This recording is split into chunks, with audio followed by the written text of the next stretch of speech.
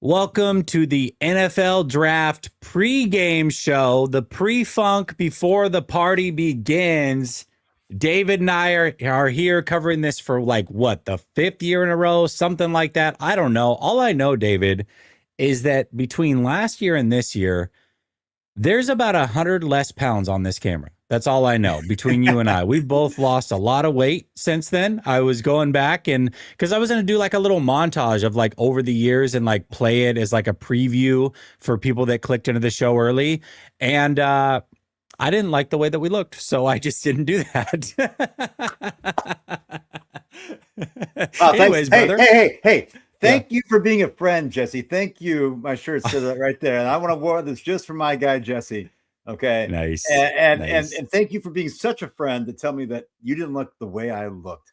Okay. Yeah, well, it was wonderful. Both of us, just so we're clear. It was both of us didn't like the way that we looked. So, there we go. We made changes. What we're going to do before we get into the actual draft, we're going to do what we always do, which is we're going to mock the first round and see how many picks we get right.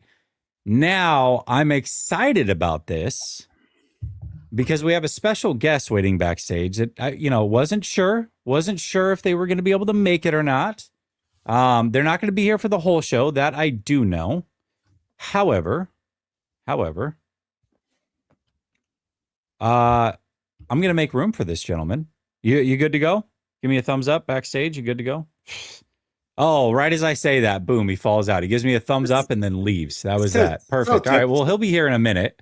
But he's going to help us with this first round mock because, David, there's a lot of movement happening. I don't know if you saw this. The latest news is Pickens agreed to his franchise tag deal, which now means he can be traded. So did he do this the day of the draft to be traded? Or did he do this out of coincidence that, it's time to sign the franchise tag? Like, I don't know. So Pickens might be on the move. That we know. We know with the 49ers, obviously there's Pearsall rumors, there's Green rumors. So we got to talk about those. But really, we got to do this mock. And the only way to do it is to get our guy Marco in here too. What's up, Marco? What up? Can you guys hear me? Make sure I haven't done it in a while, man. Make sure my audio's good. Look at this guy. Yeah, you're super quiet, though. You are super quiet. I will say that. Super quiet. Let me see. See. Look like you're underwater. Does that help? Kind of. No? I don't know. You know what? I don't mess with microphones like this anymore. Yeah, it's been a while. Get professionalize it up, man. I don't know what's going on. Let me see. All right, you keep messing with that. Here's what we are going to do. Yep. Let's see here. I'll do a new scene. Group discussion. Do this. And then do this. Hold on. Hold, please. What about now? Can you hear me now? Oh, you are a little bit louder. A little bit louder. You're not fully loud, but you're better. What about now? Here we go. Still nothing. No, you're it's a little bit better. It's definitely a little bit better. All right, talk now real quick. Let's see. Testing. Yeah, I mean, it's better. You're just not as loud as David and I. So, I don't know. Maybe yell into your mic. Either way, let's start this mock, guys. And I'm glad that you're here, Marco, because there's a lot going on. There's a lot of movement. Potentially, we were talking about how Pickens is could potentially be on the move from Dallas. He signed his franchise tag today, oddly enough, which now means he is tradable. We know that Ricky Pearsall and Renardo Green, there's been conversations there with the 49ers. So we'll see if they get moved at all. We've heard Dallas might be trying to move up all the way to number 3, potentially. So a lot of movement that's supposed to happen in this draft. And positional value is not as important as it has been in the past. And so that makes this draft really, really interesting. One thing we do know, or at least we're assuming we know, is Fernando Mendoza is going to go to the Raiders. After that, all hell breaks loose. All right. Like, all hell breaks loose, because if Bailey doesn't go to the Jets, David, then I think we could see a trade up maybe from the Dallas Cowboys. Yeah. If Bailey does go to the Jets, like most people are saying that he will, then we could see the Cardinals take Love. So there's a lot of different things that can happen here. Now, I will say my Jets insider, who is at the draft, interviewed Bailey and he interviewed Arvell Reese. Arvell Reese was very excited to become a Jet through those conversations. He knew everybody in the building's names, all of that. David Bailey, not so excited to be a Jet. And in fact, he kept calling the front office members of the Jets by the name of the Cardinals front office members. So if that tells you anything, I don't know. But there's a little hint there. Do you think there's anything to that, David? Or do you think that's just as simple as, he's trying to snow people? Like, what do you think about that?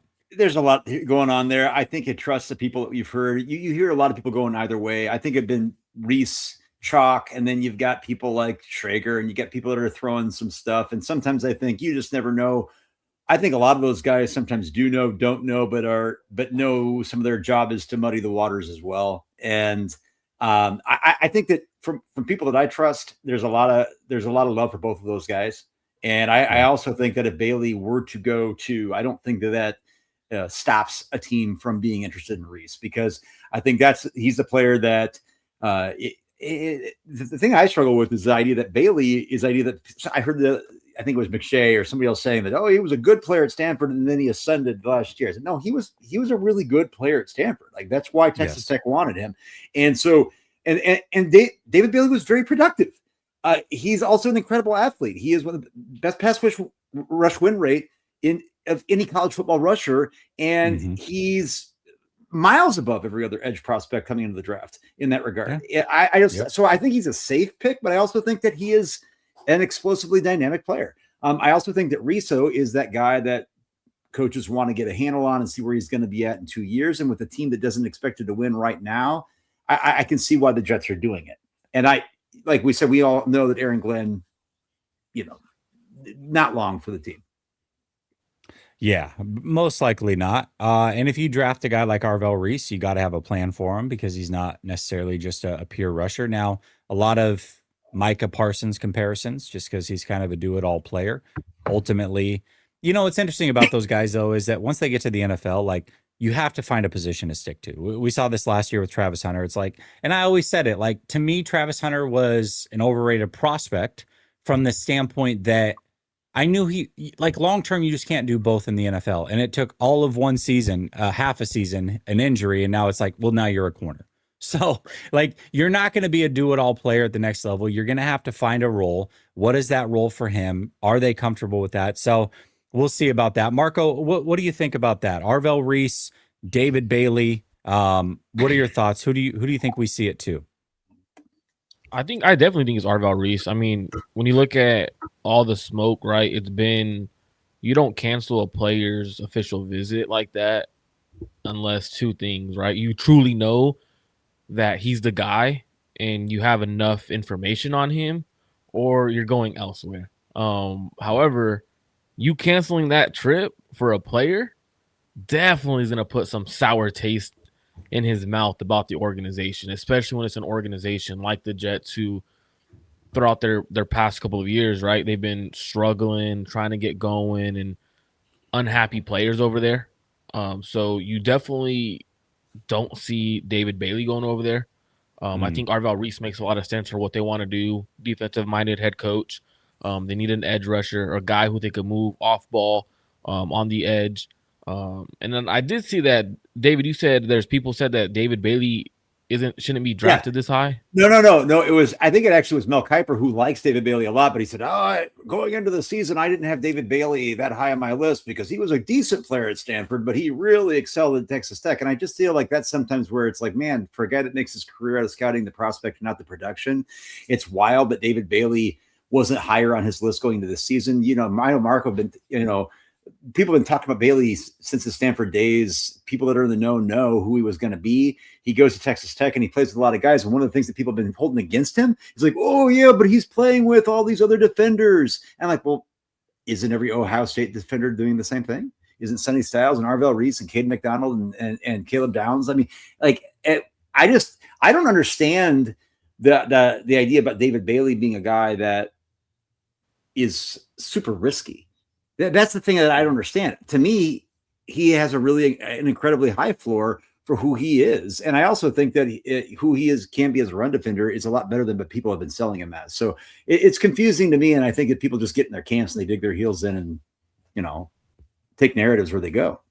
No, yeah. The reason why all I know as an Oregon Duck guy, I watched this guy single-handedly wreck a game. Yep. I don't know that I've ever seen anything like it. Marco, go ahead. Sorry. I just had to throw that out there. I was so impressed with Bailey. What's funny is when I was covering Stanford, he was a true freshman, and I had told people there, like, hey, dude, this kid David Bailey is a first-round draft pick. Like, he's a true freshman. You hardly see guys step on a college campus who have the length, the strength, the athleticism to put their hand in the dirt and just let them go. And at Stanford, you didn't see the production. You don't see it, but you also have to be able to evaluate and look at what a player is being asked to do rather than what he's doing, right? If a defensive coach is having an edge rusher who's a true edge drop into coverage, yeah, he's not going to have the pressure. He's not going to have the sacks that you're looking for statistically or on film. But when you look at a guy like David Bailey, you add that as a plus because now you don't got to just be scheme dependent on, hey, can he do this? Hey, he brings so much more. So when people say that, it's like, wait, are you truly looking at what David Bailey is as a true player? Because at Stanford, he showed he could rush the passer, but also drop into coverage to do a lot more than just wreck a game and getting after the quarterback. Okay, so it sounds like we all agree that we would go Bailey. Yeah. But do we all agree that the Jets go Arvell Reese? I think so. Yeah, I would probably say yeah. And that's the thing that I think that one of the things, this is not Ruben Bain slander. I know we're going to get to him later a little bit more, but this idea that if anybody noticed over the past 10 or 11 days how David Bailey's consistently been in that conversation of being that 2-3 guy, and that it's become more consensus chalk to have Bain being a guy that might not be a dude that's in the top 10. And I think that what you're seeing is like when the chips start to fall or how they should, I think that people talked about David Bailey like he was some raw prospect. And I just feel like we can all be guilty of it at some points in our lives as a fan, as a junkie of the draft. But that is something that just is a narrative that has not made any sense to me. And Marco just hit on it from like, this is not a guy that surprised anybody. This is not a guy that surprised any scout about how productive he was at Texas Tech this year. But it surprised the public because he was an unknown at a West Coast school that's not a powerhouse. All due respect to Stanford, right? And whether that's East Coast bias or what have you. And he's not on a team that, was in a championship game, but yet was in the playoffs. And who's, I don't know. I think that David Bailey, I've said that there were bust-proof players in this draft, and there were not very many of them. And the ones that I had were Jeremiah Love, David Bailey, Mekhi Lemon, and Carnell Tate. Like those, and there's other players I believe in a lot, but like those are guys that I feel are very safe. And I don't, maybe you guys disagree. I'm interested to think, do you think that David Bailey is as high of a floor as I think he is? Oh, yeah. I think he's a can't miss prospect personally. He's one of the few. Yes, absolutely. I agree. I think he's definitely one of the best players in this draft class. And for people to say he's a guy that's not they're not really scouting what he is. Right. It's crazy because there was once upon a time, to your point, David, a Bain Bailey talk. Right. We all thought that was crazy then. And it sounds, the closer we get to the draft, that's absolutely, it was asinine all along amongst those in the know in the NFL, because it is asinine. All right, let's move on to number 3. We've heard that if the Cardinals stand pat, Jeremiah Love could be the pick. But I think in this scenario with Arvell Reese going 2, the Cardinals certainly are looking to trade no matter what. I think with Bailey there, that means somebody will trade up.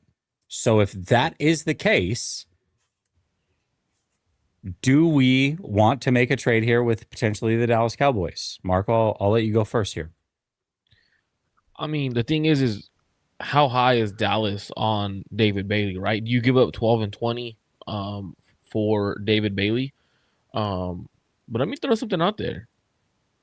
Does the Cardinals go Ty Simpson, man? Okay, gee, I knew you were gonna go here too. This is starting to pick up steam today. You're right. I gotta bring it up because it has brought steam today, right? But also too, like there's a couple of teams in the teens who may be looking for a quarterback. Are they able to get Ty Simpson if they trade back with Dallas? Right? You get to that 12 spot, but then are you gonna have to jump back up to 10 or 9 because you get jumped by the Los Angeles Rams or the New York Jets? So it's like, do you truly that conversation has to be had. Like, do they feel comfortable enough that Ty Simpson is your franchise quarterback? Because regardless if you're taking Ty Simpson now, right, at 3 or at 12, you believe he's your franchise guy. Like, you believe he's that guy. So how comfortable are you? Do you want to get jumped later if you jump? That's just something I want to throw out there. So I don't know. I think I will say I am with you on this. I think that Ty Simpson is going to go higher today, and he will be drafted tonight. He is going to be drafted tonight. I think he is going to end up going higher. I do think the Arizona Cardinals end up finagling a way to get him. I do not think that the pick is at 3, and I think that is a calculated risk that they have to take. If you take Tyson, because I also think that the Cardinals, much like the Cardinals, same team did when they took Josh Rosen, and then the very next year they took Kyler Murray at number 1. I think that in next year's class, with a very, very seemingly quarterback-heavy draft class, a top-heavy class, I think they're in a position where they say, hey, if we take a swing at Ty and we get cold feet potentially, and we can take another swing, everybody knows the analytic move is to get as many swings at quarterback as possible. So I get it. I still think they need, in my humble opinion, I think the Cardinals, and I don't think it's a radical opinion, I think they need to be willing, if there's a trade offer up to get up to David Bailey, go down. The two teams that I've been thinking about for a while now are the Chiefs and the Cowboys. You know, and I don't know, and have nothing insight on the Chiefs, but I could see the Chiefs also have a lot of ammunition. And David Bailey, to me, if the Chiefs are thinking like I do, like David Bailey is like premium grade, like blue chip player in this class, and there's very few blue chip players in this class, and they've got 9, 29, and 40. They don't have to give up 29 to get there. Potentially, they could give up 9 and 29, just like the Cowboys could give up 12 and 20, and then ask for the Cardinals to give up another, like a 3rd round pick or something like that, right? They have both of these teams have the ammunition to move up, and still leave the Cardinals an opportunity to then sit there at 12 or 9. Maybe they take Ty there. And I've mocked that before, where they move back to 9 or 12 and say, no, I'm not waiting to 20 or 29 to get Ty. I'll go get my quarterback early. I might pass up on some players that are better, but I'm cool, trusting my scouting department and waiting till the end of that draft and getting the quarterback without anybody jumping me, usurping me. So that's what I say. I think 3's rich. I really do. I don't think it's smart use of draft capital in a situation, particularly if you could add some more picks in the process. And I don't know if he's even the long-term dude, but that's just me. Well, let's throw this out there. Let's say Dallas really likes him and he's there, Bailey. Could they conceivably give up, what is it, 10 or 12 and 20? Is that what they have? Yes. 12 and 20, and then turn around and trade Pickens for a late 1st round pick. But they could also back up in the 1st round. They could also ask for 12 and 20. The Cardinals could say, "Hey, we want 12 and 20," and then I think it's and then give them a 3rd or something. Give them the 65th pick, and so then the Cardinals are still sitting there with 12, 20, and 34, right? And I think they'd still end up having like 7 draft picks in this place. And you said, "Hey, wait a minute, I'm gonna get a quarterback, if not my quarterback. I'm gonna get or at least my quarterback in this draft." You still have 7 picks. You didn't compromise anything. And by the way, if you're the Cardinals and you're sitting there and drafting at 3, and let's say you go BPA and it's not quarterback, if you're going to trade back into the first round, that could be a fool's errand. And you're going to end up giving up probably more capital to do that than you would going 12 and 20, giving up 65. Or what if I told you brought up a point right now, David, that it's making me think. Mm-hmm. You're gonna have to trade back, like let's say you don't go Ty Simpson, you stay pat, you take David Bailey, and you try to trade back into the first, right? You're gonna give up a bunch of capital. What if you really like Ty Simpson, and instead of asking the Cowboys for both picks, take 12 and 2027 first? Like, if we're being quite honest, like next year's draft class is a lot more loaded at the quarterback position. When we say it, like when it's being talked about, you have the likes of Arch Manning and a bunch of other guys in there, right? Do they like that draft class a little bit better? Because they're definitely scouting not just this quarterback class, but next year's class as well. Like you definitely have to. So when you're doing that, you kind of got to have that in play as well. If Dallas is willing to give up, because they have 2 picks next year as well in the first round, the Packers in their own. If they're willing to give up one of those picks next year, it gives the Cardinals the ability, if they're not the first overall pick, to jump up and give a very, very big ransom for picks next year if they really wanted. And I love it. And I know none of us are sitting here like trying to be, as Niners guys, like anti-Cowboys, but there's a real possibility that the Cowboys improve. But there's also a real possibility that the Cowboys, whether it's injuries, whether there's just a dearth of talent on defense, like there's a potential that pick could be really valuable. And so I'm with you on that. I think that makes a lot of sense. So what do we want to do? Do we want to trade here? Do we want to stay? Do we just say, hey, I don't know the team, but we think David Bailey goes third, so we just leave the Cardinals and pick Bailey for him? Like, I think it's fun to trade, and then we don't have to get the capital correct for the machine.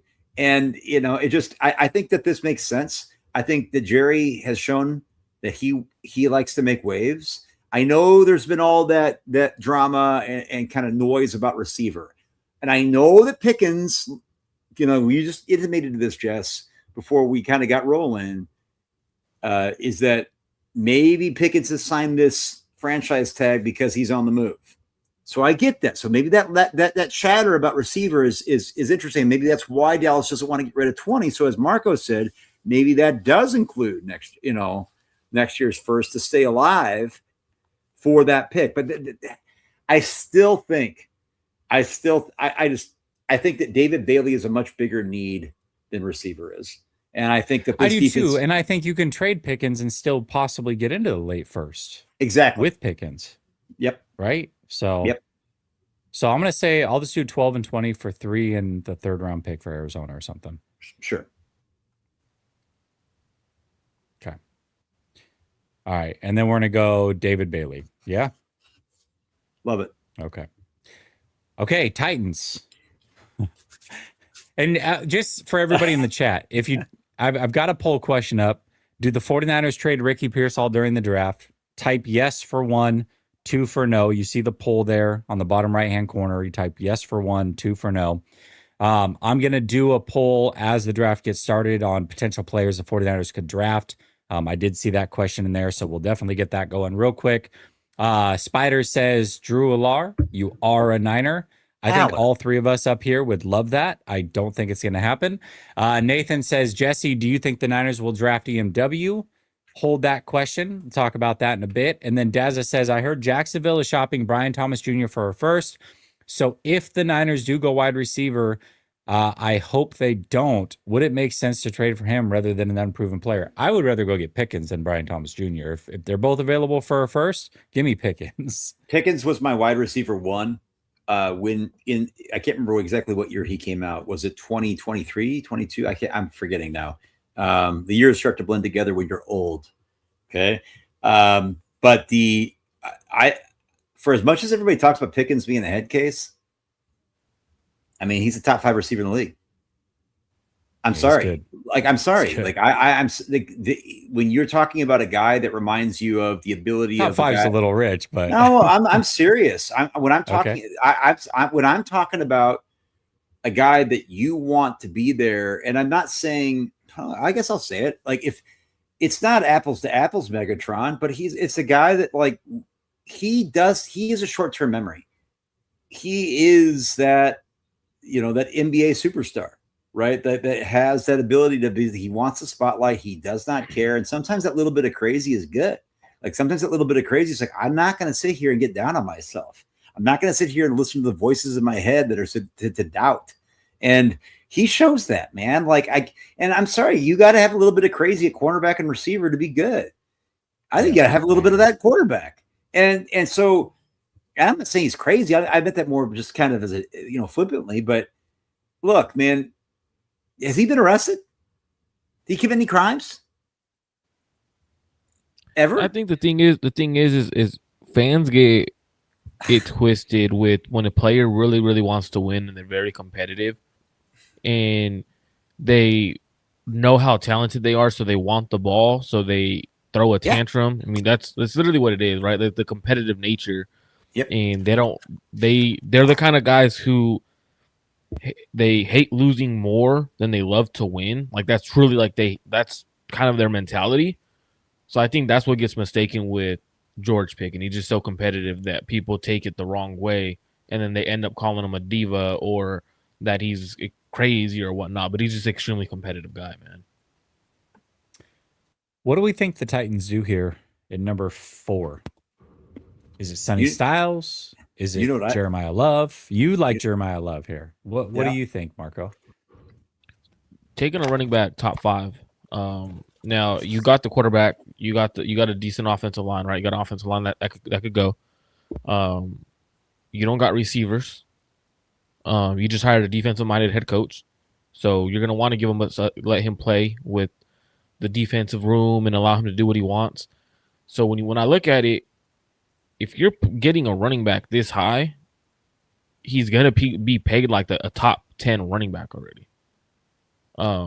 So you're putting a lot of cap and a lot of money towards the running back position, taking them this high. And I'm the kind of believer of trenches wins, defenses wins. It kind of gives me the analogy of what did Saquon Barkley do for the New York Giants, right? They take a running back really high, a team that's not ready, and he just does 5 years of not much for the New York Giants. Extremely phenomenal player. If I'm the Tennessee Titans, I'm looking at is Sonny Styles. You're the defensive minded head coach. Can Sonny Styles be your Fred Warner? Can he be your Fred? And you have to look at that. Be obviously extremely athletic linebacker. 6'5", 244, should not be running that fast. I really do think they go defensive side of the ball, and they go linebacker, or are they in love with Ruben Bain?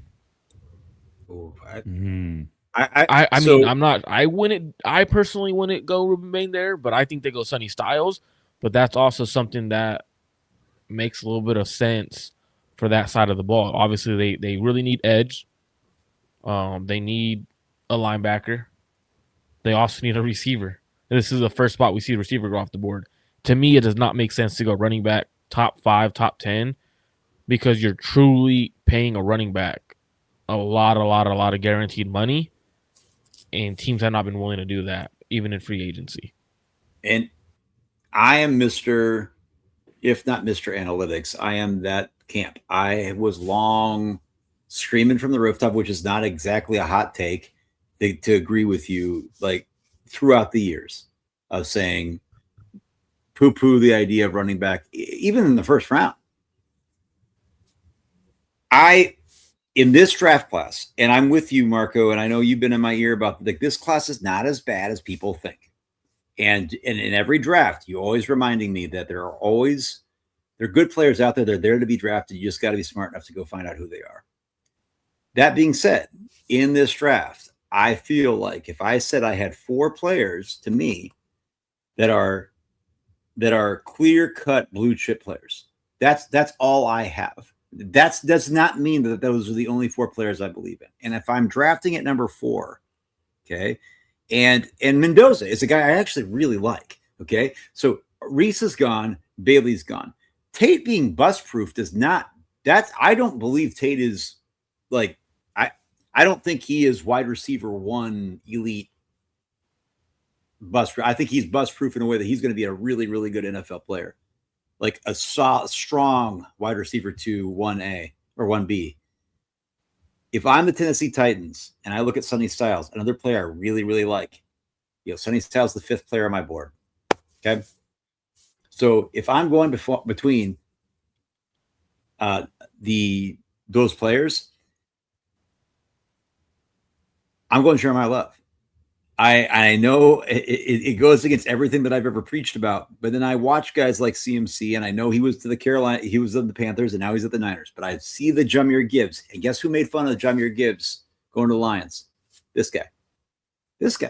Now, granted, I know that's at 12, and the pay scale is a little bit different at 4. But, and I'm not talking about selling tickets. I'm not talking, and I know owners think about like that. I know Love will sell a lot of jerseys, and that's not what I'm talking about. I think that Love is electric. I think that Love that is a tiers above the next running back available. I know you're going to disagree with me on that. But I think that with all of the unknowns in this draft that is not particularly top heavy, I want to trust my scouting department and my coaching staff, which I think Sal has done a pretty damn good job of surrounding himself with guys with experience and guys with lots of different kind of irons in the fire of the past, people in their ear. I'm cool going to the top of the second and the top of the third and the top of the fourth and get my other guys at other positions and feeling really, really, really good about pairing Cam Ward, who is way better than people think, way better than I gave him credit for initially. And that's something that I can build upon. And I just, Jeremiah Love is 20 years old. He does not have a lot of tread on his tires. Ashton Genty, it's not his fault that he wasn't as productive with the Raiders early on with that offensive line and with Pete Carroll and all those different things. But Ashton Genty had 350 more carries in college than Jeremiah Love has. A lot less tread on his tires. He is his fresh legs. I'm going to say it. What's not to love? Nobody. I like Love a lot. I have also said that I think that. Sorry, I'm waiting for Vrabel to come up. Is he going to read? I know, but Grandpa, you didn't. No, yeah, that pun was definitely intended. The Love thing, yes, I know, yeah, I heard it. It was intended, and we have another dad. It was intended. I brushed past it like a professional that I am. Yeah, exactly. Like I was just trying to be professional here, David. I mean, we're Brady bunching here. Dad the B is on the bottom, right? Okay, we got 3 dads in the room here. Okay. And you couldn't sit there and take that dad joke and give me some validation. I've known you for a long time. No, sometimes you got to be honest with your friends and not laugh at them, so then they don't say stuff like that again. We can't encourage. We can't encourage. Bro, we're both dads. We can't encourage that kind of a behavior, dude. My 3 dads. I'm always the stepson in the group chat too, and I'm cool with it. I'm wearing a pink hat and a leopard print Golden Girls shirt tonight on the draft show. I'm cool. Thank you. You are cool. I'll give you that. So Jeremiah Love, I think, makes a lot of sense to the Titans only from this standpoint. I believe that Robert Saleh, if you're who everybody says you are, then you should load the offensive side up through the draft for your young quarterback. Yep. And you should pass on a Sonny Styles, as great as he may be. And I know that would be great for his defense. But, man, you got to instill confidence in your young quarterback. Your career as a head coach is tied to that quarterback, whether you want that to be the case or not. And so the best thing you can do is give him a chance to be successful. Also, we know Jeremiah Love will sell tickets for sure. That's a big thing. But I just feel like if you're that dude and you're calling the defense, you got to make sure that your young quarterback's set up for success. Now, making a case for both is possible. I'm not saying that that's going to be the pick because of that, but I understand why Jeremiah Love makes a lot of sense. And for a defensive-minded head coach who's on his second go-around and knows that the quarterback position is basically the reason he got fired the first time around, you might want to make things work. So I don't know. I think Jeremiah Love makes a lot of sense. Wouldn't we throw in Carnell Tate there then? Yes, absolutely. Because like if you're like absolutely, you're truly looking to you're looking to get your young quarterback a weapon, right, and grow for the next few years with. They have, let's be honest, like they have two running backs that are solid running backs in Tony Pollard and Tyjae Spears. Like now, are they capable of Jeremiah Love? I probably not at this point, right? Like Jeremiah Love is a lot, his potential is a lot higher. But you're also getting your young quarterback a receiver who he could grow with. So if we're gonna go offense, I think Carnell Tate definitely is in there. However, they also did sign Wandale Robinson to a decent sized contract. Now, the contract isn't as big as it really is when you look at the cap breakdown and everything like that. But if we're gonna go offense, I think they go Carnell Tate over Jeremiah Love, or even Mekhi Lemon, if we really want one of their whoever they have at their number one at receiver. You know that I put Mekhi Lemon and Carnell Tate as my two of my four bust-proof players in this draft. I love them both, actually. I love Mekhi Lemon. I like Carnell Tate a lot. I just think that he's going to be very good. I think his floor is so high that I just don't think he's going to fail. But he's not, to me, a top 5 receiver in most drafts.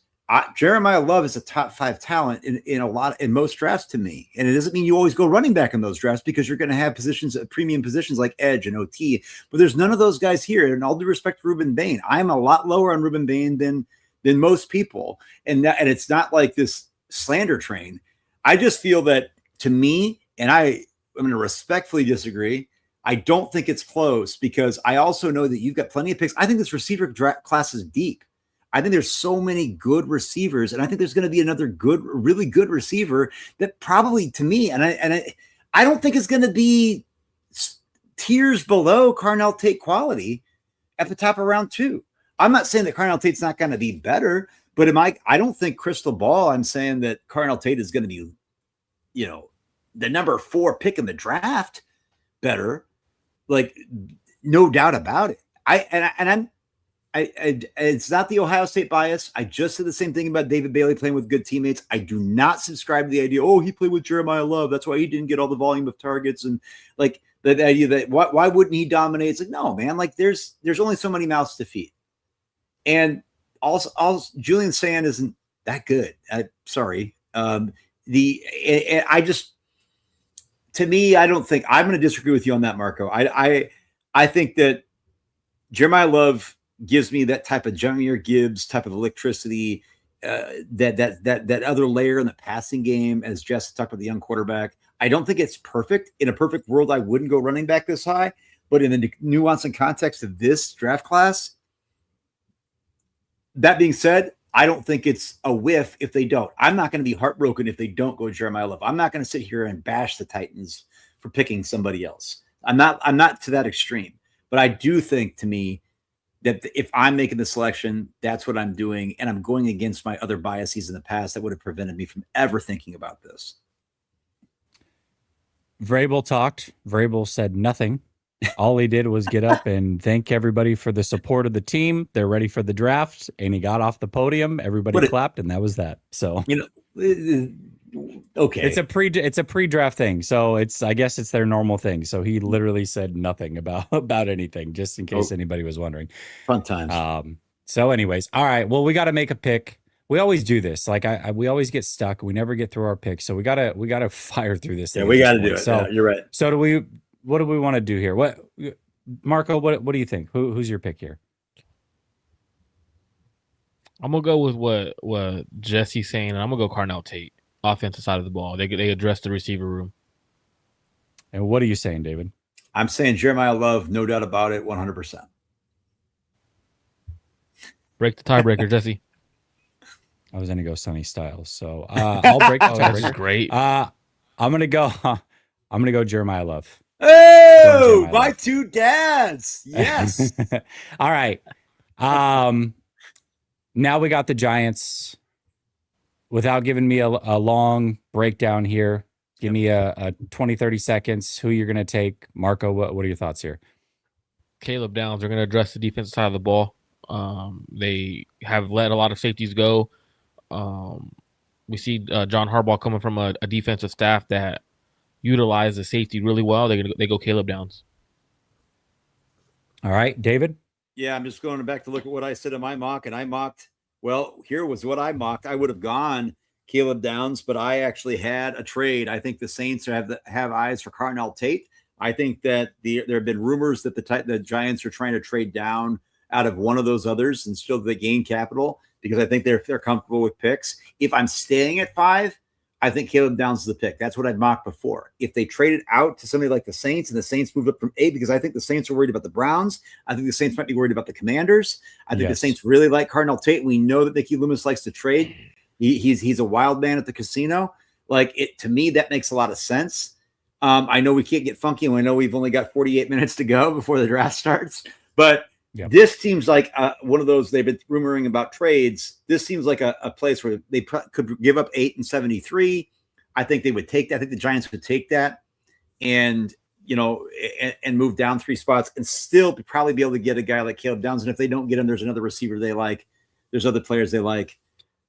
That's what I would. If they stay, Caleb Downs. If they don't, I'm having the Saints trade up to get Carnell Tate. I think the Saints are going to try to get up there as well. Marco, are you okay with the trade here, or do you want to stand pat? Yeah, I'm down. All right, let's do it. Because I've heard the Giants do want to trade. It sounds like they want to trade 10 though. But I think that you're right here, and that they know that Sonny Styles or Caleb Downs makes it to them. And if they're 60-40 on them, 50-50, then they're good. So cool. Because they're going to get one of the two. They're going to get one of the two. And Marco had so high on Tate. This has been the rumor. I mean, a month ago I was like, "Are you serious?" And now I was like, "No, they're serious." Like the Tate is well loved. He is universally loved. He is universally thought to have an incredibly high floor, and the dude that's coachable, who is committed, the work ethic is absolutely unimpeachable. I think and for Tyler Shuck, and to pair him with Olave, I'm telling you, the Saints could be a team. The Saints could be a team this year that few people are talking about. All right, we'll stick with you, David. Browns, who are they taking here? I like Monroe Freeling. I think that they're going to go tackle here. You're laughing. I was going to say the same exact thing, bro. Okay. I was going to say the same exact thing. See, Marco, we've known each other for a long time. I went back and forth. I love Ihanachor. I love all these other guys, but like Monroe Freeling was OT1 for a long time, and I put him back at OT1. I think Cleveland has 2 picks here. I think they have to address that offensive line. I think Monroe Freeling is, again, talk about a player who's raw, and I think there's things that he's going to take coaching and improve, but I don't look at him as a raw player at all. I think he's a guy. He's the player at OT that I'm the most confident about. And if you're Cleveland and you're in this spot, I'm sorry, I'm not addressing receiver here. I'm not. And we'll talk about that in a little bit. I just think this is Monroe Freeling. I think this is OT. I agree with you. And I don't think it's Malagoa just because the back thing, and it's too much of a risk at this point. So let's go Washington. Do they go Styles, Downs, Bain, or do you have them somewhere else? Me, I'm going Styles. I don't know where Marco went, but I think that Downs is enticing. Convenient. Here. Marco's left. I think this is where you go, Sonny. I think this is where you go premium grade. Like you're, and no disrespect to Caleb Downs. I have some really good friends. We've got some close contacts to common contacts that really believe that Caleb. I had one of my guys said Caleb Downs is my only draft crush, and this is the guy I respect more than almost anybody. And so I get that. I also, the only thing that worries me a little bit about Caleb Downs is this idea that he's going to be this not quite as twitched up, just chess piece. And at 7, I'm still in a draft that's not super top heavy. I want to take a guy who's top 5 on my board, and he's at 7, and he could be, you could talk about the next Fred Warner. I'm not even talking about Fred Warner. He's a better athlete than Fred Warner. I'm just going to say that. Like Fred Warner. Styles? Yes. Yeah, yes. I mean, much pure better. athlete. Like, yes, that doesn't mean he's going to be a better player. No. Fred Warner though is a savant in coverage. He's a guy. He's high IQ. But Sonny Styles is a dude who, again, also another one of those high character, high work ethic players. Like to me, this is a no brainer. I don't think there's a receiver there that you like. I think Ayuk is going to be in transit very soon. I don't think that changes their draft status at all. If they like Tate, if they like Tyson, if they like other players, they could go that route. If they like Lemon. I just think to me, this is Sonny Styles. Okay. Let's go Sonny Styles. I was between him and Downs. Okay, Giants. The question is, and one of their picks is going to be Jordan Tyson. I'm Yep. letting you know right now. That's what it's going to be. I feel the So, same way. do we want to go just 8 and lock in Tyson now, or do we just say, hey, screw it, we'll take him at 10? Like, what do we want to do here? I'm taking Caleb Downs here. Caleb Downs. I agree. Okay, let's go Downs. I think that this is their guy, and I don't think that I think they can risk not getting a receiver who's also had injury concerns. Okay, hold on one second. Sure. Neighbor kids. They look good for my son. He ain't home. But no, Caleb Downs, I think this is the guy, and I think they're going to get Jordan Tyson at 10. Okay. So do we want to go Bain or Delane for the Chiefs or somewhere else? I want to go somewhere else personally. Okay. I want to go Spencer Fano from Utah. I think that the Chiefs, Fano is my favorite offensive lineman in this draft, period. All right, over Freeling, as I think that he has all the talent, but I don't necessarily see him as a tackle. The Chiefs could, but I think that he's going to be a player that could succeed at tackle, but it would be an absolute dynamite guard. They have number 29 in the draft. I think Fano has the potential to be one of the steal of the draft in this situation. That's where I would go, but I could also see Bain. I'm not going to lie with you. I've been saying that Bain. I don't think it's Delane. I think it's Bain. You think it's Bain? I'm going to go with what you want because I've been kind of. Okay, let me ask you this. Between Delane and Bain, who would you pick for them? Who do you think? Actually, here's Marco. We'll add him. Marco, just so you know, we took Sonny Styles for Washington, Caleb Downs for the Giants. Now we're on the Chiefs. He thinks it's Fano. I think it's Bain. Who do you think it is for the Chiefs? My bad. I had to jump. I'm still working a little bit today. You're good. For me, man, I don't think they go offensive line, at least this early. Okay. And if they do go offensive line, it's not going to be one of those guys. It'll end up being a guy that a lot of Niner fans hope falls to them, Max Ahianker. If they go offensive tackle, it'll end up being the kid out of Arizona State. But I think here they end up going like Malachi Lawrence. Wow. I don't think Ruben Bain goes here. I think Ruben Bain falls a little bit. I agree. Yeah. I think Ruben Bain falls a little bit. I think he ends up going mid-teens. Yep. And I think it's going to be a surprise pick here, and people are going to be like, wait, why? And I think it's more so because the media and the fans are a little bit off on what teams are feeling right now. And to me, that's... Wow. See, I was going to say Malachi Lawrence to the Bucks. That was my big shocker when we got there because plays in Florida, obviously very close. I thought that would be a good fit. They obviously need an edge. Damn. Okay. So neither of you are on Bain or Delane. That's fine. Damn. I could see them. I could see them going corner here, but it doesn't make sense to trade a corner and then draft a corner at 9.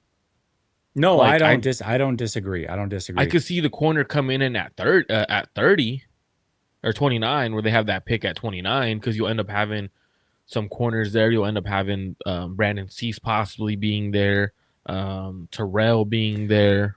Do we really? I mean, I know that we like Malachi Lawrence, and it sounds like NFL teams do too, because he's flying up mock drafts. And I don't necessarily think that he's flying up mock drafts, right? Like, I think a lot of times, like, we see the media start gathering information later, so it sounds like he's flying up mock drafts.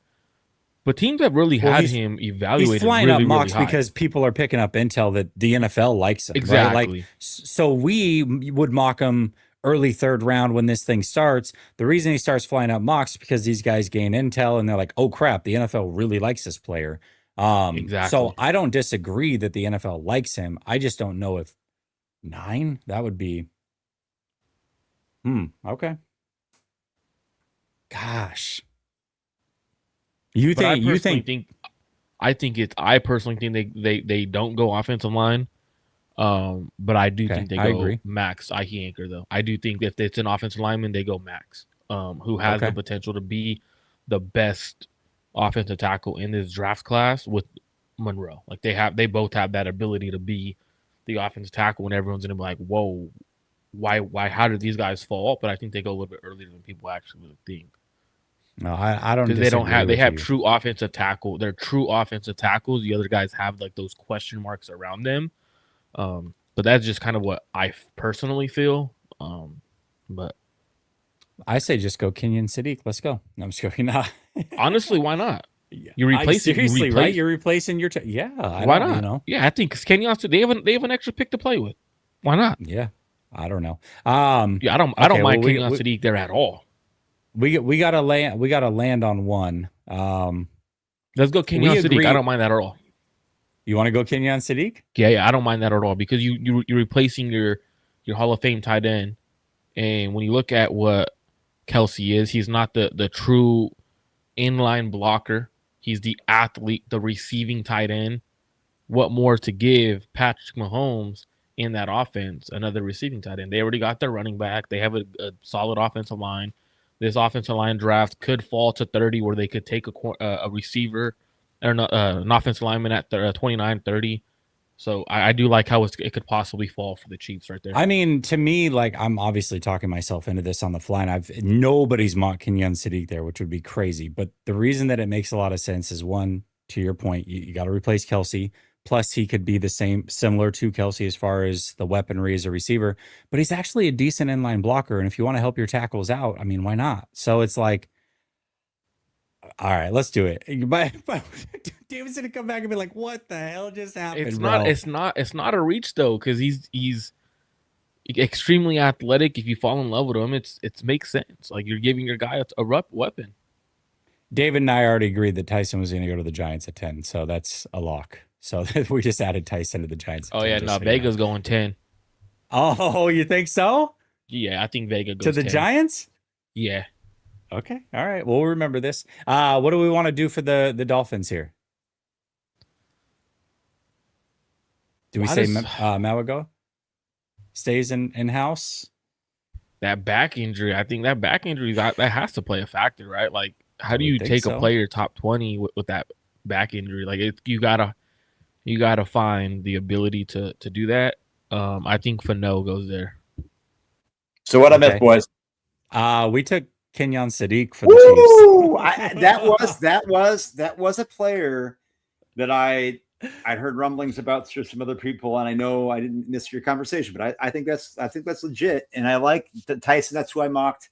That's in my. He thinks Vega goes 10. He thinks Vega goes 10. That's who I've been. I like that.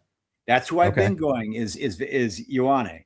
But I also think that there could be truth to them liking a receiver, which I think is stupid. Again, I think Ioane makes a lot of sense. I think that would be, but I'm not as high on Jordan Tyson. I'm going to miss that conversation, so I'll just shut up. But I don't see. I just threw him there because the visit, the dinner. And you and I had kind of pre-agreed on it. So right, 100%. That's who I mocked. Yep. Okay. He said that he thinks Fano goes here to the Dolphins. What do you think? Love it. That's who. If I've been mocking Fano to the Dolphins until I mocked him to the Chiefs, and so that's exactly where I would go. Okay, so do we just agree? I mean, we made this trade here. Yep. That we just go quarterback here, Ty Simpson, to the Cards. That's what I mocked as well. Okay. Because if they don't, technically, I think the Rams will possibly jump them with the Dolphins and take Ty Simpson there. Mekhi Lemon, is that who we're going with for the Rams, or are we going somewhere different? Here's a player that I've been mocking Lemon, Marco. A guy I really love. Dylan Tiedemann out of Oregon, I could see that being a pick that would make a lot of sense to pair with some. I mean, would make that secondary just be. I don't know. I think it's Lemon. I love Lemon. He was my WR1. I know a lot of people disagreed with me. I just love Lemon, but I could see Tiedemann here. That's who I mocked. I mocked Lemon. Okay. What do you like, Mark? I think they go defensive tackle and they go Peter Woods. Ooh. Ooh. Make a strength even stronger. Interesting. I had Peter Woods mocked got- for the you- Steelers, which You is still just higher than a reamped your lot of. secondary. You just reamped your secondary. Why not keep the defensive line as strong as possible? You still got Puka and Devontae Adams. Now, it is a spot where they could go receiver. Obviously, the concerns around Puka and Devontae Adams getting older. They could go receiver here, but I think they end up going defensive line, and I think they go Peter Woods. Unless you think, hey, you know what? We really need to get interior offensive line, and you go, Vega. hey, Vega is going to be that guy that's there for a very long time. Let's keep Matthew Stafford as healthy as possible throughout the year, and we probably could win a championship. I think those are the two options for me: Peter Woods and Vega. I'm gonna default here. Regardless of what we think about the whole mock in general, the one team that he's plugged into, Schrager, is the Rams. Year in and year out. Okay. He said they love Lemon and they love Sadiq. We've already taken Sadiq off the board. I'm gonna go Lemon. Okay. Keep him in LA. That's fine. Do we go? I mean, the most mocked thing here ever is Vega here to the. To the I Ravens. think another player that's been mocked a lot has been Delane.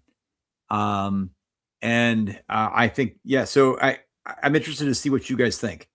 I think it's Vega. It should be Vega. Golly, it should be Vega. They need to work on that offensive line, but That's who I mocked. I mocked Ioane to the Ravens tonight. My final mock, and that's who I put in is Ioane. It has to be. It's if Vega's there at this point, it kind of feels like Vega's a steal at 14. Like it just letting the draft fall to you without overreacting, and like that'd be a perfect pick for them. Yep. I think Malachi Lawrence could be a pick here, just because again, like I said, they need an edge. It's their number one need, arguably. Malachi Lawrence is in their backyard. He's higher than people think on draft boards. We obviously still have Ruben Bain there. So do we want to go Bain, Malachi, or somewhere else? I think that I forgot that Bain is available. So I'm in that mindset that I can see Bain being the pick here. I don't think that also in the state, right? So yeah, I don't think Lawrence would go over Bain here, but another player that I think is that I know, and Marco, you could there are some teams that really, really, really like Mansour Delane. And there are some teams that think, okay, he's not a Jag, but just, I could see Delane in the middle of the first round and getting a guy that could have gone as high as, I don't know, top 8 is being a player that comes in with ball skills which I think you guys might disagree with me. I'm never I don't go gaga over ball skills at cornerback. I like coverage like PBUs. I don't need INTs. I think sometimes that's anomalous and outlier stuff, but I would say it's between Delane and Bain. Okay. What do you think, Marco? I think this is around the range Bain goes, mid-teens. Yep. Okay. I wouldn't be shocked if they go Bain. I agree. Let's do it. All right, Jets. We got Delane on the board still. Yep. I mean, they need a lot, Look at the Vegas line. The Vegas line on first round picks, and I don't usually talk about it, but like crazy for Omar Cooper at minus 1,800. Okay. And so you're talking about guys, and you go count the other guys that are in the minus numbers, is that there are teams that have volatility on Omar Cooper. We've talked about this. I've talked about this behind closed doors. I could see them. Well, I'm not personally a big Omar Cooper fan. I don't hate Omar Cooper. I could see the Jets that being a pick. I could also see Delane. I know that Sauce is gone last year. I don't know if they would do that. Marco, I'm interested to see what you think here. I don't think if Francis is there, which he probably is, I don't think they pass up on Francis. I forgot. I understand the back injury and everything like that, but this is like at a point where it's the middle of the first round. They need a guard. Yes. too. And Mountinoa is a guard, in my opinion. Okay. Yeah, I And think I they forgot- go Francis. I don't think they Okay. would think. I don't think they would hesitate on that pick either. I thought he Okay. was already gone. So yes, 100%. 100%. No, he's gonna fall a little bit just because of the back injury. He's gonna scare some teams away. I feel like. Do we want to go Ionacher or Proctor here to the Lions? I go Proctor. I think that Proctor. I think the public is low on Proctor because they think, oh, he's I think there's always an anti-Alabama bias sometimes of I like, think oh, they you love know, Proctor in Detroit. I think that but- Proctor is a better player than people think he is as well, and I think that I and somebody said you don't know Brad Holmes. I'm like, what does that even mean? Like I think people like saying things. I think to me, I think Proctor makes a lot of sense here. Okay. What do you think, Marco? No, I think they go offensive tackle. I mean, imagine putting Proctor with Penei Sewell and telling him, "Hey, we need you to put him on your diet, your workout regimen, and keep this kid right." Man, that'd be a phenomenal offensive tackle room. And the thing with Proctor and his weight, though, is that he's never been a guy that, even with the weight going up, that it seemed to compromise his fluidity or his athletic ability. It wasn't like he's sitting here like, oh, I'm quadrupling up in the cafeteria and I can't like get out of my chair. Like this isn't like I just think that he's a really massive dude. And I think that you're right, Marco. You get him with a nutrition coach, a strength and conditioning coach that actually knows what they're doing and gets them dialed in. I think he could end up being. I confronted my own biases with him myself. If he dials in everything correctly at 17, people are going to go look back at this draft and be like, how did we let Brad Holmes get this guy? I know a lot of people like to hate on him. And I honestly think it's just like, it's like hating on the Yankees or hating on the Cowboys. It's like, oh, the Bama bias. Like, I don't know, man. I think he's better than people think.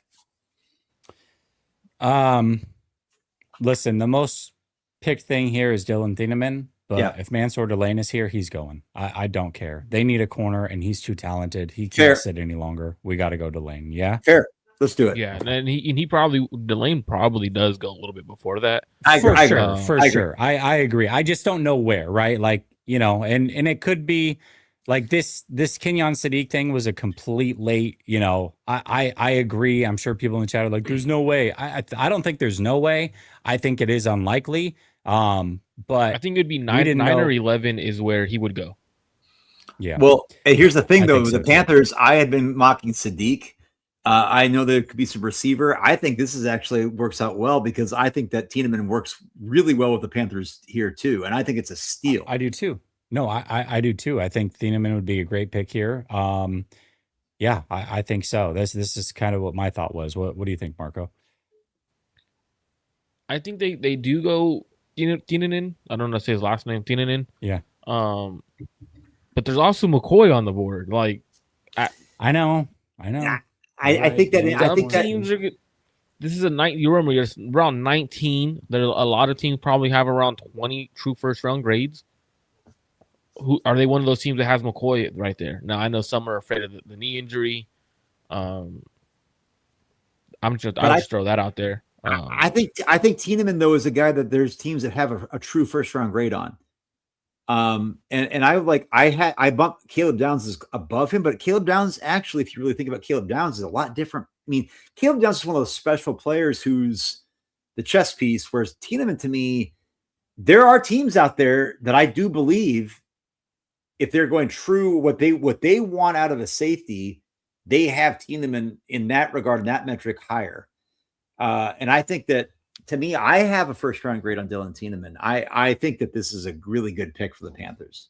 And I think Dave Canales, to me, shouldn't. Jermon McCoy, I like Jermon McCoy.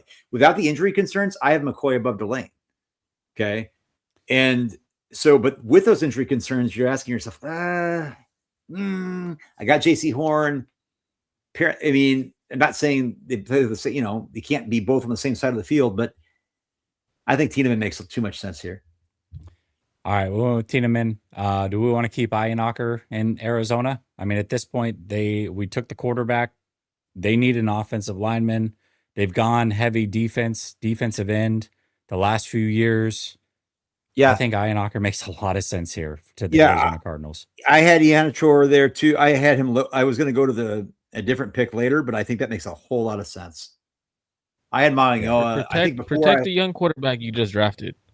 Yeah, you got to. Okay. Let's do it. Okay, now it gets really interesting, as if Yep. it hasn't already.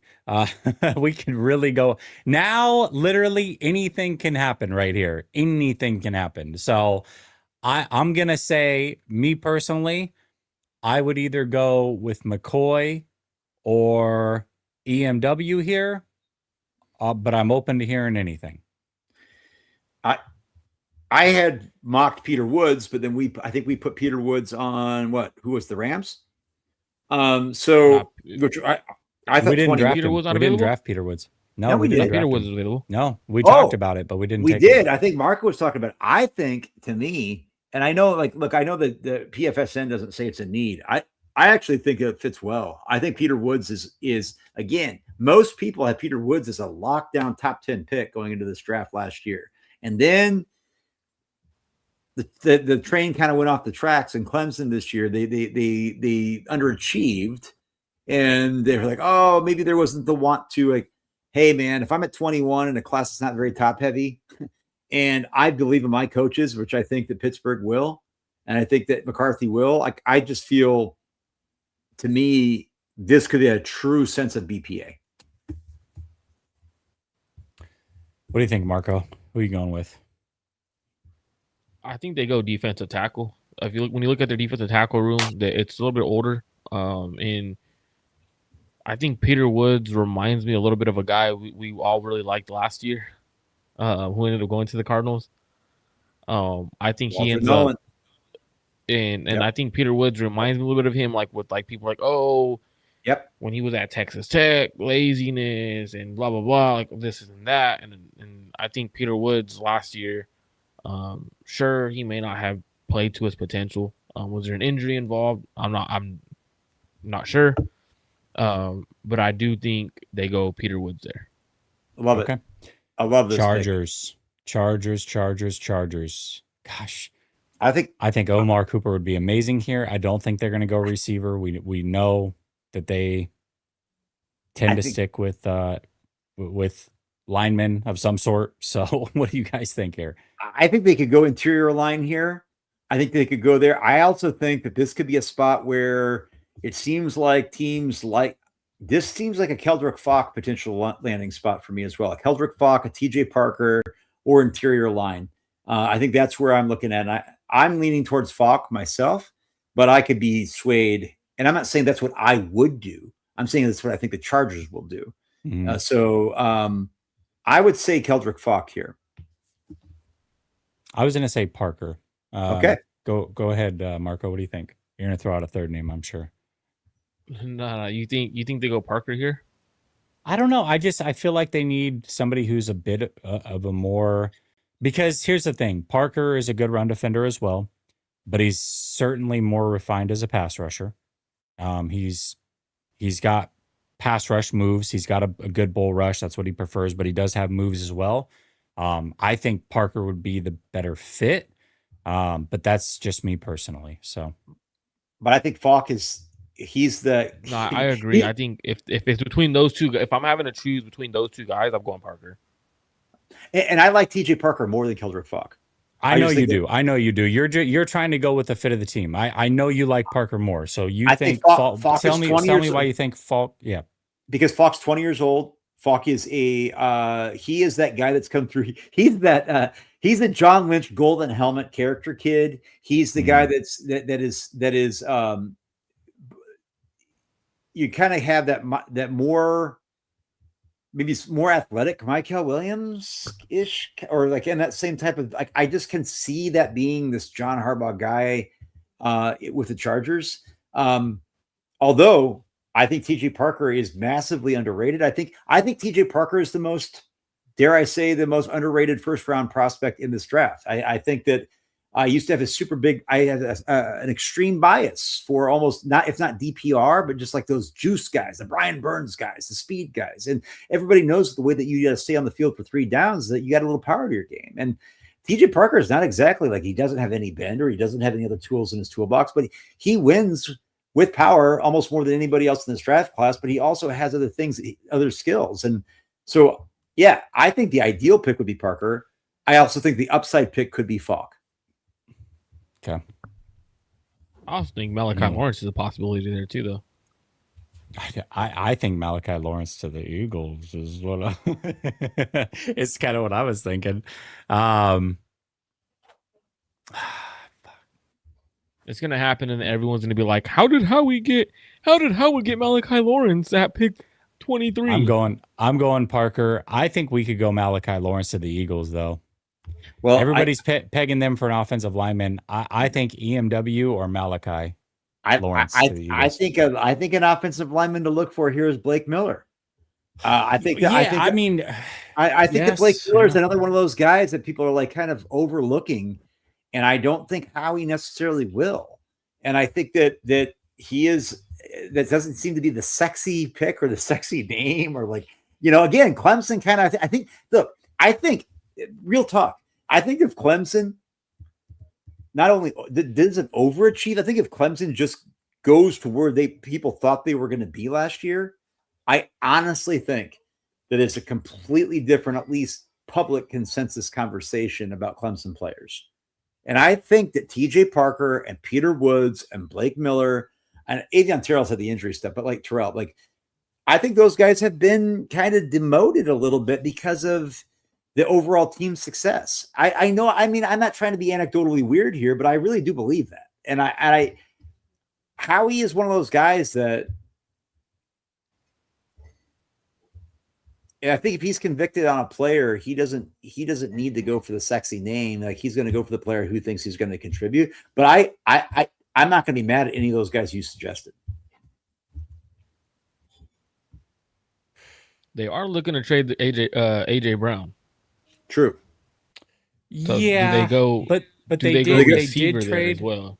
They did pick up 2 receivers in the offseason. Yeah, but we're talking about Elijah Moore and we're talking about Hollywood Brown, who both players I like. I love Elijah Brown. They got Dante. Didn't they get Dontavian Wicks? Yeah, Wicks. I mean, a guy who's never. I know. I'm just saying. He's a good receiver. He's a wide receiver 3. He's a wide receiver 3-4. I agree. It shouldn't preclude you from taking a wide receiver, but I just feel like they have other needs, and it's like you have a quarterback that's already not throwing it to all these guys anyways. You got Saquon Barkley. You got a tight end. You got Smith. You know what I mean? Like take a receiver in round 2 if you really want one. I agree. I don't know. I agree. I completely agree. And I think Devontae Smith is lost in this. My God. The reason that I say Malachi Lawrence, because Malachi Lawrence did a lot of damage from the 2-point stance, and we know their defensive coordinator very well. And he loves to have 5 pass rushers and one of them standing up on a regular basis. And I feel like Malachi Lawrence would be perfect there. Maybe it's just me falling in love with the fit. I don't know. That's kind of my thoughts. So I don't know. I don't know what to do here. I think what they really do is they take EMW. Yep. Which I'm fine with taking. Fits the defensive system really well. It allows DeJon Cooper to really be that nickel back, that star player that they want roaming around. You just signed Reek Woolen to be your outside corner. You have Kenyon Mitchell on the opposite side. You strengthen that secondary in the safety room. I think they go EMW. It just makes too much sense when you watch him. When you watch him, it's a perfect fit for the defense. I'm with that. I think they go Blake Miller, but I like that. I like that rationale. Okay. I'm fine with it. He was my second pick. All right. We went with the offensive lineman with the Browns. Do we want to go Omar Cooper Jr. here? I could see them going Concepcion here. Or Concepcion, I guess. Yep. Or Boston, I guess. Yes, and I've been mocking Boston, but it's also I've been mocking Cooper above, even though I actually would go personally Boston and Concepcion over Cooper myself. But I know there's teams out there that really have, receiver is one of those Baskin Robbins, right? Like receiver is really one of those things where your favorite flavor, it can vary, man. And we know we've talked about this for years, you guys, like behind the scenes together. Like, and we've had differing opinions ourselves. I mean, I think receiver is really one of those things that can be somewhat easier to evaluate, but also like, oof, like when you're trying to split hairs, it can really fool you. I mean, I know years ago, I was a Sky Moore guy all the way. Now that didn't quite pan out, but he's developed into a good returner. You know, Green Bay's got him, but like that was a Debo bias with the Kyle Shanahan system. Like at this point in the draft, to me, I want to go with the most upside at receiver if I'm going receiver. Well, I mean, we're gonna go receiver with 2 times within the next 3 picks, just so the Niners don't get one of those receivers, right? Like, it's just kind of like what we're all on the same page for. I Why? think they No, go because receiver. Buffalo's going to trade for Pickens. So, Do they trade for Pickens? I mean, hey, if you're going to draft a receiver in Buffalo, why not just go get Pickens, right? No. Cleveland's not doing that. They can't. Not Cleveland. No, I'm saying Buffalo. Oh, okay, gotcha. I was going to say. So, giving Josh Allen George Pickens. I'm just saying, could you imagine? And George is a guy. Jesse, that's a great throw out there right now. Like, man, I like that actually. And wow, like talking, it makes a whole lot of sense. And now all of a sudden, that trade for DJ Moore, which was kind of dumb AF, like in my opinion, when you think about it, isn't kind of like George Pickens is essentially what they wanted Keon Coleman to become. And their head coach Joe Brady loved Keon Coleman. Remember, he's an offensive-minded head coach. You got to do things a little bit differently. That makes a whole lot of sense if they do decide to trade for George Pickens. That's all I'm saying. I'm not saying anything else. Like, it makes a lot of sense, Jesse. And it also makes a lot of sense the timeline that not that Josh Allen has a timeline. He's going to be around for a while, but I think if you're trying to expedite that, saying, "Hey, wake ourselves up out of this kind of malaise of the has-beens and the here to," like, that makes a lot of sense. I think if I'm Cleveland here, I've been mocking Denzel Boston or Concepcion, and I think it's a Baskin Robbins flavor of the week. Like, who do you like? Who do you think fits well? Who do you think is the guy that goes further? To me, I think Boston is the most unique receiver compared to what they already have on the roster when you have Concepcion Cooper. So I would say Boston. Just because let's go Denzel Boston. Okay. Bears. What do we think the Bears do? The Bears. This is where I was saying you guys have been talking about trades. This is where I was saying, hey, we called John Spytek up in Las Vegas and say, hey, brother, I know you were talking over there to Steve in Baltimore, but I want to ring the bell about Max Crosby. I know that was a team that people talked about. That's who I've been doing my fun little mock to, is saying, Marco's he gonna poo poo Dexter Lawrence, man. If they really weren't willing to give Max Crosby for the 10th pick, why would they do it all of a sudden for the 25th pick on draft night? I don't know. I'm not saying it's just the 26th pick, though. And I think that you have to pump your brakes on it. Sometimes it's that sunk cost fallacy. And I think John Spytek's a little bit better than that. I hope he is. And I don't think they would wait draft night, right, to trade Max Crosby for 16 picks later when the Bengals were offering pick 10 as the main piece of the trade package. So it just doesn't make sense at all for us seeing Dexter Lawrence being traded last week. Fair enough. It doesn't make sense at all. I don't have that information. So if that were the case, that the Bengals were offering number 10 for Max Crosby and they said no to that, well then, who's that? Yeah, who is that guy talking right now? Hey, Patek.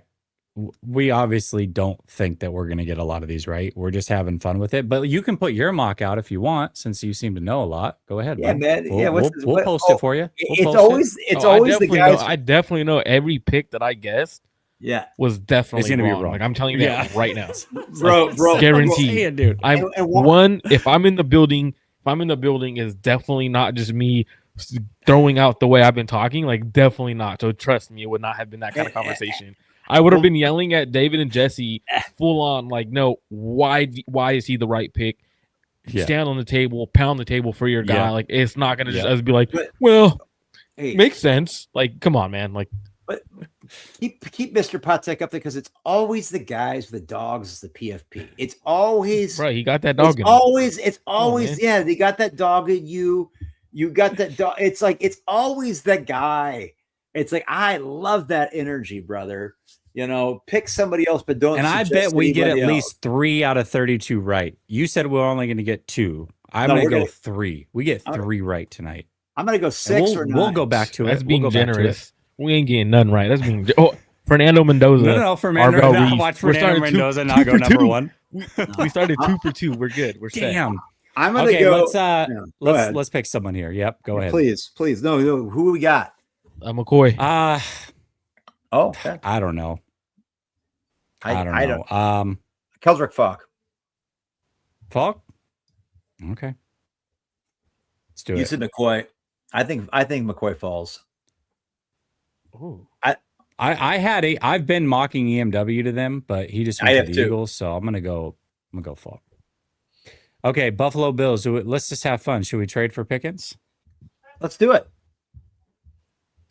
It makes sense, man. But Why the not? thing is, I'm gonna bring up though. You're muted. they traded a Marco, second I think for- you're muted. I think you're muted. I No, can't he's hear not muted. anyways. He's not muted. You're Can you just, hear me? you're just, It's me. It's me. you're just You- deep. Perfect. Okay, You're deep. Keep that's talking. just he doesn't want me to be on here no more, guys, and that's why. Go ahead. Go ahead. No, I can hear you. That again. is I can hear you true. again. That is true. I can hear you. It's cool, man. You're breaking up. I stayed past my welcome, guys. You see that? They traded a second pick. They said traded away a second round pick for DJ Moore already. Yep. Do they trade a first and a second to make sure they lock in the receiving room? Why That would not? be kind of crazy, I But guess. why not? But Well, why you gotta not? because you gotta pay both. Like Yeah, you that's true. you aren't just trading away a pick for a guy that's under contract. You got to trade that pick, and then you got to extend George Pickens, and then you got to you already gave DJ Moore some more guaranteed money on the extension. I don't think they do, but it would be very fun if they did. Here's a guy that I took. I thought here, my guy Jay. I thought that this could be an interior line play. If you're really talking about being a team that says, "Hey, Josh Allen is the MVP of our league. Josh Allen is the MVP of upstate New York, of Eastern Canada, even." Okay, I could see a Chase DeSantis being the pick here. I could see them saying, like, you know what, let's go in. I think that's a need. I think that would play into exactly the way they want to play. I think that makes a lot of sense. That's just me. I like Chase DeSantis. I'm biased. I love Chase Basantis, but I also like, I don't know, they could use a corner. McCoy definitely I could see. But I they've get had that, so many injuries on defense. But like, can you risk that? Can you at Buffalo? I know. No, you're right. You're right. When you're going up against these other apex predators in the conference, like, are you willing to take a risk on a guy that you don't Yes. know is going to be? You do think so? Yes. See, to me, Do you think the Texans were when they took Derek Stingley coming off the foot injury, he didn't play all season? You think they were like, hey, we can't take this risk? They took him top 5. You're taking a corner 26. Well, the funny thing is here is that I actually had the Chiefs taking Jermod McCoy at 29. So yeah. I Right. So think like that that's makes a not lot of sense. that doesn't make it that's not a very far fall there. So I think the Bills could be prudent there in jumping their What about their CJ Nevis- Allen? What about CJ Allen? I don't think you go linebacker here. Okay. I don't think he has the juice either to warrant the first round pick. Okay. Let's go McCoy. Shoot. Let's go. So that's my CB1. I mean, without injury concerns, he was my CB1. We also could go Casey Concepcion if we think they can go receiver here. I think they go. No, I think they go if McCoy's there on the board. I think they go McCoy. Okay. I agree. Okay. All right, here it is. San Francisco 49ers on the clock. Who the fuck is that team? I don't even know who they are. I'm just wearing a Golden Girls shirt. I'm just here for the vibes. You got fancy. This guy's rolling in dough in Tampa. He's a Florida area man. He's a money guy. I've been in his habitat before. I know what this dude does. Do we go the most mocked player in Malachi Lawrence? He's the most mocked player to the 49ers, if you guys didn't know that. Just You saying. know what just that don't always means, though. Nothing. That means he ain't going there. It's noise. Exactly. Like it just is what it is. Lomu and Malachi are noise. He's With going to the go to Seattle 27th and pick kick our in the butt. 2026 draft, the San Francisco 49ers select Bell. Jeremy Bernard, Alabama. I will say this. I think that. Oh wow. Oh no, I can't announce. My wife is in the room. She doesn't want me to tell you that she's in the room. What about Bell? What about Bell? Ted Hurst at 27. Let's go. What about Bell? Stop. What's ringing a bell for you, Jess? Just throwing it out there. I don't know. Anyways, I don't listen. You guys tell me what you guys think. Here's what I think. Chris Here's what Bell. I think Kyle needs an OW, which I mean, if you guys remember back in the day when he came to the organization, he drafted an OW in Jalen Hurd, right? And he was like, "Oh, I got an OW."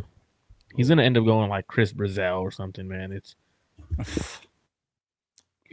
gonna be something that's gonna shock It's everybody. going to be a receiver, isn't it? It's going to be a receiver. I don't know why. I've thought it receiver the whole time. I just don't know which one. So I will say this. I think that I have been mocking OL, edge, even CB cornerback. Like I wish there are quarterbacks that I love here, actually. I'm a huge Chris Johnson fan. Shout out to Fresno State. I can see Casey Concepcion having the warts with the drops issues, but I also can see him being like the 3-cone nut job that Kyle likes, the speed and separation that Kyle likes, the route running that Kyle likes. And if they really were wanting, like hoping that one of their favorite receivers did fall to them, like I could see Concepcion being a guy that offers them an element that they don't have. And yes, EMW is gone, brother. I also can see Kyle loving a guy like Chris Bell, like you talked about. Chris Bell's though coming off that big injury. I think you can get him later. Perfect. You can get him later. Perfect. But What time Chris does Bell the draft start today? 7 It starts o'clock. in 1 minute. 1 minute. So we better get going. Okay, let's try to wrap it up so we can, Make a decision. pay attention. Make a decision. I mean, yeah. I think want it it's to be Chris- Besantis, but it's not going to be. Let's let it be Jesse. So then when we're wrong, everyone. Whoa. I'm going to mock it. I'm just going to let it mock. I'm eating my To popcorn. whoever. Might as well. Let's think that Different- you know. I should have picked every team but the 49ers and let them mock it. Grandpa, make a That'd decision. be funny. I'm going Concepcion. That's what I'm saying. Ooh. Marco? Let's go Concepcion. All right. Houston. Blake Miller. Blake Chase Miller Wisconsin. makes so much sense there. I love Blake Miller. I had him go to the Eagles. Let's do it. Do it. But I don't think they need an offensive tackle, but it makes sense. Terrell. Hood. Chris Johnson. Oh. Chris Johnson. Oh, okay. I like it. Now, who do we go Malachi to? Lawrence. Oh wait, who do Malachi we have Lawrence, the I know, Chiefs? yeah. Who do we have the Chiefs draft before though? Kenyon. Kenyon Sadiq. I can undo the pick. It's not that hard. Well, There it okay. is. Let's go Malachi Lawrence there. I love it. Malachi? Everyone's Yep. gonna be I was so going mad. to say when the Malachi to Chiefs- Seattle. Malachi to Seattle. And who did the Dolphins draft before? No. Yeah. Yep. I think the Dolphins Okay, go we'll go. receiver. They go Omar I Cooper. do Is too. he on the Omar board? Cooper. Omar love it. Cooper? I Yeah. was going to go Okay. Concepcion, but he went. Yep. Okay. Yep. All right. I had the Patriots taking Malachi Lawrence, so I want to say Zion Young. Ooh. I'm not as high on Zion, but I think he could go there. I think he's a guy that checks a lot of boxes. What about Is Kendall Mesidor? Falk on the board? Who? No, we took No. Falk a while ago. Oh, we did. I didn't pay attention. My bad. Yeah, clearly. Get it together. The draft is officially started, everybody, just so we know. Okay, who do we want to go here? Want to go Zion Let's Young? go Zion Young. Yeah. Or do we want to go CJ Allen? Okay, Zion Young. Okay. And then last pick here, Seattle. I could see them going Chris Johnson. Chris Johnson. I'm stuffing my face to get nutrients in because I got 3 do hours it. of this shit to get through. Chris Johnson, San Diego or Fresno State. Okay. Full results. There we go. I'll keep it. I'm going to pull it down for now, but I'll keep it. All right. There we go. All right. Let's start tipping picks, y'all. Let's do it. With the first sorry, pick. Sorry, Marco. Marco hates tipping picks, but no, I don't hate tipping picks. I just you guys know my reasons behind the tipping. Yeah, but hey, listen, every I'm just letting everybody know we do this every year. We are not synced up with you guys. There's gonna be a delay somewhere, somehow. So I'm just letting you guys know if we see picks tipped, we will announce them. That's what we do. We've always done it that way. So if you guys are against that, either pause us, catch up. I don't know. I don't know how you want to do it, but we're gonna tip the heck out of these picks. So just be ready to rock. I'm also going to be eating a lot of food tonight because I'm keeping my blood sugar up. Even though I don't have diabetes, but I'm going to keep I'm not going to have my calves cramp up. I gotta stay. This is a marathon. Wait, I'm a marathon runner. Did they already pick Fernando Mendoza? No, I got it there. This was pre-draft. I did this days ago, so I just got it there as Mendoza. What if Raiders went Ty Simpson? How mad do you think the Raiders fan base would be? You know how funny that would be? I would love it. I would love it if they went Ty Simpson. I would feel so bad for all of my friends who are Raiders fans who have been all in on the Mendoza mania. Just for them to go Ty Simpson. As a 49ers fan, I understand the quarterback situation when you're drafting it and you're all in on a certain quarterback and you're super excited. The directory of the franchise is about to be changed and it's wait, what just happened? I would feel bad for them. Okay, who do the 49ers take in round 1? Okay, let's give 4 options. Yeah. Do we want to go? One of the options is trade out? Is one of the options? Easier said than done, but yes. Okay. Option, what's in it? Well, we literally drafted Casey Concepcion, so we got to put him up there as an option. I think the players that are option are TJ. I think that edge, if you're looking at edge, and you're looking at players in that realm. Well, I think that what we need to do is not just relegate it to one player, but say, because we don't know who's going to be available at 27. It'd be one thing if we're sitting there drafting at 10 or 13. So we can go position, wide receiver, edge. OL. We'll go OG, offensive guard. Or trade out. Okay. Is the most likely. I'm not gonna, here's a player that I'm not going to be surprised if finds his way in. There's 2 players. I'm not going to be shocked because we see this happen every year. Jesse, I think you read the wrong thing regarding Rabel. I was watching a thing. He might have come back up. He went and talked. I was literally watching it. Did he talk more? He came up. He addressed everybody. Thanked everybody for their support, all that stuff. It was the owner, him, then the GM, boom, boom, boom, and then he might have come back up by what? What happened? Did he resign? Yeah, I read. No, he didn't resign. No. I just read another comment stating that he made a full statement, just stating that he didn't meet his actions. He has a higher standard for himself. Yeah, but I thought that was the other day. Maybe not. I don't know. 49ers. Okay. We've got Cam Hayward is the keynote speaker tonight.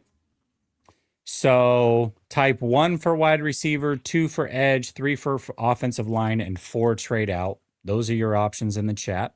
Let's get to some of these questions in super chats because I think these are good ones. Nathan says, Jesse, what do you think of the Niners draft EMW? I love EMW. I would be totally fine with it. I know you guys would probably be fine with it as well. No, Marco, you don't like it? I like it, but are they gonna allow him to be EMW? Yep. He is probably more of a strong safety, to be real. Like, Are are they they going to even allow gonna- him? Are they going to play him to his strength? Like that to me matters so much for the scheme fit of EMW. Like if they don't put him in the right spots, fans are going to be upset when it comes to what he could bring to the table. He could be your post safety. He could be in the box. Do they move him around or they just have him play strong?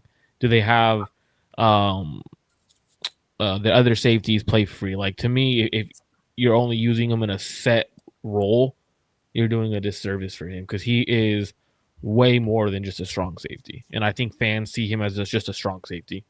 Yeah, no, and I think that's a ridiculous take, not from you, but from fans. And I think that the idea that we've seen this. I think I was talking about, I was on with Grant last night and we talked about veterans getting the first crack at. I'm not convinced, like, even if, I think that they're going to, I think the Niners are on a shorter leash. I think the brass is on a shorter leash. And I think that they are under the gun to have contributors. And I'm not sold that if they win EMW, I've seen this, but we've seen this before, guys. Even with like, we draft them high in the first and second round, and they don't play. And I look at safety and like, okay, there's not a lot of placeholders there that are of note, but you're like, okay, Jair Brown, Malik Mustafa. But then what about Marcus Siegel? I don't know. Like I can see it going to training camp and then EMW potentially underwhelming in some world and then not getting enough play or reps that makes it they get tepid on it. I don't think it's going to be safety. I just don't think at that point in the draft, I think that I like EMW. I don't love him. And I think that the Niners are going to be in a spot where they're going to say, hey, we are going to be in a spot where we need to get a contributor right now. Or if it's not a contributor right now, it's got to be a guy that we think has blue chip potential. And I don't know if that's EMW. I could be wrong.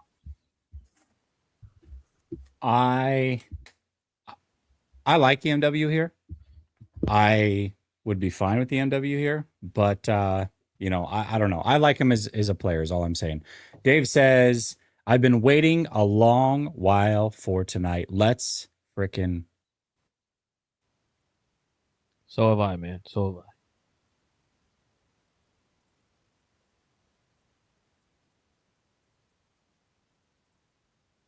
Well, I got an answer for you, Dazza. Nobody. Because the Niners don't draft in the third round. But that doesn't mean that they can't go acquire capital in the third round and do what they do best. Draft healthy scratches. We know that there's no team better than the NFL at drafting healthy scratches throughout the year than the 49ers.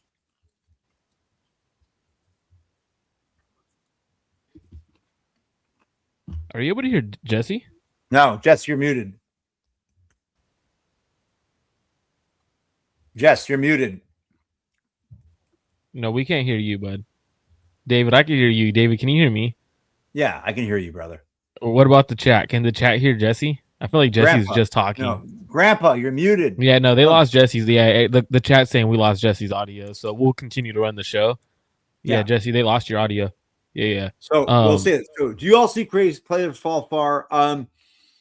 Okay, let's talk about crazy players. Ruben Bain. That is a player that I think that falls a lot further than people think. And I'm not saying he's going to the 20s, but I don't hate Ruben Bain as a player at all. But I think that one of those things with Ruben Bain is that arm length is real, and I don't know if he's actually better as almost an interior rusher. But he's not really this big end. I worry about it. I worry about him being a player that just gets kind of washed out and ends up being a guy that we inflated because he played for the national championship team and who wasn't nearly as productive throughout the year as David Bailey was consistently through the regular season and the playoffs for Texas Tech. I don't know. I just that's a guy who I think might fall farther than people think. Just so we're clear, Mendoza was the pick one. So now the draft really starts. Pick 2. Let's start finding some tips if we can. Okay. Sorry about that. Audio issues, obviously. Crazy fall. Yeah, dude, get it together. Sorry. Yeah, crazy fall. For me, it's we did it right here. You know, on the board. Ruben Bain. crazy fall is you. Crazy fall from grace is you. You sit here in your own show and your I don't audio disagree. goes out while we had to sit here and mop up the mess. Fair. The first pick, Fair. and you got to sit here. No, it is fair. Just so we are clear. Just so we are clear, though. Okay. Money where my mouth is. Okay. All right. I'm gonna show this on screen. You Okay. show your mouth on screen. I'm gonna. All right. Pause. Jeez. It on screen. This guy. This is perfect. Jeez. Goodness sakes. Marco, yeah, we'll have you back in a second. Listen. Yeah, see you, buddy. Prize Picks, promo code HMA. Get your $50 instantly when you play your first $5 lineup. And Ruben Bain is the player. If you look right here, Ruben Bain is the player that I said will not be a top 10 pick. This was placed yesterday. You can do this for all the players in the draft. You can choose where you think they're going to go. You can have futures on 49ers win totals, other teams win totals, yard totals, touchdown totals, whatever you want. If you're into futures, you can do NBA playoffs are on, hockey playoffs. You can go ahead and do more or lesses on all of those. But regardless, the best place to make your picks is Prize Picks. Promo code HMA. Link is in the description.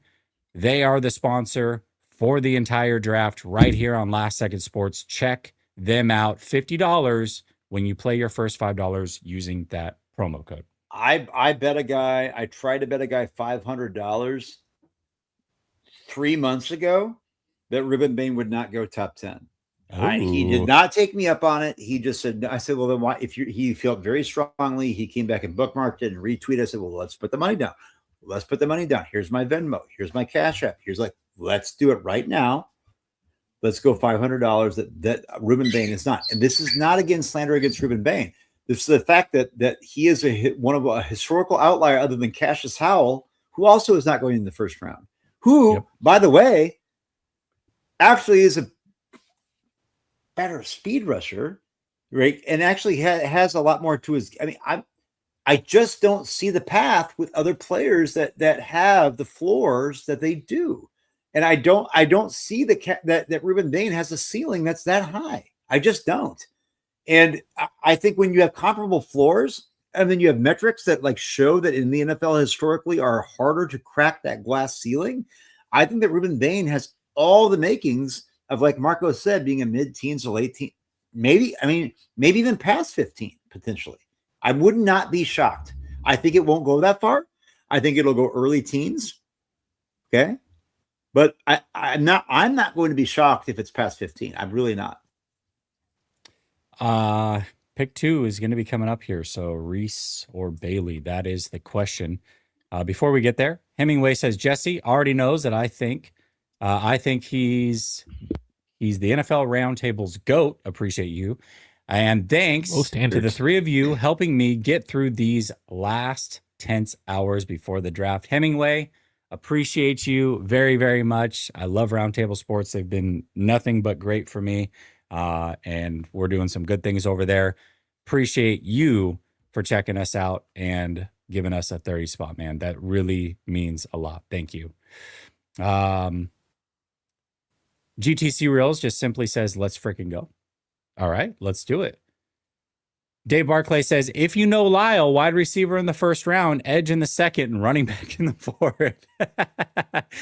He's not wrong. I'll tell you that right now. Dave, he is not necessarily wrong.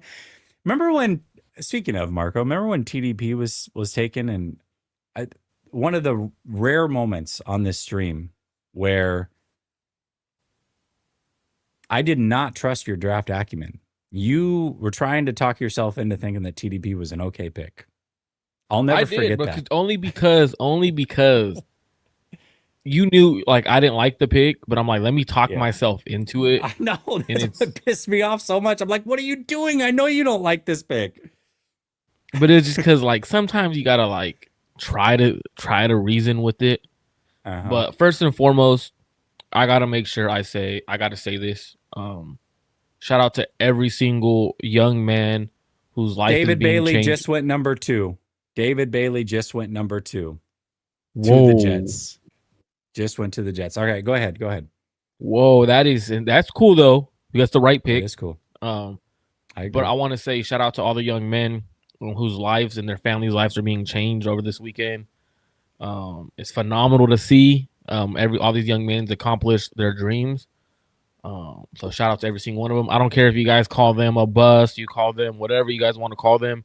At the end of the day, every single young man being drafted tonight or getting an opportunity to work for an opportunity to compete for a roster spot, being undrafted, they accomplish their goals and their dreams of making it to the NFL. Something you guys can't say you did. So call them a bust, call them whatever you want it. They're NFL players. made it. So shout out to every single one of them. David and that's Bailey coming from to the bottom of my Jets. heart to every single one of them. David Bailey, we were wrong. Yeah, we were. Right pick, though. It is the right pick. We all agree that was what we would have Absolutely. done. So Absolutely. I love it.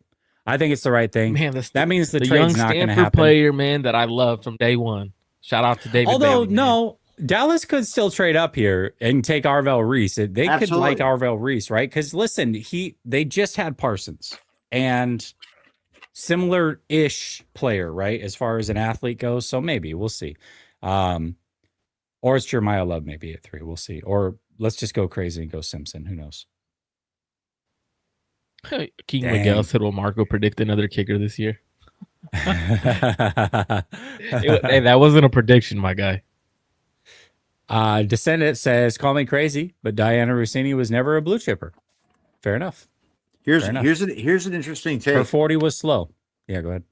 Jets have 3 coaches that were on Stanford's staff during David Bailey's time there. Assistant quarterback coach Thomas Merkel, assistant OL coach Al Netter, and offensive assistant Matthew Sargent. Now, these are offensive coaches, but as Marco well knows, when you're on this idea that when you're on a coaching staff, it doesn't have to be, it's not so siloed that you have I think that's actually interesting intel there. I think that's actually interesting, kind of like where these guys, you have access to this player. That may have been something that was part of the equation. Yeah. Yeah. You're right about that. You are right about that. Wait, what names did you list? Coaches from Stanford. David? What names? Yeah, I was talking about how the Jets have 3 coaches on their staff now that were on Stanford's staff while Bailey was there. It was the assistant quarterback coach, Merkel, assistant OL coach Al Netter, and an offensive assistant Matthew Sargent. Now, again, these aren't guys that were position coaches for David Bailey, but these are guys that were on the coaching staff, right? So that you have that access to really saying, hey, I'm not saying that is something that is, this is just a tweet from Schefter that just kind of mentioned this out, but I do think that, in hindsight, I think when you're trying to split hairs between who has pull in the building, well, hey, man, if I got 3 guys from Stanford staff when Bailey was there, that's something I did not know. Well, you got to remember, you mentioned offensive line coach and under the offensive line coaches, right? Right. So, he played against him. The offensive line coach, yeah, he's going up against David Bailey every single day in practice, explaining on how he's gonna block it up and XYZ like that. That matters. And I know a lot of people were talking about how David Bailey had a little bit of character concerns because how some on the field stuff, right? That matters. Having those Stanford coaches there, none of that mattered, right? Like that was all fake stuff being put out there. Shout out to David Bailey, man. The moment I seen him on the practice field at Stanford, I knew from day one he was a first-round draft pick. Look at this. Dan Campbell's first 2 picks, Penei Sewell and Aiden Hutchinson. Aaron Glenn's first 2 picks, Armand Membu and David Bailey. Both of those, number 7 and then number 2. And guess what? That's kind of crazy. Armand Membu was my number 2 player on my board last year. David Bailey was my number 1 number 1 player on my board this year. So this idea that you have to do kudos to the Jets. And here's what I'll say about Aaron Glenn. Everybody talked about the flack. Nobody got an interception this year. I don't know what I think about Aaron Glenn, to be quite honest. I'm not gonna pile on Aaron Glenn. All I know is they made the right selection with Armand Membu last year, and they made the right selection with David Bailey this year. And I know that's not Glenn, that's your GM, but with Moogie, I'm just saying, They're making the right picks, and that's all you can do. And from there, you let the cards fall where they may. But this was smart. I am kudos to the Jets for making the right selection. Tom Pelissero tweeted, as one NFC executive said, if the Jets don't take Bailey, they're out of their effing minds and should fire themselves. Yep. So Yep. there you go. Yep. It's at the end of the day, freaking JC, the Marco, the politician. At the end of the day, when you watch the film, right, you're gonna take an edge rusher who, in Arval Reese, who I think is gonna be a really good NFL player. He's transitioning to edge. You're taking David Bailey is an edge who has done it for 4 straight years. Like, you don't take a player at that spot who is converting to the position over the guy who's done it for 4 straight years at a very, very, very high level. Like, it just doesn't make sense. Pick us in. The Cardinals have selected Jeremiah Love. Oh. And Pete Schrager, as much as I said he got 7 out of 32 right last year, he's been boom, boom, boom this year. Hey, this is where I'm saying, like, I don't think the Cardinals were able to find the trade back. And I said if the Cardinals didn't trade back, I thought they Jeremiah would go Love, if Bailey was gone. If Bailey was there, and I think this is showing you, and I'm actually encouraged by this, that Arval Reese, I'm not saying he's garbage at all. I told you guys behind the scenes, I'm like, I didn't quite get, I never understood the hive mind behind Reese. And a lot of guys I trust that you and I don't always talk to directly felt the same way. That Reese is a good player, but like, boy, you're taking a chance here. This is a projection here. I don't see edges. I don't see Reese as a true edge player. Mm-hmm. I see him as an off-ball linebacker that you're not green dotting. So do the Titans go Style or Reese though at 4 now is the question. I think Right? this is where this is where the Titans also are at a potential to say there's a lot of options. You talked about receiver, Marco. Now, if Love is in the equation, are you thinking receiver or are you thinking, shit, we're in trade back mode now? Even if it's just slightly back, maybe the Titans are in the driver's seat here because I got to think. No, I'm not slandering Reese. I think there's teams that really like him. Washington was trying to trade up to 3. Yeah, that's what I'm saying. And so, like in this spot, I think the Titans, in a way, I do believe that the Titans wanted Love. I really do.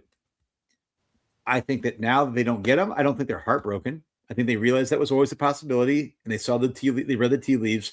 Now they're the team that might be able to capitalize on this because there's still blue chip level players in the minds of teams that are in that vicinity that want guys. Maybe it's the Saints that want Carnell Tate, right? Maybe it's the Chiefs. Maybe it's the Giants. I mean, I don't know. Maybe it's the Cowboys. They want a guy like Arval Reese. I don't know. Wow. Jeremiah Love it is. Okay, so let's talk about from 49ers aspect. Jeremiah Love is now in the division. Uh-huh. This is tough. This is a hell of a player, man. I told you guys this, and I said this, and we know that I've been in the group chat talking about this, that I felt strongly that Monty Oxenford was going to sit there and say, look, if I want to address the O-line, we just did a mock. We know that the interior line is a need, right? All of them fell.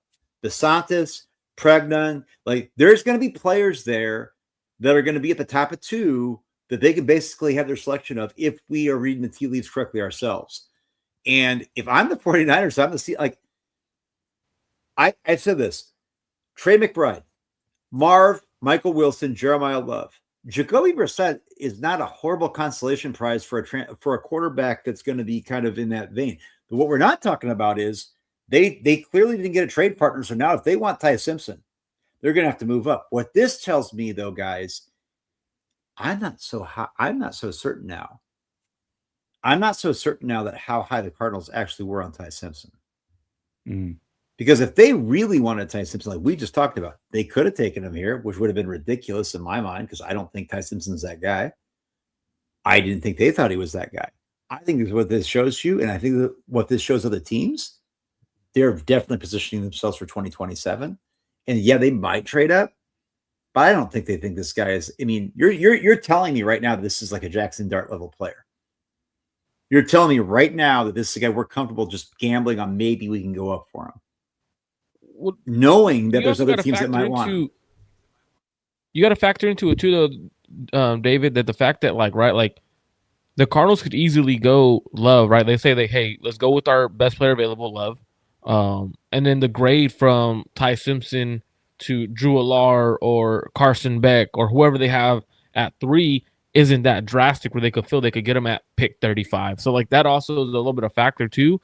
With LaFleur coming over from the Rams, he was around Matthew Stafford. Is he looking for a quarterback like Drew Alar who has the Stafford-like traits with the strong arm, the big frame? Like that's something that I'm also like thinking like, okay, are they thinking go a quarterback we could develop and get him a run game? Because if you have a run game as a quarterback, you could be successful. Marco, you know what I think about Drew Aller.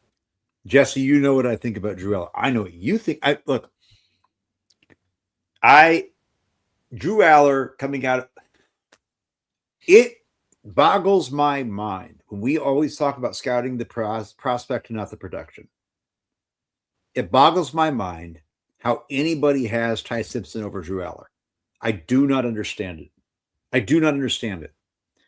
And I'm not trying to, I'm not saying Drew Aller is Josh Allen.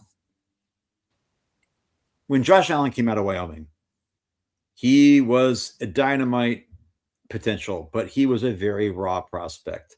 And yet he went in the top 10 of the draft. And I know Drew Aller is nowhere near that level of plus athleticism that Josh Allen is. But I do believe that Drew Aller has that level of. Carnell Tate just went to the Titans. Wow. There's our guy, You said it, Marco. You said it. Now, not competing against Love, but that was the guy that we were talking about going in between, and that's what it was. And we were supposed to be very bad at this drafting, by the way. Well, I'm pretty sure David said Jeremiah Love at 3. Like, we were supposed to be bad at this, guys. We weren't supposed to get that many right to start off. Well, we said Jeremiah Love at 4, and then we're getting guys. Well, the thing is that we made the trade. We said Jeremiah Love would be at 3 if they didn't trade out. We had fun. We had them trading out. You're right, Marco's right. I said if they don't trade, they're going Jeremiah Love. If they don't, and that's what happened. And we also said Marco was right where we said, hey, you and I, Jesse, went with Love over Tate, but Marco said you pounded the table, brother. Like you were saying that's my guy Tate in this situation. And that's the thing. In the first round, it's always predicated on what the team does before you, and that can make dominoes fall in different directions. So right now it's going chalk as far as players outside of Reese. Now the question is the Giants have, they have essentially 3 Ohio State players to choose from on defense. So who do they go with? Let's talk about Tate though. Yeah. Is this the right decision? I think so, with Love being gone. Okay, the reason that we said Love if he was there, or the reason I said Love if he was there, which is the same reason then Marco said why not Carnell Tate, is because you have a defensive-minded head coach, right? The reason he didn't succeed with New York simply is because he did not have the quarterback.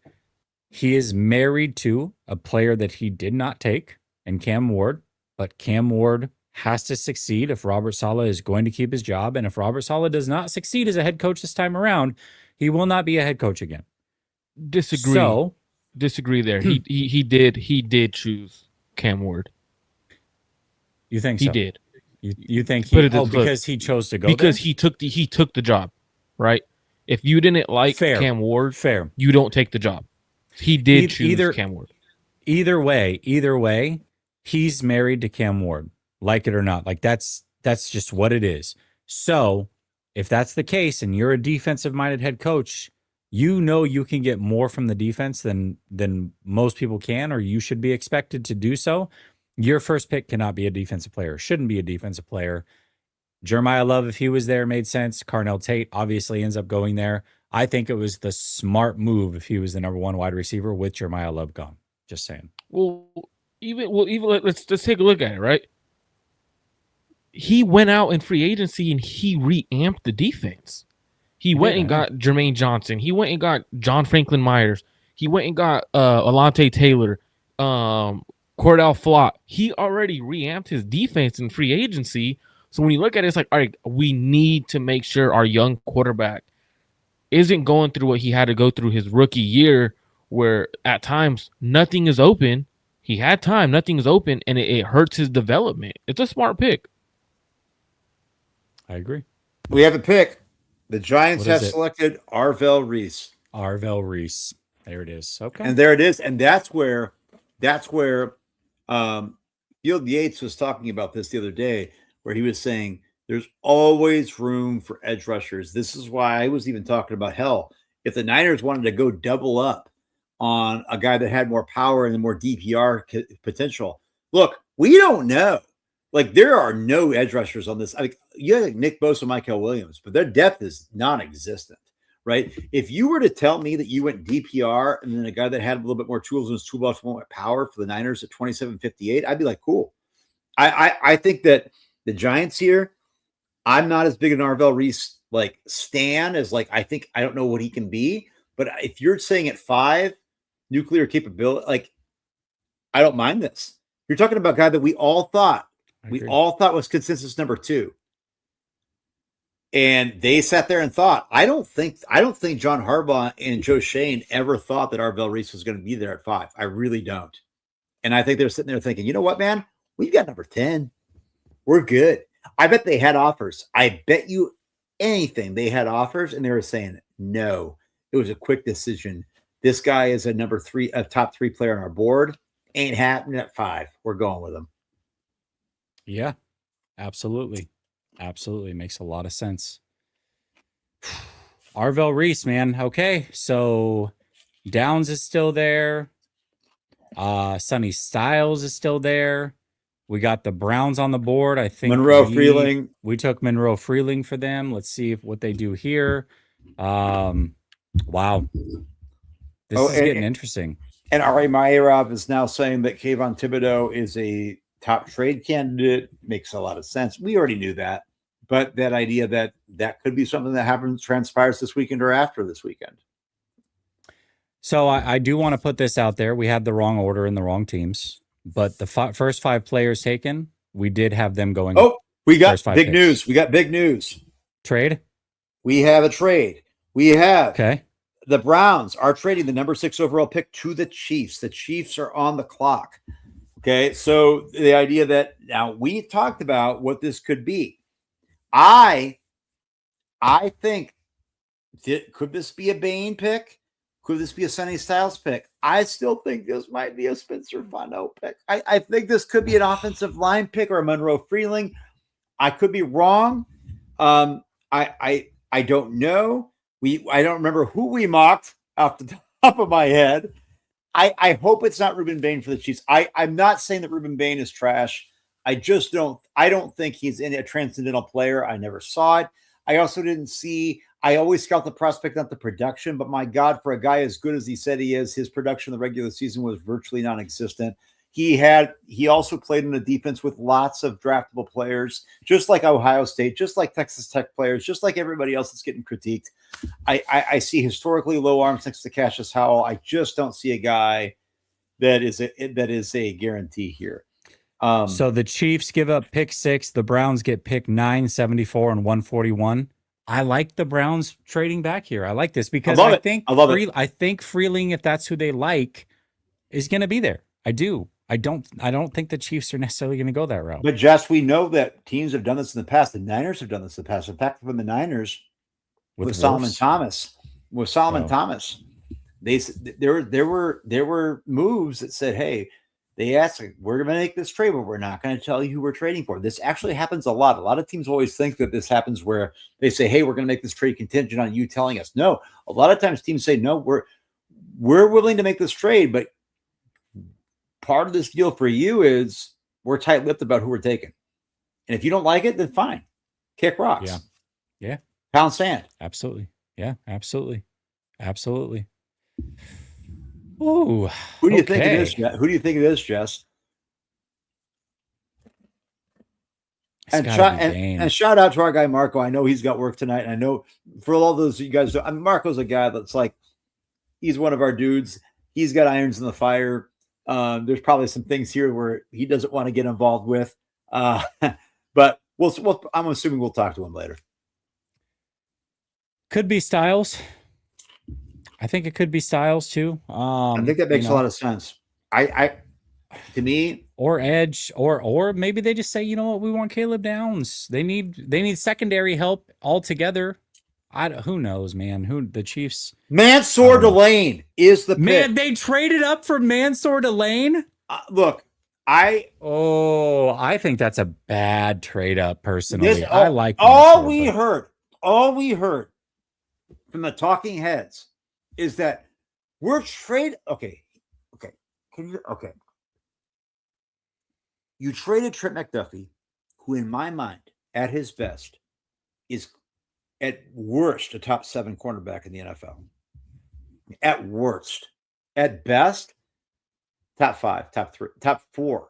Like Trent McDuffie might have been the reason the one beat the Niners in the Super Bowl. Like Trent McDuffie is that dude. Okay.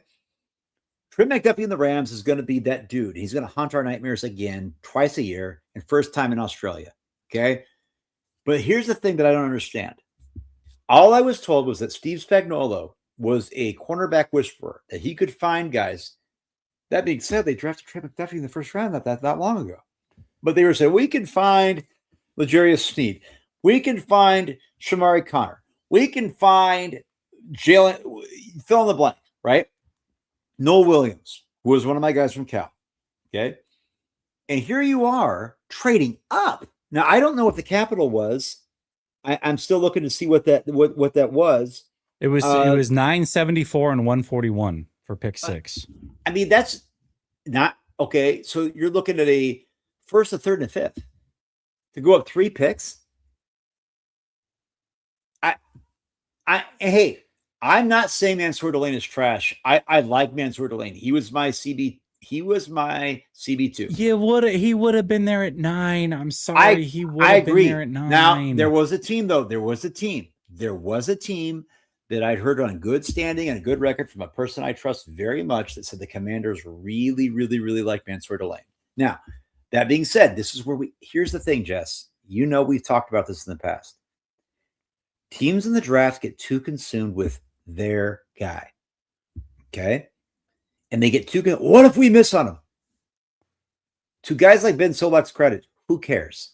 Right? Who cares if you miss? Like, you better have a scouting department that is sitting there trusting themselves well enough that if you're drafting in the top 10 as a team the caliber of the Chiefs, that you're cool. You're cool missing on a cornerback. And cornerback is one of the hardest positions to project. We know that. 148. The correction is not 141. It's 974 and 148. Well, I mean, okay. Either way, same difference. Yeah, horse apiece. I just think that I'm not going to crash out. I just don't understand the trade up for a cornerback that I don't even have as my CB1. Like now, Jermod McCoy's injury concerns are relevant, but without it, I like McCoy more. And even so, there's cornerbacks. Look, guys, I'm going to tell you right now. I don't be real with y'all. Brandon Cisse and Chris Johnson. I'm not. I like them more. I like them. I don't understand this. I think this is a bad trade. I think it's a bad trade by the Chiefs. I cannot believe that a trade went down between the Chiefs and the Browns, and I'm saying it's a bad trade for the Kansas City Chiefs and not the Browns. I'm shocked at that. If you would have told me that these two teams made a trade, I don't know what it is, but KC fleeced them. I don't know, man. Listen, KC's got their rings. I think that they're making a lot of mistakes over the last few months. I will say this, though. I will say this. What this speaks volumes to and I'm not trying to say I told you so, but guys, Ruben Bain ain't that guy. Ruben Bain ain't that guy. If Ruben Bain, all we heard were the Chiefs were, oh, we're going to trade up for Ruben Bain. All right. I tried telling people Ruben Bain is going to fall, and he might not have a precipitous fall. But the fact that we're talking about trading up for Mansour Delane over Ruben Bain, a poet, and I didn't know it. Dr. Seuss on the loose. Here's what they are saying. Once Carnell Tate went off the board, who Washington liked, the Chiefs felt they had to get in front of the Commanders to land Mansour Delane, who is also believed to be high on Washington's board. What did I just tell you? Did I just not tell you on this live stream that Washington was high on Delane? I'd heard that from somebody I trust a lot. And I heard somebody, they told me, I said, no, you got to be crazy. And said, brother, I'm telling you, the Commanders, Adam Peters loves Delane. He loves him. And I think that might have been the same intel than what you did. I don't even know where you got that, Jess. Ari Merov just. So I don't talk to Ari Merov, but I talked to a couple people that told me the exact same thing. And this is what you get on this show. I'm not trying to toot our horn, but I'm not, look, I only got 2,600 followers. I don't care. We talk to people. Okay. I just got done telling you 145 seconds ago that this was the case. And then Ari Myroff says the same thing. I don't know what to tell you folks, but you can go bookmark it and timestamp it. It's what I just said. Commanders, then the Saints are on the board. Do the Saints go Ruben Bain now that Mansour Delane is out as well? Commanders have selected Sonny Styles. Okay, that's exactly who we mocked. That's who we mocked. Hey, we got another one right. Woo! That's our number 2. Let's go. That's our number 2, We're baby. 2 for 7, baby. 2 for 7. That is a good number. We are on track, baby. Somebody said we were only going to get 2 right. We've already hit our number. We've already hit our number, and we're only 7 picks in. Fuck the haters. I'll say this: Sonny Styles is a top 5 player on my board. I said this before at around 6 p.m. or 7 p.m. Eastern that we were saying Sonny Styles. If you get a top 5 player on your board at 7, people are like, well, that's only 2 picks off. Yeah, but you're at 7. You're not at 13. So if you're getting a top 5 player 2 picks down out of the top 5, that is elite. That is excellent. This is great job by Adam Peters. I love Sonny Styles. I think that Sonny Styles has the potential to be the best player in this draft if all things go as projected. I will say this. I think the Titans selecting Carnell Tate was a whiff, an absolute whiff. I will say I do not I don't think Carnell Tate, I'd say Carnell Tate is one of the bust-proof players. I don't think that's what you do it for, though. I don't think that you go for. I had Carnell. I had Sonny Styles, my number 5 player on my board, right? I didn't have him as bust-proof, but here the Titans are at 4. You're talking about premium grade. I don't know. I don't think Carnell Tate's a WR1, man. I think he's Chris Godwin. Like, I'm not saying the same player, but I think that's a production. I think he's a good player. He's a good player. Yeah. But he's not JSN, man. He's not a Puka. He's not a Devontae. He's not a Jamar Chase. That's who Jamar Chase didn't even go number 4. I don't know. I don't understand that pick. And in a receiver class that was deep. And I think the Commanders just knocked it out of the absolute park.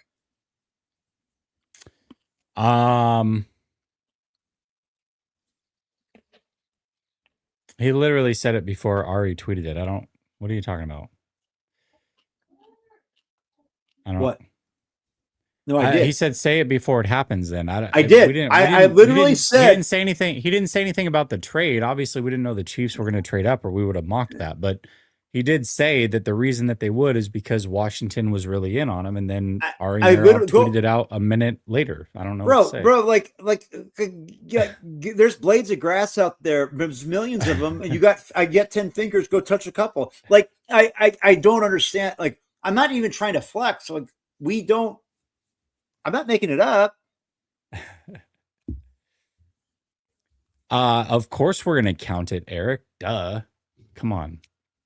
It happened. No, we're not patting ourselves on the back for it. For We're Christ's joking. sake. We're Oh my joking. We're God. joking. We Oh, Lord. obviously are terrible at this. Okay. Who's the next pick? We got Commanders this offseason hired DC, Durante Jones, drafted Sonny Styles, added Adafe Owe, Clavion Chason, we Leo got a pick. Chanel, Nick Cross, Tim Settle, Amik Robinson, and Charles Omenihu. Wow. Okay, go ahead. Who is it? Saints have selected Jordan Tyson. Jordan Tyson. They wanted a receiver. I do not think they thought. I bet you dollars to donuts that the Saints. The Giants were going to take him, right? We mocked a trade of the Saints to the Giants, and I think that they thought that they could get it up. I'm going to be honest with y'all. I think Jordan Tyson is a fun player, and when I say that, that's not all disrespect, but it's kind of disrespect. I don't get this. I do not get. Yeah, and Ruben Bain is falling, and it's exactly the player that we said did predict that. We did predict the Ruben Bain fall. We did, and it wasn't difficult to project this. And I hope the guy is going to pay me, the guy that tried to QT me back in February. But here's the thing: the Jordan Tyson. I wish him the best. Marco talked to us about this, right? Marco said we should never, ever besmirch these players for doing what we could never do. I'm never going to trash a guy and say they're garbage at all on this feed. Not a chance. I don't, but I can say that I might disagree with the pick. I hope Jordan Tyson proves me wrong. I was just saying the Saints should be a team that you should watch. Jordan Tyson is a guy who has an injury history. And I love when people say, oh, it was just an ACL. Oh, it was just a collarbone. Oh, it was just a hamstring. I'm like, yeah. And? You got soft tissue. You've got serious bones. Look, we act like what's hilarious to me is that when people now that the ACL was a hit over the middle that was brutal, right? But the other things were, look, I'm sorry. I'm a Niners fans, man. I'm once bitten, twice shy, right? Like he also has ridiculously short arms. His catch radius is non-existent. He's not a physical dude. He's got great hands, but he's got some wonky moves out of his breaks. I hope he succeeds, man, but I'm you know what I think about receiver, man. There's receivers coming out of the draft. There's receivers I like more than Jordan Tyson that are going to go after him.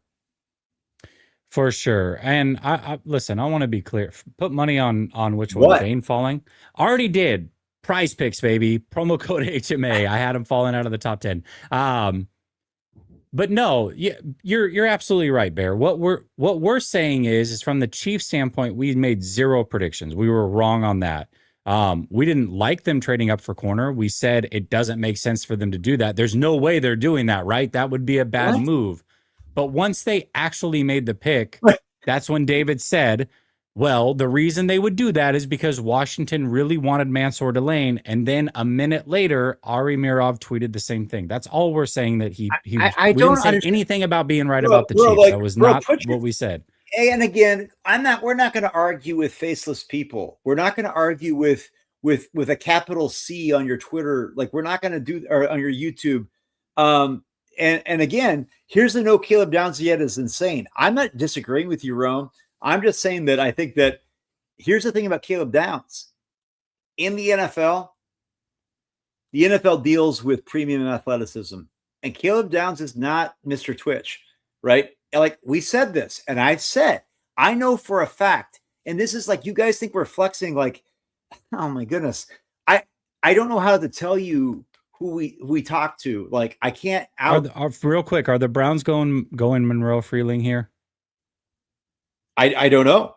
I think it would be smart. That's the guess. I could see it being Monroe Freeling. I could see it being Spencer Fano. I could see it being, could they go Caleb Downs here? I doubt it. I don't think so. But, maybe. But I think what we go back to, though, when you talk about no Caleb Downs, is that Dylan Tiedemann there was a time where I had him as my safety 1. I did move Downs up, but what I do clarify Downs as is a DB.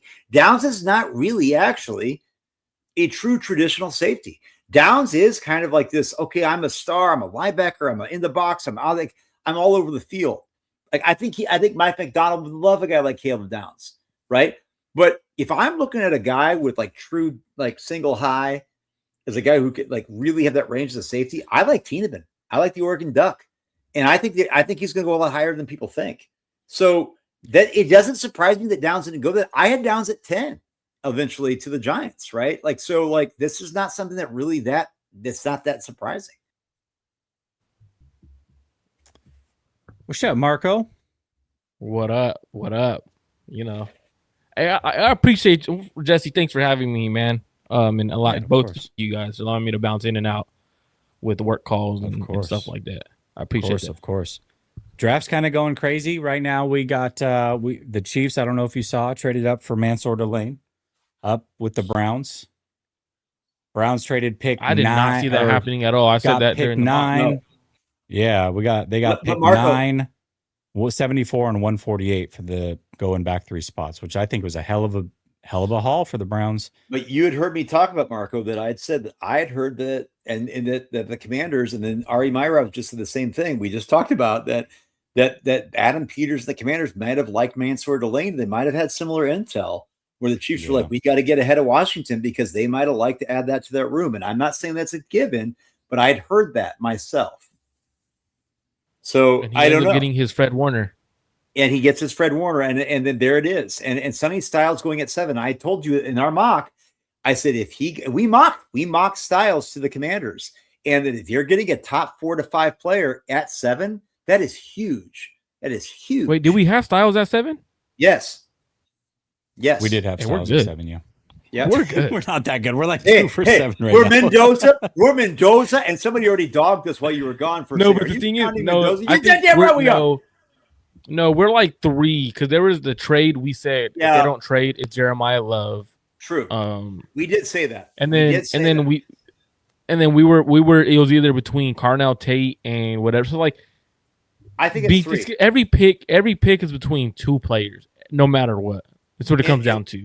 And that's the thing. I'm glad that you mentioned this because this year I'm doing my shadow draft. Spencer Fano goes to the Browns. I said it's Freeling or Fano, and I thought it was going to be Freeling before, but there's Fano at the Browns where I thought the Chiefs were going to take him at 9 if on that and they didn't. They end up trading up to get Delane. So Fano does go high. I had Fano as a top 10 pick. I don't think a lot of people probably did. And so like he's my favorite offensive lineman in the draft. So the Giants are going to go Caleb Downs, right? Like they got, I mean, come on. Yes. It has to be Caleb Downs here. Because they we had them taking at number 8. Remember we had them making a trade? Or Ioane. I could see this be Ioane. If they go Ioane, oh, that would be crazy. I think if you pair him with don't get me excited. With Illuminor, with my goodness, I can't even speak English. Andrew, my goodness. I haven't even had the wine flow into my veins tonight yet. Brown.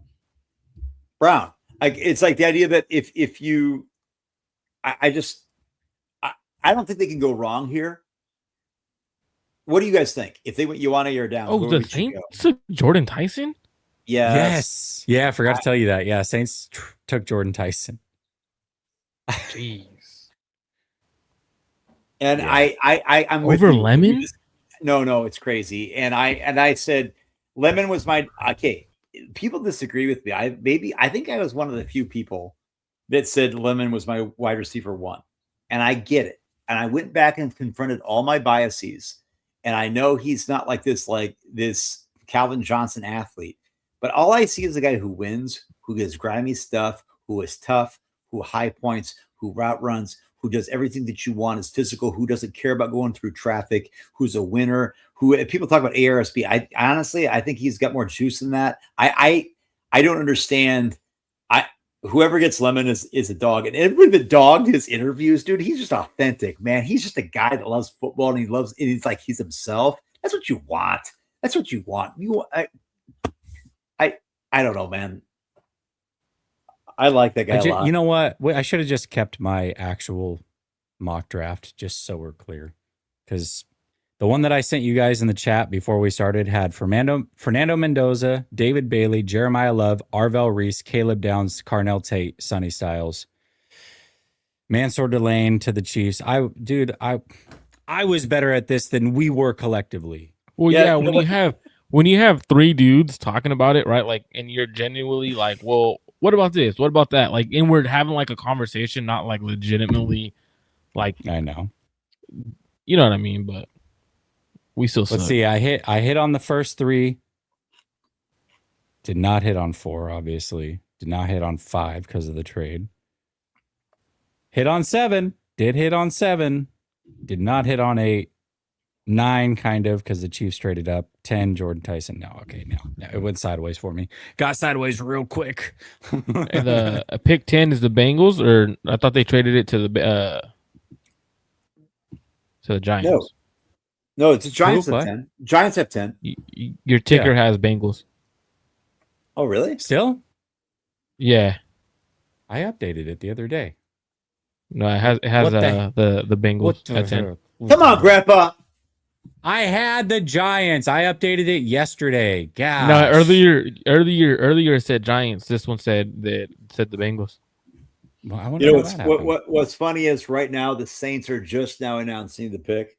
Are they I mean, no, on TV. on TV? And so I get that, and here it is. The Giants will select Francis Mauigoa. Wow. They go over Ioane, so they take the reason I had originally mocked him, Jeez. but then when the herniated disc stuff.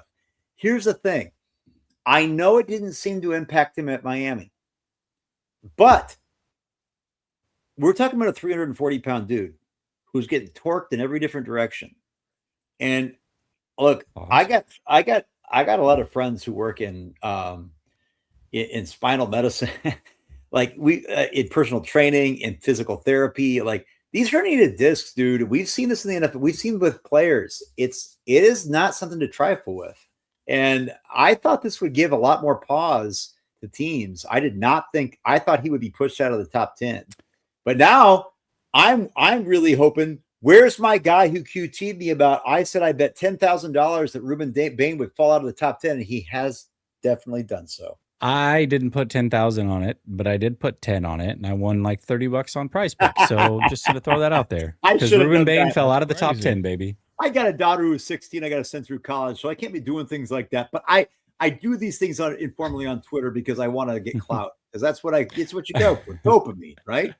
You got to go for the clout. Listen, Ruben Bain fell. I did not see Caleb Downs falling out of the top 10, though. I'm not going to lie. I didn't think people were scared about that knee. Yep. Oh, and man, people are scared right about that. Man, film don't lie, man. Film's there. That's a top 5. That's a top 5 player in the draft. I get that, but I said this a month ago that again, and I just talked about, there are teams that have Tiedemann. There's Dave talking about it's real, right? Dave, like you've got, I mean, like, and I know we're not NFL players, but this idea, if Bain goes to LA, I don't know, man. I don't know if he does. I think he might. Bain's about to go right now at 11. To who? The Dolphins? To the Dolphins. Yeah, they already took a short arm pass rusher a year ago that was overrated.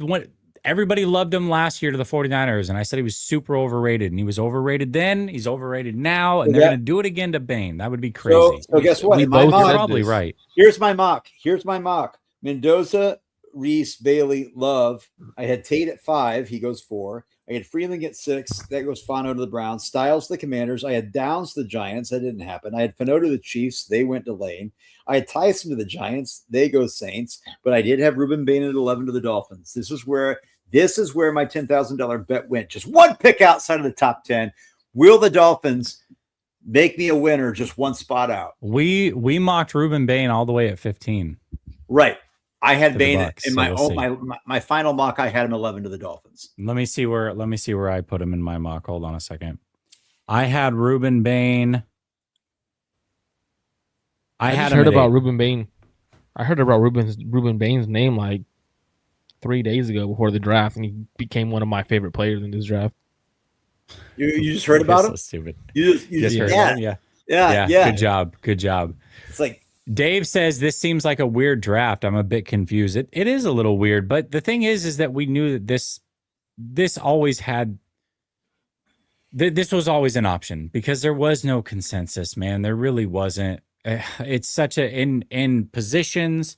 Positional value is not the same in this draft. It's all over the place. It's an interesting draft altogether. It's just prospect wise, it's interesting. could you see the Dolphins going Caleb Downs here over Bain? I mean, if you're talking about like Yeah, I am not again. I'd go Vega. Guys, look, we're all That's- NBA guys too. Like size matters. Size matters.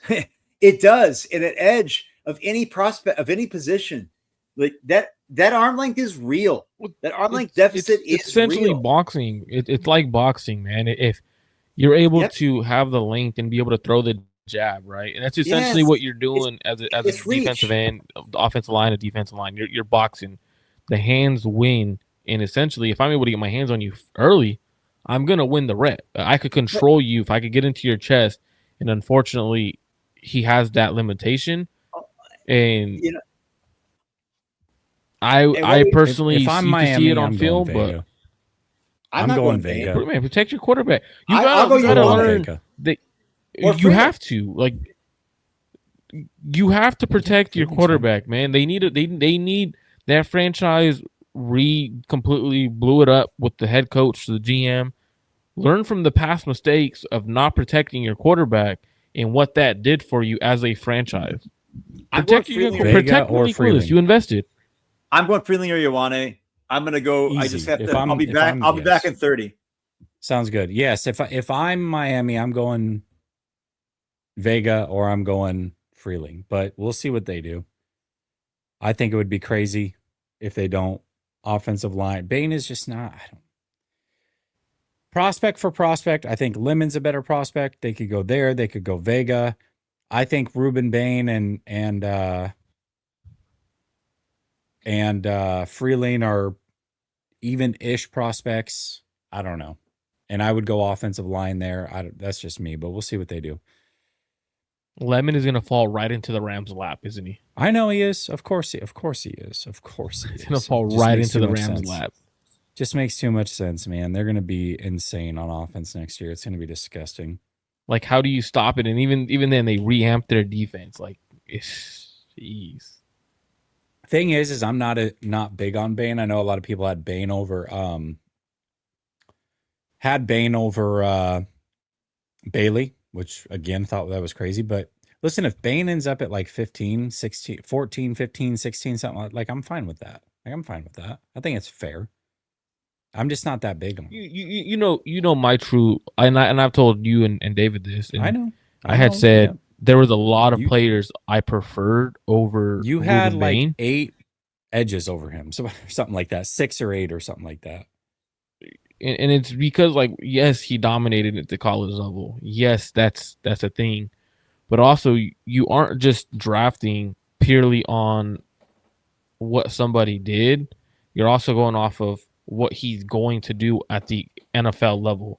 Traits in the measurables matter. You don't see players who are extreme outliers succeed drastically in at that position. Like, there's certain measurables you must hit to be drafted in the first round, unfortunately. I agree with you wholeheartedly. I agree. Shoot, my son usually goes to bed at 9. His Ravens are up here in a few picks. Hopefully So he's we don't able to have stay any up and picks see yet. it. No, still Crazy. stuck here at 11. I'm actually shocked here. This is kind of taking a long time. Which probably means that they're like, damn, we did not necessarily expect it to fall like this. Like, I'm sure they had, obviously they had their board. Cowboys trade up to 11. So there you go. That's what's taken so long. Who they gonna go Caleb Downs? Cowboys just traded up to 11. Yeah, I would imagine they got to go Caleb Downs, right? Are they getting Bain? Like, do they go Bain? Do the Cowboys be like, you know what? We love Bane think it so is. much, we got to get him. I think it's Bane. They traded up one pick, dude. What? Why? You think Well, it's Bane? Yep. Like that. That would. I don't know. Dolphins are leave it probably up to like, the we're Cowboys between to- these two players anyways. Like, who cares? You make the decision for us.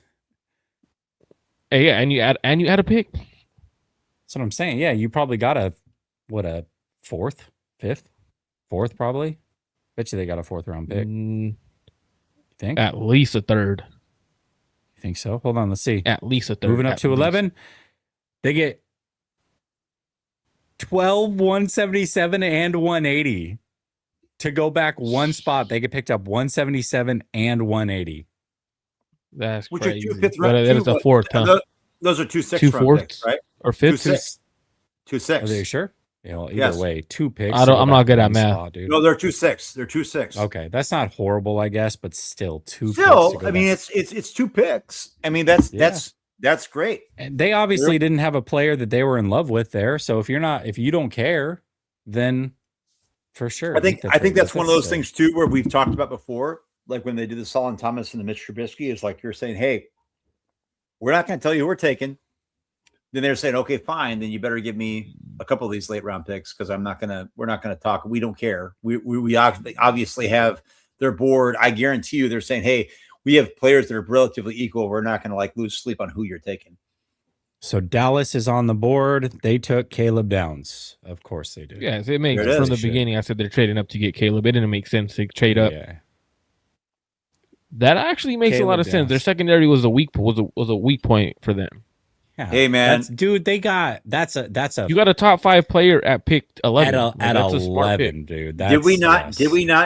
not mock to the Giants? We mocked the trade up for the Saints, I think, but then we had them going to 8 and taking Downs, and so Yeah. here Jerry gets them at 11 by just giving up a couple 6, and now they still have That's 20. a phenomenal pick. Caleb And they Downs is might good. still be doing the Pickens thing. We'll have to see what happens there. Like that's They're not that's trading well- good. Pickens. Let me say this.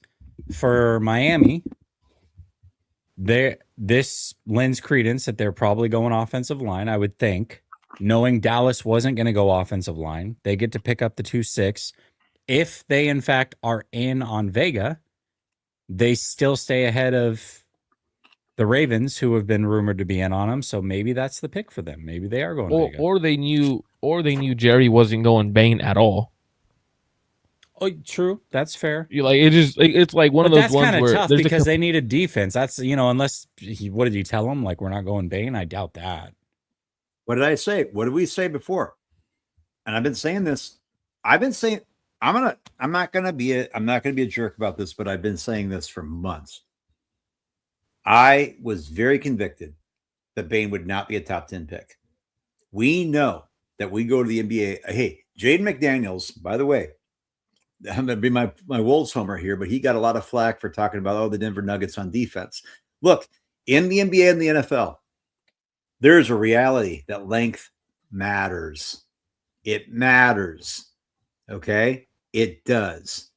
And when you don't have it and you don't have the juice to go operate, like I don't get it. I never got it. I told you guys before in our group chat, I never understood the Bane love. I never understood a guy that wasn't incredibly overproductive in college and that also just doesn't have the better. And guy, he didn't even test. He didn't do anything in his pro day. He just bags. He never put any numbers out there. I'm sorry. Like, did you think that you were Michael Jordan? Did you think that you were, like this universe? Like, I don't get that. I can't think that some other teams are like, dude, like, who'd you think you were, bro?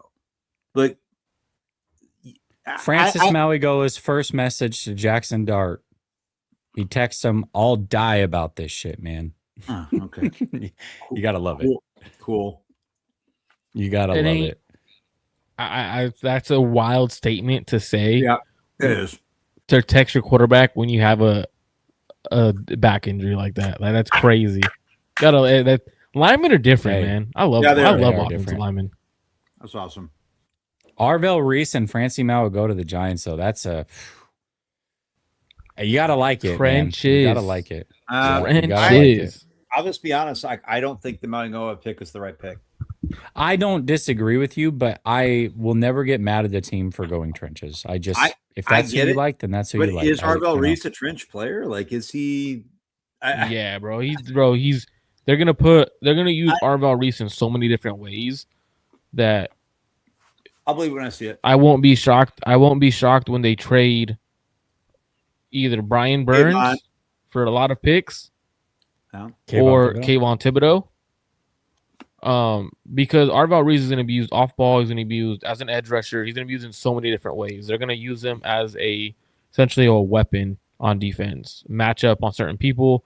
Abdul Carter is also a really good young edge. So they got some edge guys, man.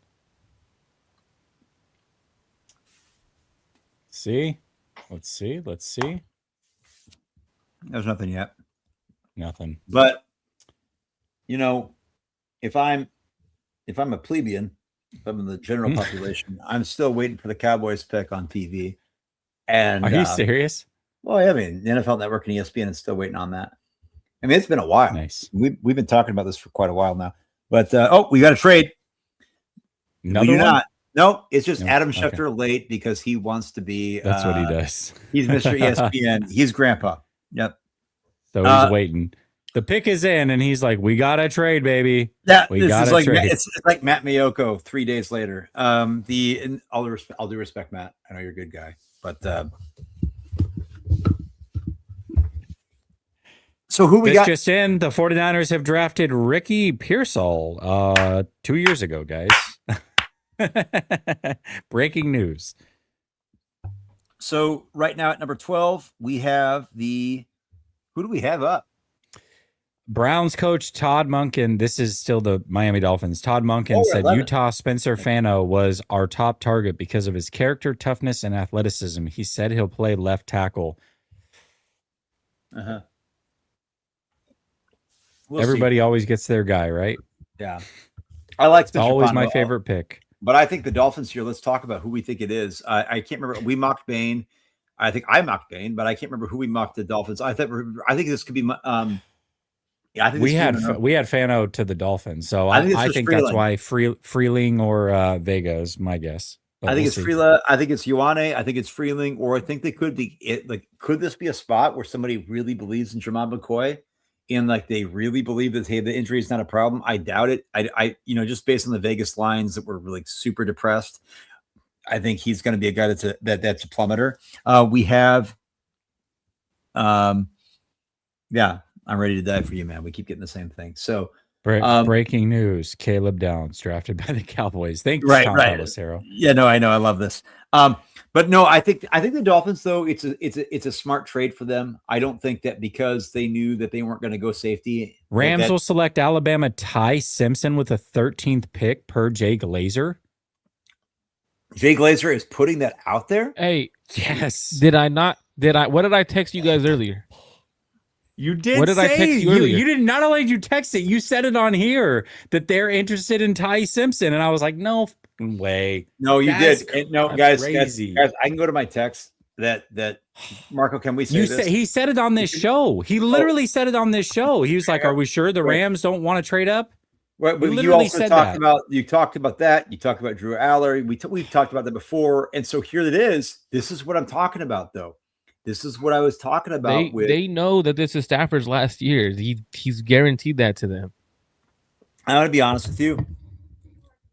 I had talked about if Aller were the guy to the Rams, that would be the worst case scenario for other teams because Aller is a guy that could use real coaching, real time to develop, but has all the tools to succeed if given the opportunity.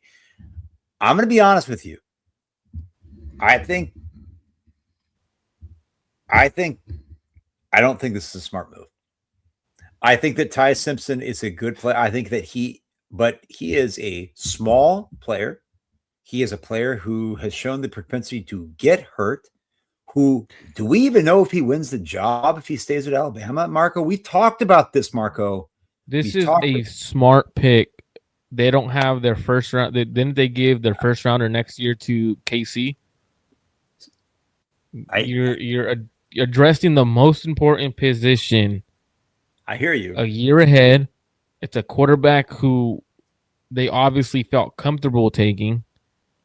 I like the pick. I think Well, Ty Simpson could play, and he's going 5:05 to p.m. assist. Marco texts us 5:05 Eastern, 4 hours ago. LA Rams have interest in Ty Simpson. Yep. 4 hours ago from Marco. And I believe that. And here's what did I say? What did we say though before when we were talking about Arizona's pick? I told That's you crazy. that I don't think Arizona was either going to take Jeremiah Love, which they did, okay, or trade down, but not worry about missing out on Ty Simpson. And I don't think they cared. The Rams have not taken him, to be clear. I just want to let everybody know that is the rumor that they are going to take him at 13 behind. We're still waiting on the Dolphins pick. So at 12. But the rumor is that's where they're going. Jay Glazer put his name on it. He's pretty accurate when he reports. Jay Glazer was hinting at this yesterday when he was on with Daniel Jeremiah. He was saying that I've got something. I can't talk about it, but if the chips fall as they may, it's going to happen, and I can't talk about it. And this is exactly what it was. Did the Dolphins select Kalen Proctor? Anybody see that yet? No, Am I tripping? No. But we did think Proctor would go higher than people think. I thought Proctor could go as high as Cleveland at one point. Like there was talk about that, like down a couple weeks ago. There's nothing there. I think to get Niners fans right now, I will say this, just because I said I don't think this is the right pick. What I think is funny. I know where you're going with this. This is funny. They did take Caden Proctor. They did take Caden Proctor. They did take Caden Proctor. There he goes. Yep. And offensive lineman. Here's the thing. Niners fans are going to sit here in victory lap the Rams for taking Ty Simpson. I'm one of them. I'm one of them. I'm not going to victory lap. But hold on, Jesse, you're one of them, but you also are somebody who would not take Brock Purdy this high when he was coming out. Hell no. So that's essentially, I think that's the kind of the route David is going, in the sense of Niner fans are going to victory lap it, saying, oh, they're going Simpson and stuff like that, when essentially Ty Simpson is comparable when you put him in the offense with the Sean McVays, with the Kyle Shanahan. That's kind of how I see it, in my opinion. Like, you put him in the offense, and he can be very productive with the right coaching staff. But Marco, that's my point, is that I'm not going to victory lap this, but I will say I disagree with it, because that's exactly the comp I have. Now, he's a better arm. He has a better arm than Brock Purdy. He's a plus athlete like Brock in that way that he could go. He's also, though, I don't know, and Brock never had injuries at Iowa State. That's the thing. Brock played 4 years. Yeah. Brock played 4 years, though. He played 4 years and never got hurt. Ty Simpson played 1 and was hurt and had the things and went down to 190. We have not, I'm sorry, there's the road to hell is paved with quarterbacks with like guys that have not had the requisite starts and have not had longevity. This is a gamble to me. This is a gamble. And like you just said, they already gave up for McDuffie. I'm sorry. Like I don't it's see. Not for me, it's not a gamble at all, because next year's pick, right? You're not picking in the top 20.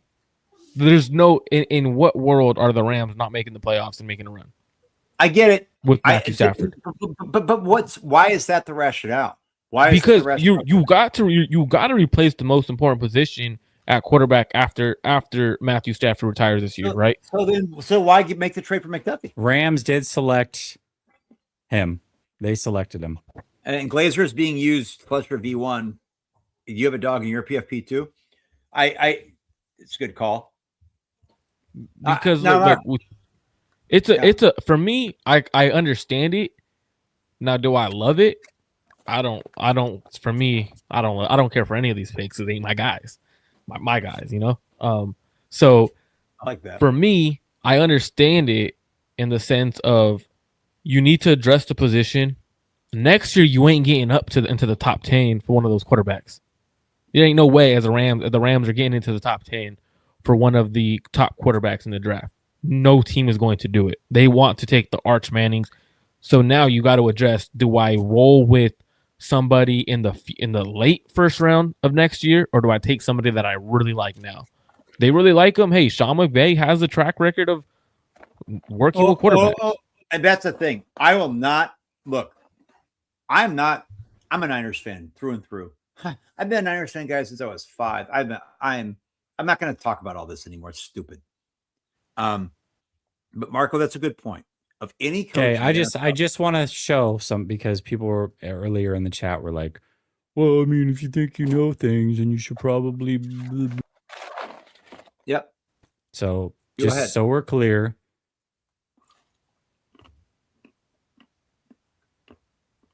So, Grandpa.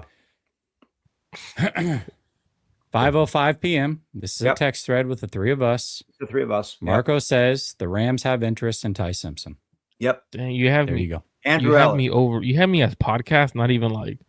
No, Yeah, dude. Like Dave, Marco- look at David's Twitter. That's how I put people on my David phone. L. Do you not understand? Twitter. Bro, Yes. bro, you know what? Screw you. You know Geez, what? All I right. thought this You guy know was what? my I'm friend. trying to give you love, and now I'm like I thought this alienated. guy on my was own our show. friend.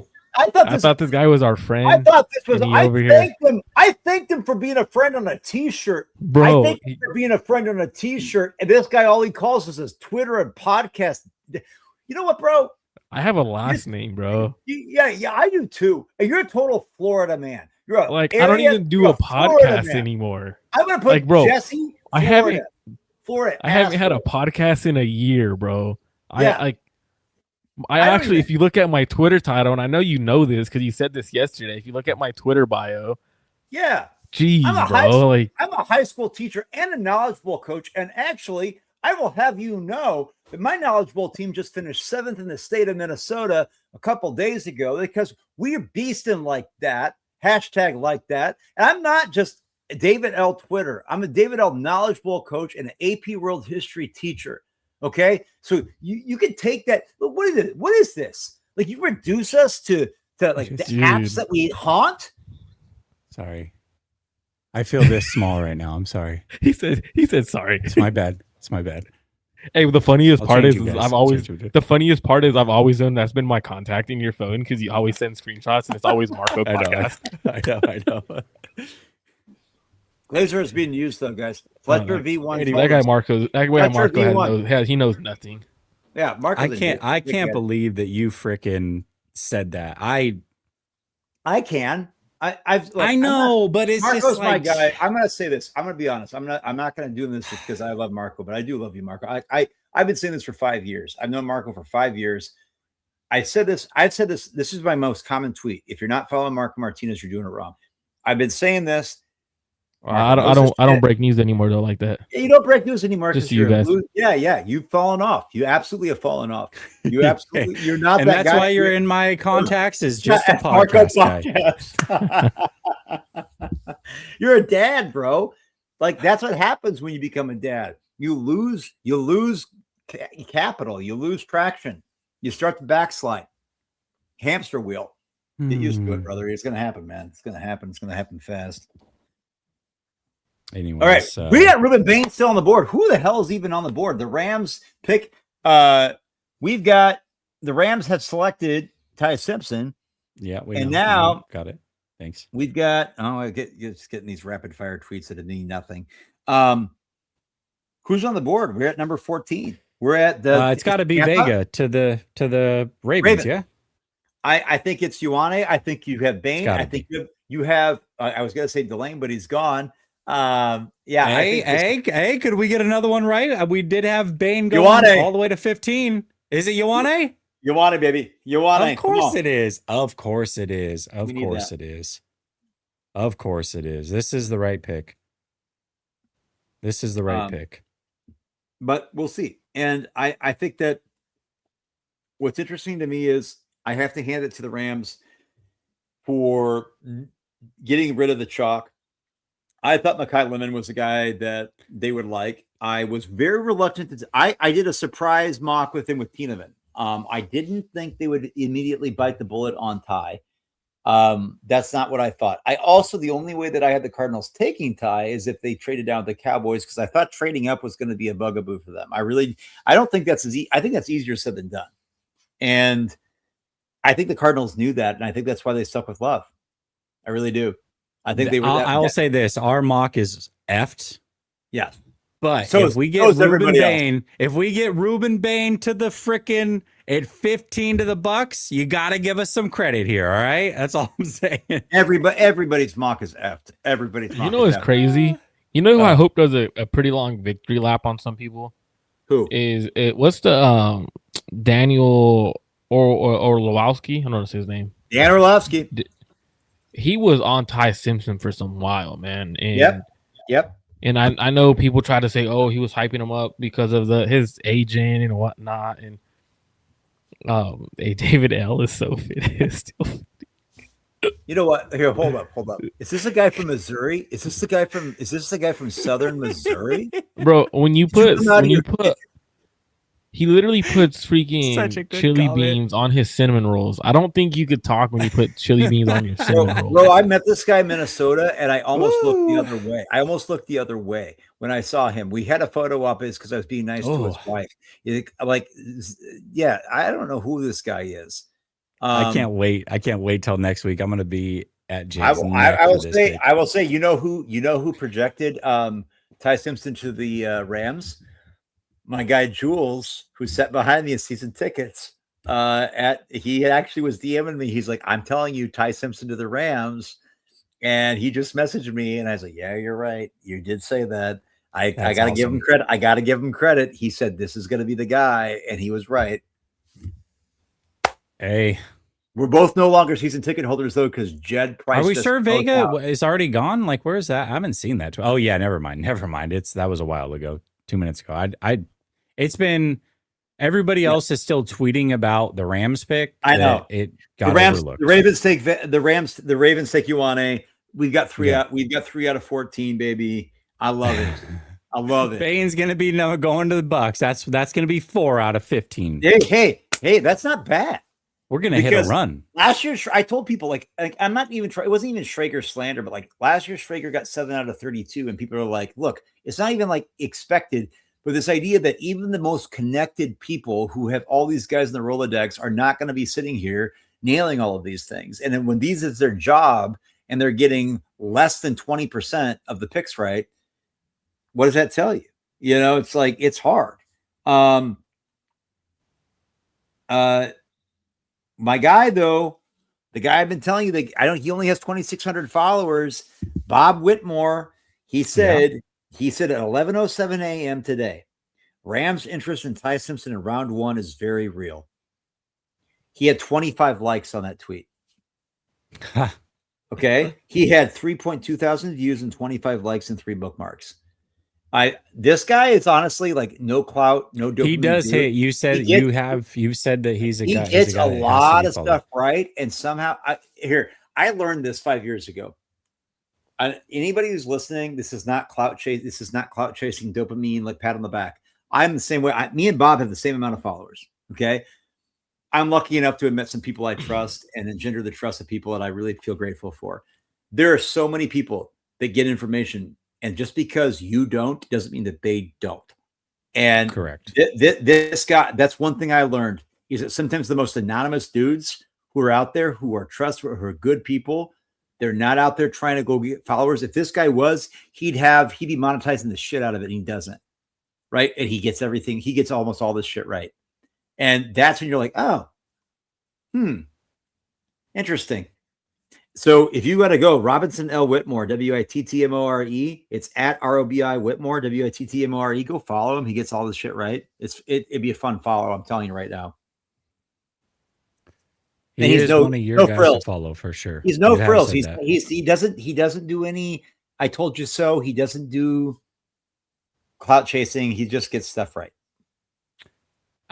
Trade up, trade down, pick 27. I think we said Casey Concepcion just because none of us would like it, but that's, we said there's a lot of things. And I think one of the things I did earlier today, I said, hey, instead of going one mock, here's a mock with a receiver. Here's a mock with an edge. Here's a mock with an OL. Here's a mock with a safety. I think at 27, it's so hard, and it's all about who's there. And unless you predict everything right that goes in front of you, it's really difficult. So that's a good question. Trade back is obviously ideal, but at this point now with Ty Simpson gone, I mean, who's trading up into the first round for a 5th-year option on a player that's just as good as anybody else to 75? I don't know. I don't think trade backs are going to be very easy at the end of the first, as they have in maybe other years. Let's see. Late to the show, any surprises or rumors? Lots of surprises, lots of trades. The Ty Simpson one, although Marco did tell us an hour, 3 hours before the draft. The Bucks are drafting Ruben Bain at 15. So now we got our 4th one right, baby. Let's go. 4. Let's go. That was like unreal that we just got our 4th. I've never been so excited to get a pick right in my life. Dude, I'm ecstatic because I bet $10,000 and I'm going to go find this guy. I swear to God, I'm going to find this guy. And I'm going to say, where were you, brother? 15, 5 spots below the top 10. That's dramatic. And I said, don't be surprised if he falls before the early part of those right after 10. This is exactly where we thought he would go. And honestly, if you're the Bucks, I think this is a good pick. I don't hate Ruben Bain. I think this is a good gamble to see, like, hey, can this guy be the guy that you think he is? I don't think he will be. I think he's going to be a serviceable player that kind of gets washed out a little bit, but you got to go try. I don't. That's why we mocked him there. And Miami guy going to Tampa. I love Tampa. Jesse lives in Tampa. My wife and I, by the way, if you haven't been to Tampa, Jesse lives there. I was honestly just overjoyed with my time in Tampa. I loved it there. My wife is constantly talking about bringing her back there. It is, and we travel all over the country in the summer. We're gone all summer in California, all summer. We're out west. We're on the ocean. We do everything. Okay. I like Tampa. I love Tampa. We're going to go back. Can't wait. So Ruben Bain being in Tampa, I think that's awesome for him. That's great. I'm happy for the Bucks. Oh no. Let's see. What? Let me get without doxing him. Oh God. We could dox him. We can do that. Hey, there ain't no constitutional amendment preventing us from doxing anybody, Jess. Just a couple dads on a Thursday night. I'm curious what you're talking about, doxing. I am too. It's Grant. I can't show it without doxing because somebody asked, how do I have him saved? It's Grant C podcast, just so for Spider. Oh yeah. No, wait. It was all Niner. Grant C podcast. I can't show it because actually here I can. You have Grant as Grant C podcast? Yes. This is what I do. I don't. Well, what? Like, dude, I know multiple Grants. How many Grant C's do you know? Like, I don't know. Jesse's my vibe though, because like he's all business, no friendship, just business. And wow. I love it. He has David L. Twitter, and then he has David Lombardi boyfriend. That's David L. boyfriend is David Lombardi. That's who he did. That's who he didn't want anybody seeing his phone for because he doesn't want to dox him. Huh? He said, I don't want to dox anybody, but. That's crazy. I like guys that tie Wimbledon sweaters around their neck at Yosemite. There it goes. And is that what? Who? Vega? Did Vega go to the ramp? Yeah, we know. Bro, we've been there, Grandpa. Oh, we know. Oh, yeah, we talked about that. It's time to take. Jeez, bro, we're not even. And Ruben Bain went to the Bucks. Where have you been? Wake up! Sorry, I'm that friend that doesn't. Bro, we literally celebrated together. Did you pass out in the middle of that? Spider, by the way, I got an Adderall Connect if you need it. Come on, man. Let's Look, I'm attached to my phone. Like I got you. All right, Marco Schefter. I'm changing. I'm the friend that doesn't pay attention. Little Marco Schefter. No, it's not that. Not that. But I have to work still, guys. Okay, so listen. Spider said we did. If we don't go LR, it's dumb. I somehow lost that.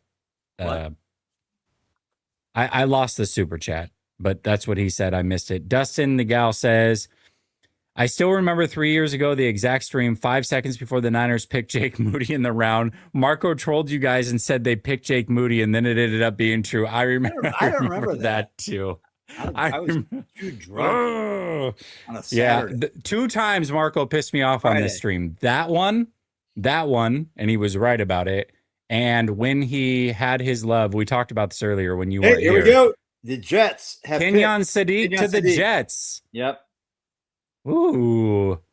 There you go. And when he acted like he loved TDP and on stream, I did not like Marco for that. Let's see. Wow. Okay. So Jets take Kenyon Sadiq.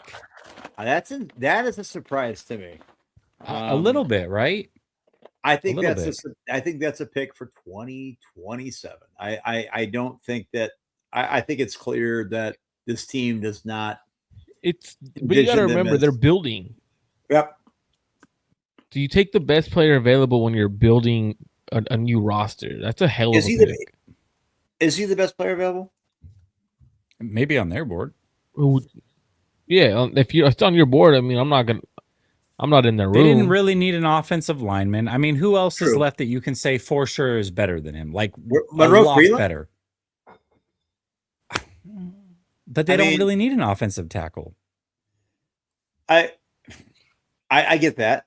I think there's defensive players there. I think Sadiq I like Sadiq. I was never enamored with Sadiq, though. I will say that. I never quite got the. Could you see a scenario with the players left that he's the highest on somebody's board? Sure, but haven't we? Okay. Are we losing Are we losing track though of the past where we've seen super athletic tight end prospects that never got quite the pub that he did? You know, I mean, even if you go back to even guys like Eric Ebron who went top 10, but they were like, whoa, you know, or like. I mean, honestly, are you banking on it being Vernon Davis? Is that really I mean, I don't know. Like, I think the odds are kind of low. But the thing too, though, is when you have weapons like Garrett Wilson, I'm a big fan of the other cat over there, the receiver on the opposite wall. Am I drawing a blank? Kid from Texas.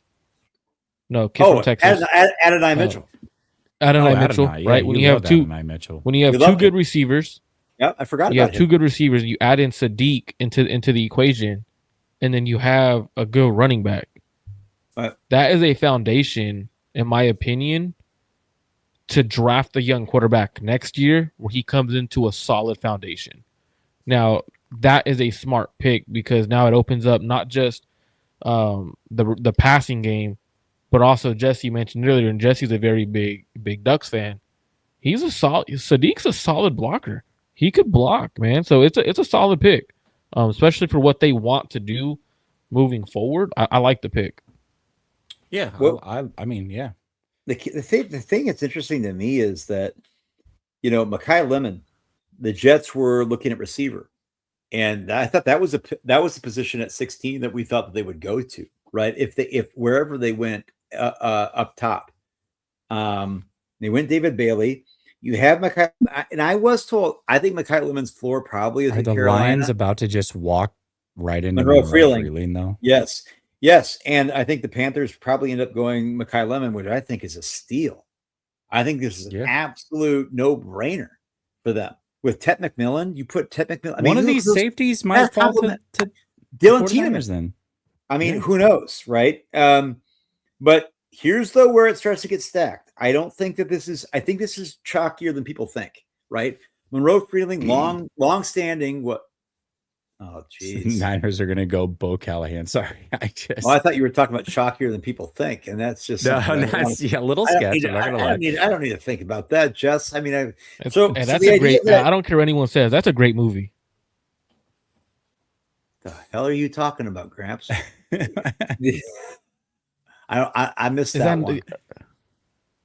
You talking about? Is that not a movie? What? There's something about Mary? No, Bo Callahan. Is that not from Draft Day? Oh no. Or no? I think we've lost the plot, literally. No, he is Draft Day. Yeah, Bo Callahan. What about fictional character? Yeah. What Bo Callahan is from Draft Day. That's a good movie. Yeah. He is from Draft Day. I know he's from Draft Day, but what happened? 6'3", 231 pounds, bro. Nine like what? And change. I know that Bo Callahan. I know that Bo Callahan is. I know that Bo. I know that Bo Callahan is from draft day, but why did we invoke it? Because it came onto the screen. Are Oh, you I not see. paying attention to my guy Jesse's podcast now? Like, are I don't you? care. Look, Yeah, this dude- David L. Twitter. I gave it up after David L. Twitter. I'm not gonna lie. He's Can we phoned get back it in to- since can then. we get back to go, the go. draft? Let's Can we go. get All back- right, Yeah, let's yeah, go. yeah. Look, Uncle Dave's got his cab sauv here. I would say this. I think that Monroe Freeling, to me, he's my OT1. I'm a little bit shocked by this. I think that if Detroit lucks into this is a great pick. I think there's a lot of good players in this draft, man. I think there's a lot of parity here. And after my top 4 or 5 blue chip, I'm telling you, man, I think the parity is real. I don't think a lot of these guys that drafted 6 picks ago are getting guys that were that much better than guys that are picking at 28, 29. I really don't. And Are we sure they don't go? Are we sure they don't stack up the offensive receiving room and go Mekhi Lemon there though? that's what I'm saying.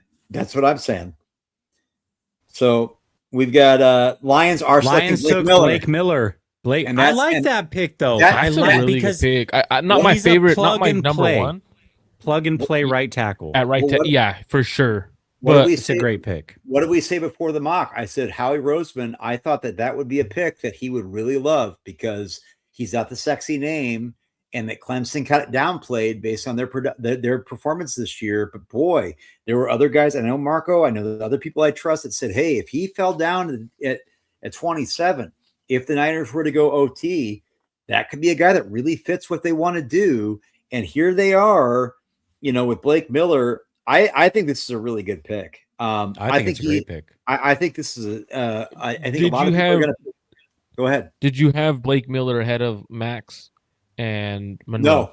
No, but I did have. But here's the thing: I had Blake Miller going to Philly. I thought Howie would like. I know. I think it's a great pick, but There did were they take times the I best did. available tackle?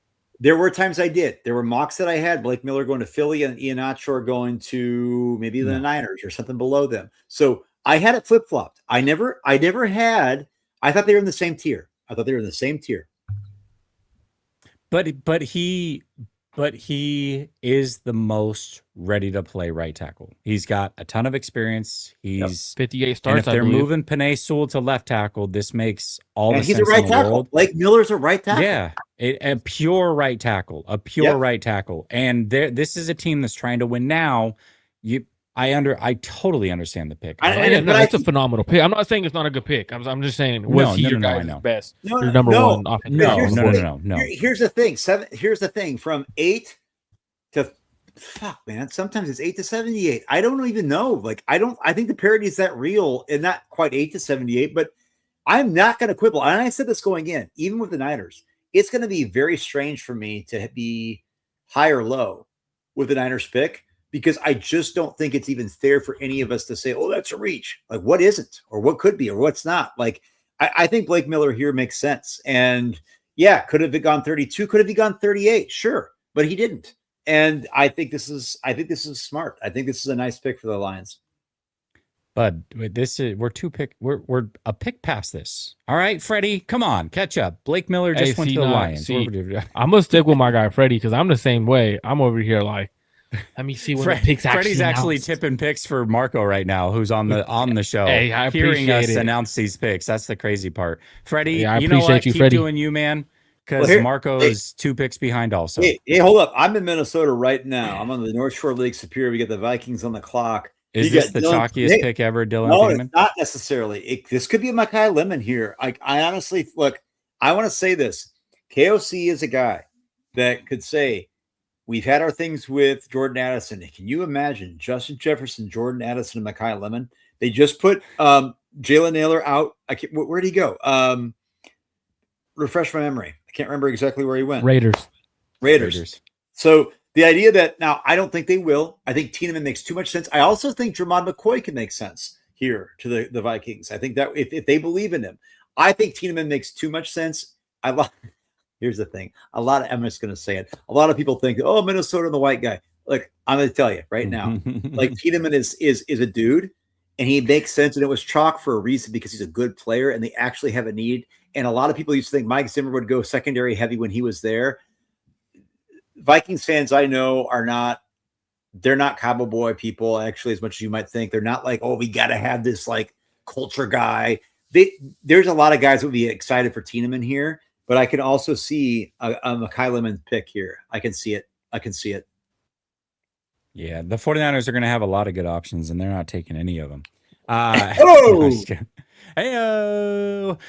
No, I think Thieneman, and then I do think Makai Lemon to the Panthers now makes sense, but we'll see. We'll see.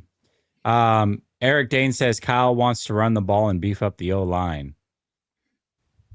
Shh. Well, yeah, I wish. We'll see. Yeah, I don't know. Larry says, in a hotel on a work trip. Sorry I'm late. Go Niners. Larry, the podcast didn't start until you showed up. Here we go. We're ready. Casey Concepcion, best wide receiver in the draft. I highly disagree. Highly disagree. I actually think out of the first round, like consensus receivers, he's like the highest propensity to bust, but that's just me. I could be wrong. In fact, I'm going to let you know I probably am wrong. But I don't think he's the best receiver in the draft, though, either. That's bold. I like it. I like it, though. It is bold. My father-in-law just said from Reno, my wife's stepdad, he said, rumor has it that this is my father-in-law who's golfs with Aaron Rodgers' best friend in Reno, who's rumor Vikings will select Caleb Banks. Whoa. That's not crazy when you think about it. With the foot injuries?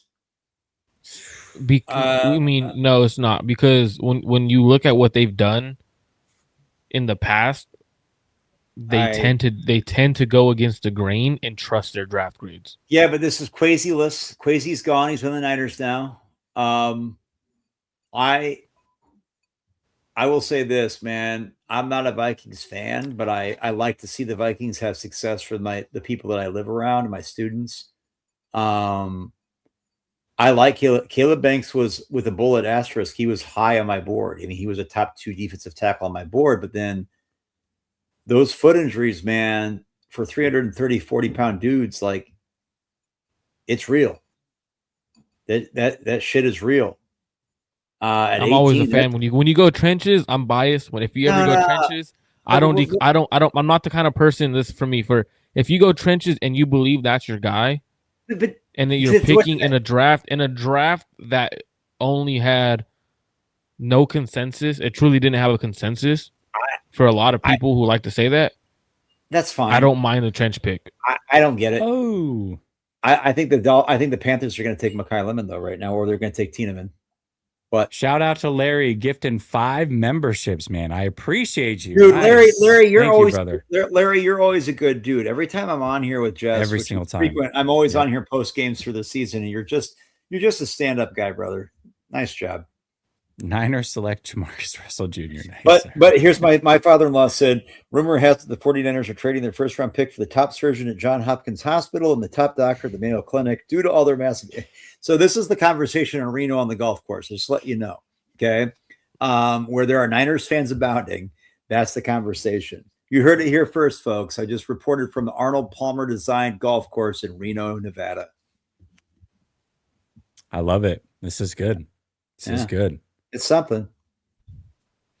Let's go back to Caleb Banks. It's something. Yeah. Let's go to Caleb Banks though, because my guy just texted me, so far so good, and I agree. That's a good move for the Niners. If you're the Niners, like I don't think that was the Niners have got a lot of good stuff. I think that should be headed their way.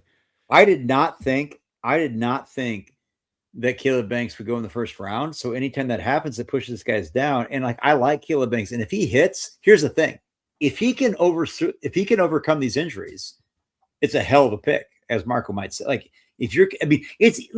I was convicted in him being that level of pick. If he's healthy, if he didn't have the foot injury, he's a top 15 player on my board. 100%. Samir gifting 5 memberships. Samir, the comment creator. I love you, Samir. Thank you, man. I appreciate it. We're about to have a bid. They're about to have a bid. Anyone got 5? Anyone got 5? Anyone got 10? Hold up. There's Freeling. Freeling is the Panthers at 19. Monroe Freeling? Yep. That's probably my favorite pick so far of the first round. It's a great pick. And I don't think they thought they would go that route. No. And now, though, here you have it. Here you have the Dallas Here's a guy. Cowboys are sitting at 20, and they were rumored to think about receiver before. And now here you have, now granted, Mekhi Lemon and Trade Pickens. Here we go. Well, you have Mekhi Lemon. You have guys. You also though I'm have. just hoping Mekhi Lemon falls to the Bills. You have If he Mekhi falls, Lemon. and the Niners got to take Mekhi Lemon if he's there. I don't listen. That's the one receiver I'll be like, all right, I'm fine. So you have the Cowboys taking Caleb Downs at 11. Okay. You have the I can see it being Lemon. I can see it being McCoy. I think Tremont McCoy could be the pick here. That's a need for them.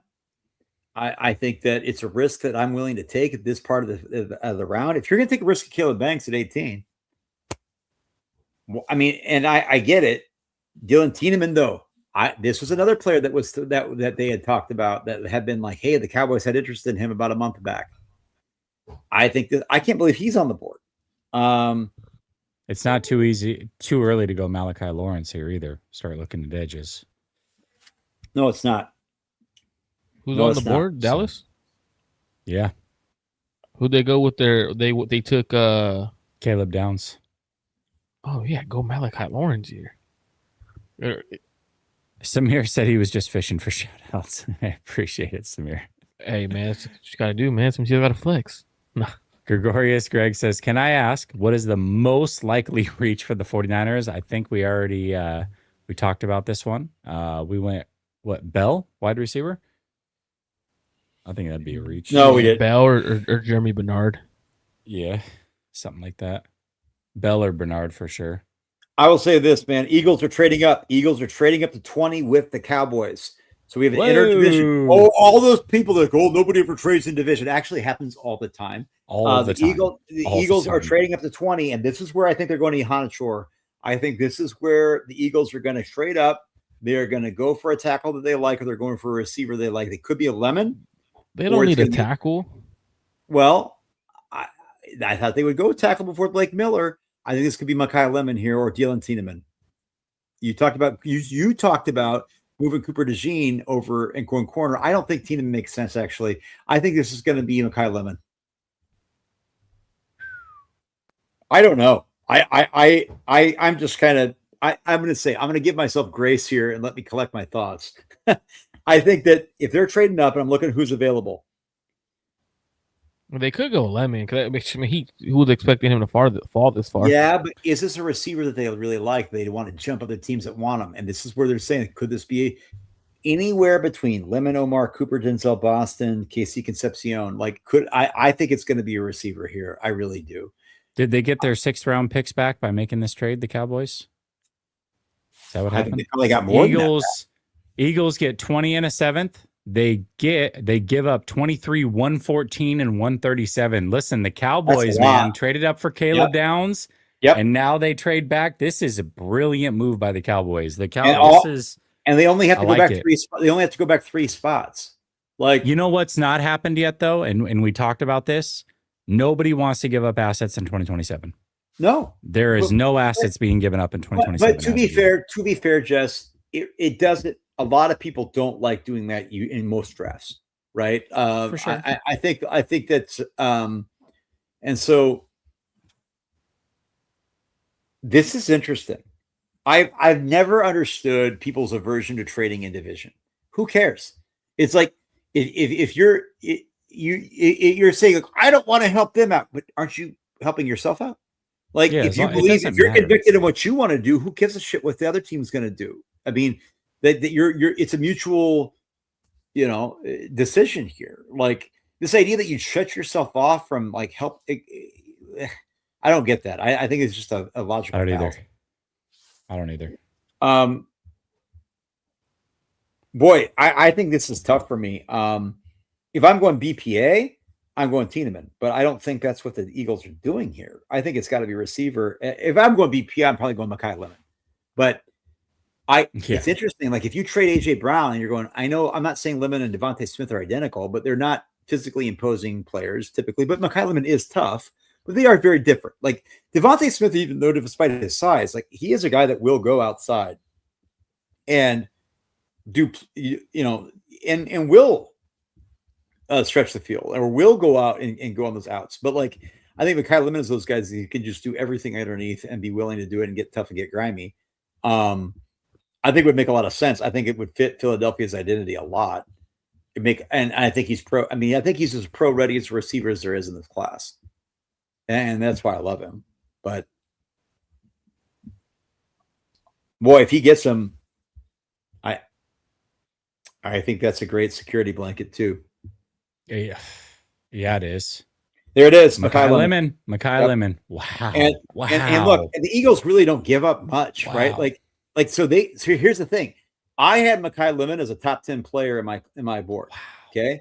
So I have Mekhi Lemon as a top 10 player on my board, and Howie Roseman gets him at number 20. It's by giving up hardly anything, goes interdivision, and is fine. It's a great trade for both teams. That's fine, but like the rich get richer.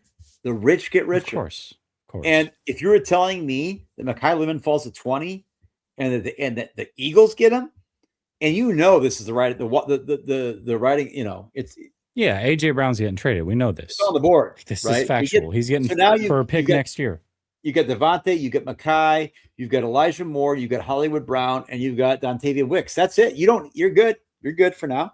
Yeah, you've got more than enough. That is a very good stable. That's a great stable.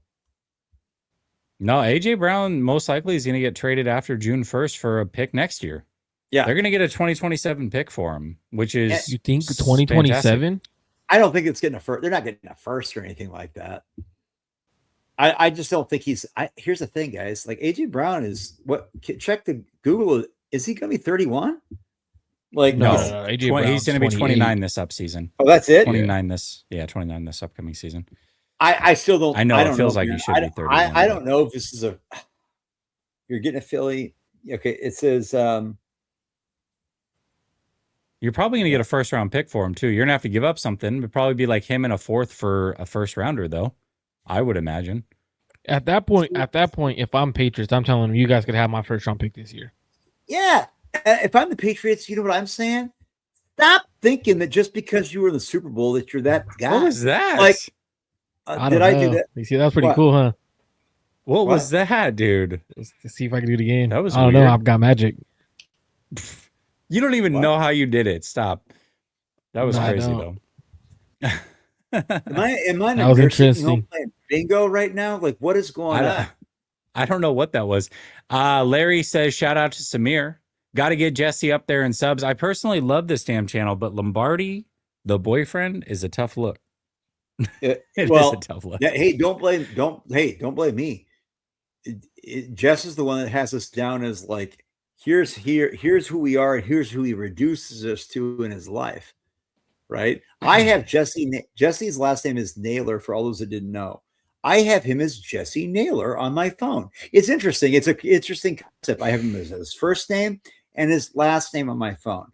That's what regular human beings who aren't serial killers do with their friends. They put their friends' names on their phone. I have Marco Martinez. I can show you this. I don't need to do this because I'm a normal human being. I'm well adjusted. I'm licensed by the state of Minnesota, and I've passed background checks.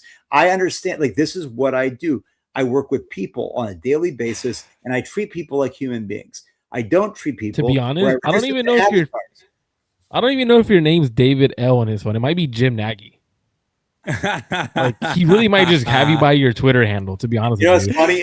What's funny is that on Twitter I went back to my name because I was like, oh, you can't be anonymous. And then I figured out there were some real weirdos on this app that would really and now you can always triangulate and figure out who I am, my God. But like there's some weirdos on this app, let's be real. So yeah, my original Twitter name was to spoof on the real Jim Nagy. I'm the real Jim Nagy, GYM, Jungle Jim.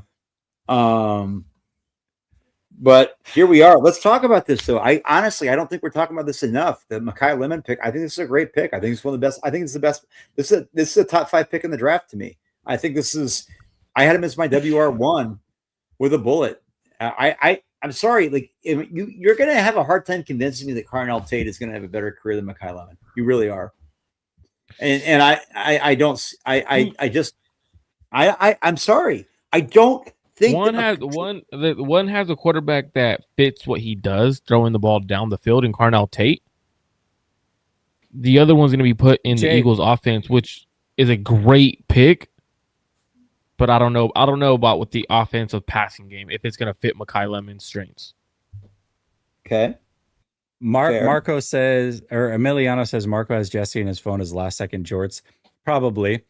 JC, I'm not going to dox you, but if you don't mind me showing our most recent conversation, I'll show you what you're saved as. Which is probably J. It's not just a regular JC Twitter. I guarantee it. It's not even your full name, bro. It's just JC Twitter. I guarantee it. I already know, bro. Honestly, I don't even want to know. Like he's laughing so hard because he knows it's true. It's literally JC, not even J, bro. It's JC, the letters, Twitter, guaranteed. Bro, I don't even. I gotta get his approval to show our last little bit of our last thread. Oh my god! Fuck you guys. You know what? I'm gonna say this. You don't gotta show it. I know it's JC. Yeah, Jesse is definitely having him as the letters JC Twitter. I'm not touching my phone, just so that we can. Here's Jesse Naylor. Look at that. That's his name. Yeah, I have you as Jesse Naylor, bro. I have you as David Lichty too. Did you just dox me? Your name? Yes, Are you afraid of your name? With my number? I didn't show your number. Jeez. No, I did not show your number. This boomer. I didn't show your number. I can't believe he just showed my number. That's crazy. I'm just kidding. I don't know if he did or not. Look at that. Look at that. There's no number. Look at that. Okay. Here it is. JC said I can show it. Oh my God. JC Twitter. What the hell? I told you. You know what, JC man? Twitter. This is the kind of shit. And not even his name, bro. Just JC. My wife and I got an Airbnb by Armature Works. We made sure we flew down to Tampa just to see our guy. And we went to pizza places and we got drinks and we broke bread and we enjoyed ourselves. Grant was there with Ashley. We had a great time. And little did I know that he doesn't even know my last name. And it's like this is the kind of thing where you start to learn about like who your real friends are. And the fact of the matter that I'm sitting here wearing a leopard print. Look at my girls over here. Okay, these people are more friends to me than Jesse is, and they're just TV characters. Okay, they're dead. They're dead. Every single one of them's dead. Every single one. Who did the Steelers take? I don't have it yet. They took Rose Nyland right there. They took Dorothy Spornak. They took Sophia, and they took Blanche. They took the Golden Girls. Oh, Dylan Thieneman. Dylan Thieneman?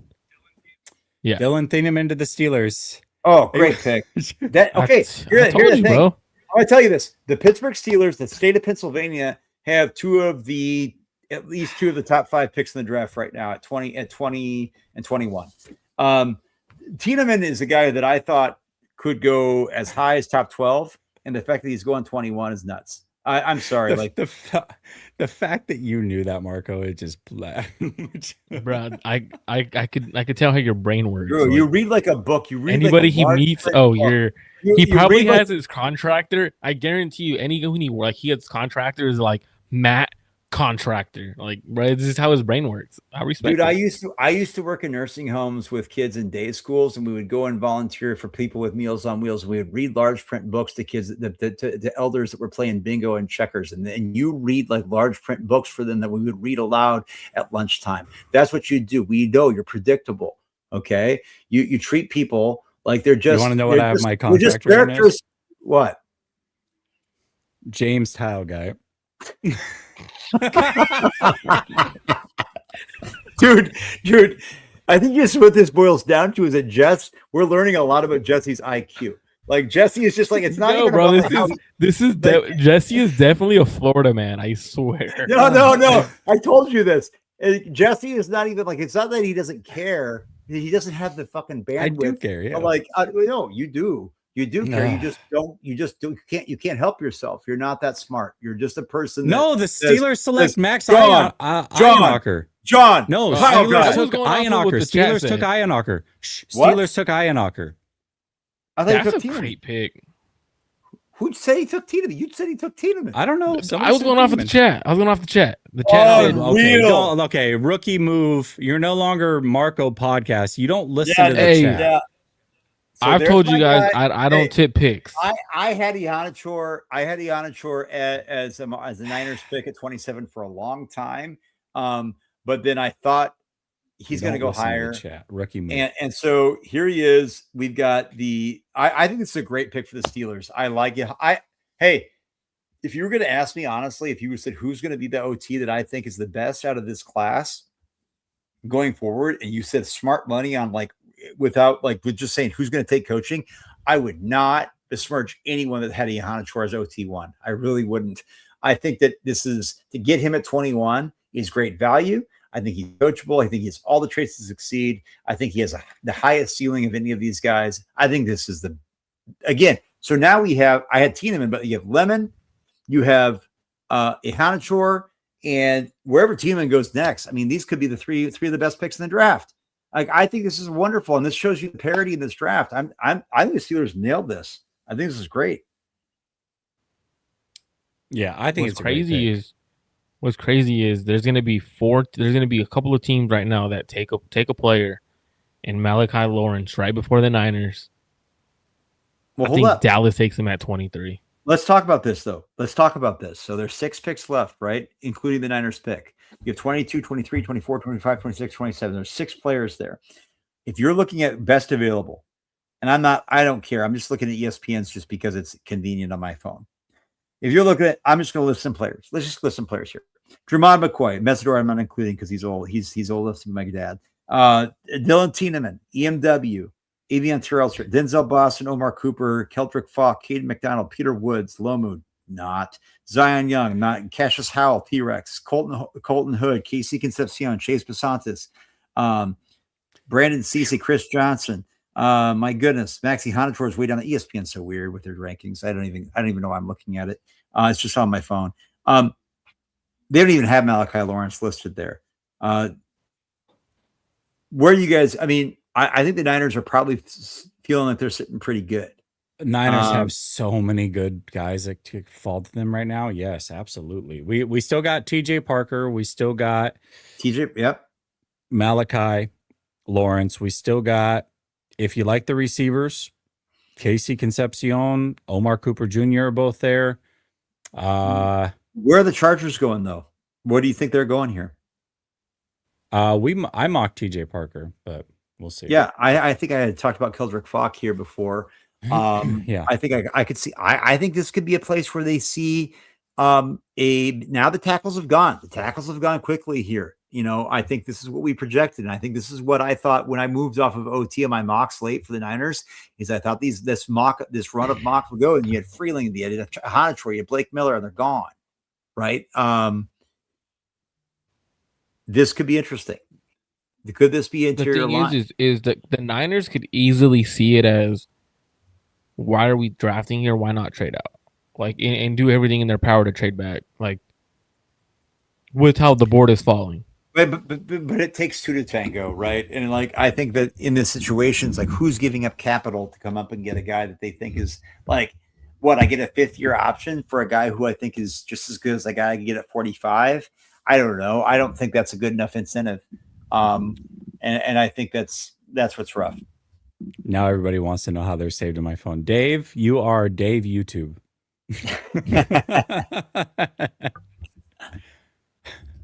Well, we know Jarrett Bailey says effing god awful pick, man, for Maxi Iheanacho. It's okay, bud. No, whatever that means. WWE. I don't understand it. People that are so connected, allegedly, they don't know what these players look like. But who's their quarterback? Is it going to be the kid from Ohio State? No, it's going to be Rodgers. You talking about Steelers? Yeah. Is Rodgers? I don't know. Will Howard? Will Howard? Hey, I like Will Howard. The thing is, Team's a disaster. I'm sorry. I like Will Howard. They're a disaster. The Steelers are one of the worst teams in the NFL. I like Will Howard. I thought Will Howard was a good pick last year. I'm not going to say it. No, I did too. I thought it was a good pick for where he went. I mean, if you think about it, you run the ball, play action. Chargers pick us with in. an offensive lineman. Will Howard could work there. Chargers picks in? Well, why don't we have it on our... They think Broderick Jones will be fine, but this is a good just in case. Yeah, well, we'll see. Yeah, I'm seeing Chargers pick us in on the TV, and we still don't have... Oh, it's Akeem Mesidor. Holy God. This is like... I mean, we thought edge. We just didn't have that edge, I guess. I'm sorry, man. This is a garbage pick. Jim Harbaugh's a dinosaur, bro. Like, Ortiz is a dinosaur.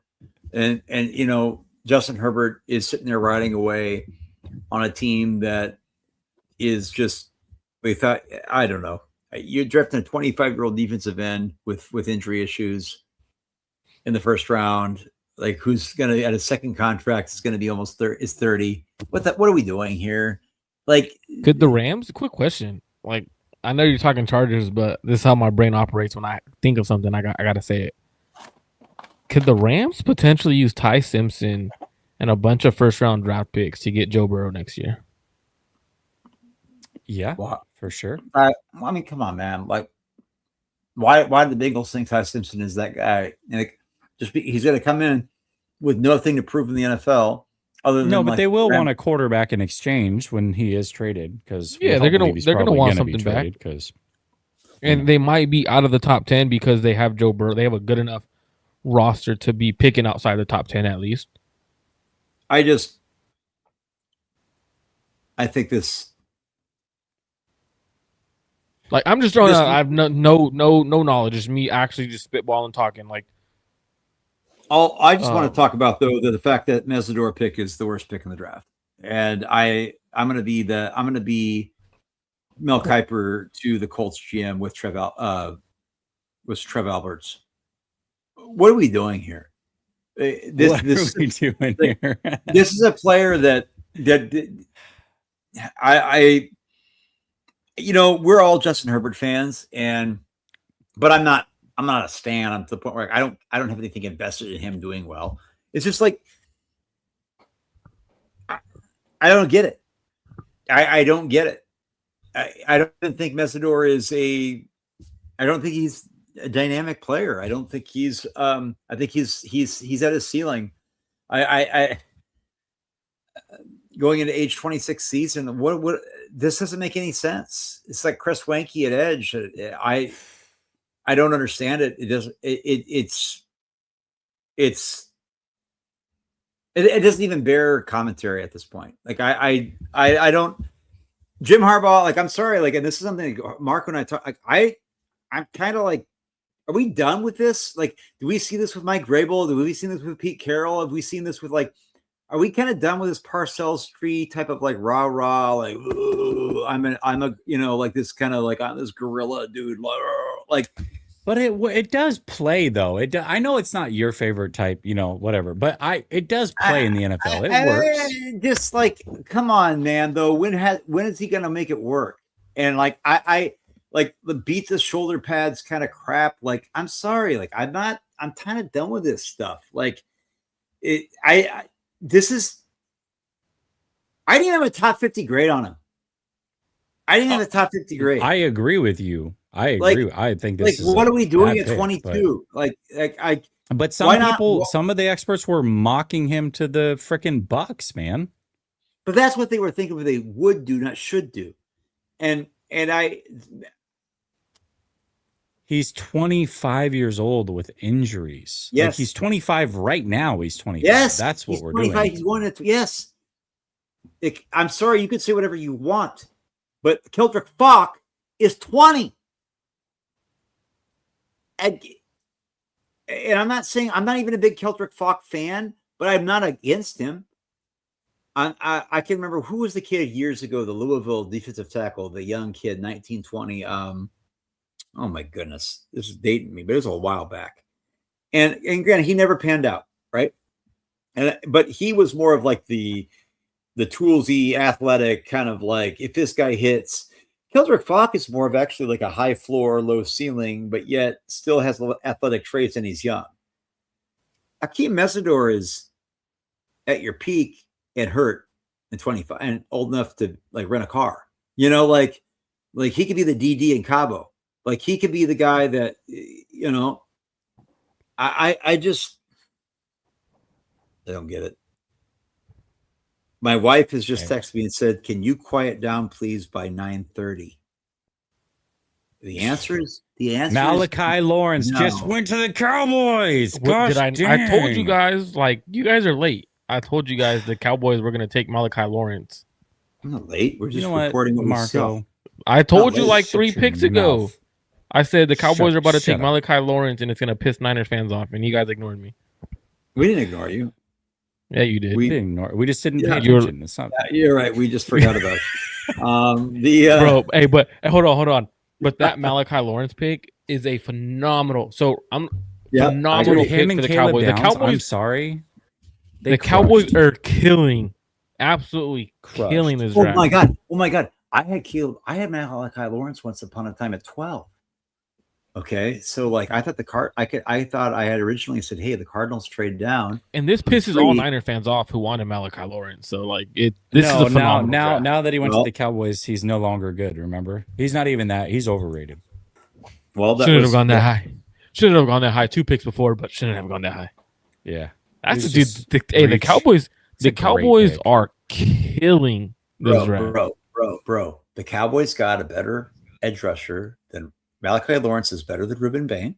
Malachi Lawrence is better than clearly better than Akeem Mesidor. Okay, he is better than Keldrick Falk, who hasn't even been drafted yet, which is great. Which I didn't think he should have been, but I was always mocking him before because I thought that's what teams would do, not should do. I think that the Cowboys, this is actually encouraging. And they I haven't even seen what the capital they gained in all of these trade backs, the net gain, net loss. It's actually probably a wash, right? And so they're sitting pretty. They're sitting good. This is smart ball, and this is smart ball. And everybody said Parker. And you know who Parker? You know who told me? Marco was the guy that told me that. I thought I was with him, and I said, I know you're right. All this bull crap about Dallas trading up for a receiver. You know, that was some good smoke. Browns pick Casey Concepcion. There it is. Pick 24. Okay, here's the thing. Did we have Casey going there earlier? Or did we have no? Here's the thing: the Niners. Omar Cooper. We had to go to the Niners. We had Denzel Boston. I think that. Think that that's the receiver. I think that's the receiver the Niners were hoping would maybe fall to them. Who? Boston? No, Concepcion. I think he offers. Now I have some concerns about his hands, but I think that his speed, his route running, his separation. I think that was something that Kyle might have found a skill set that he liked. This is now where I think this draft is going to open way the F up for the Niners here. I don't know what they're going to do, but I think all bets are off. Let's just say that. Well, let's do this. Who should the 49ers take? We've got 2 or 4 options we can go with right now. TJ Parker, Keldrick Falk. There's 4 players. EMW,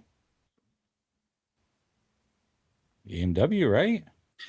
I would say this. There's your mom. Here's the thing. There's Dylan Tiedemann is still on the board.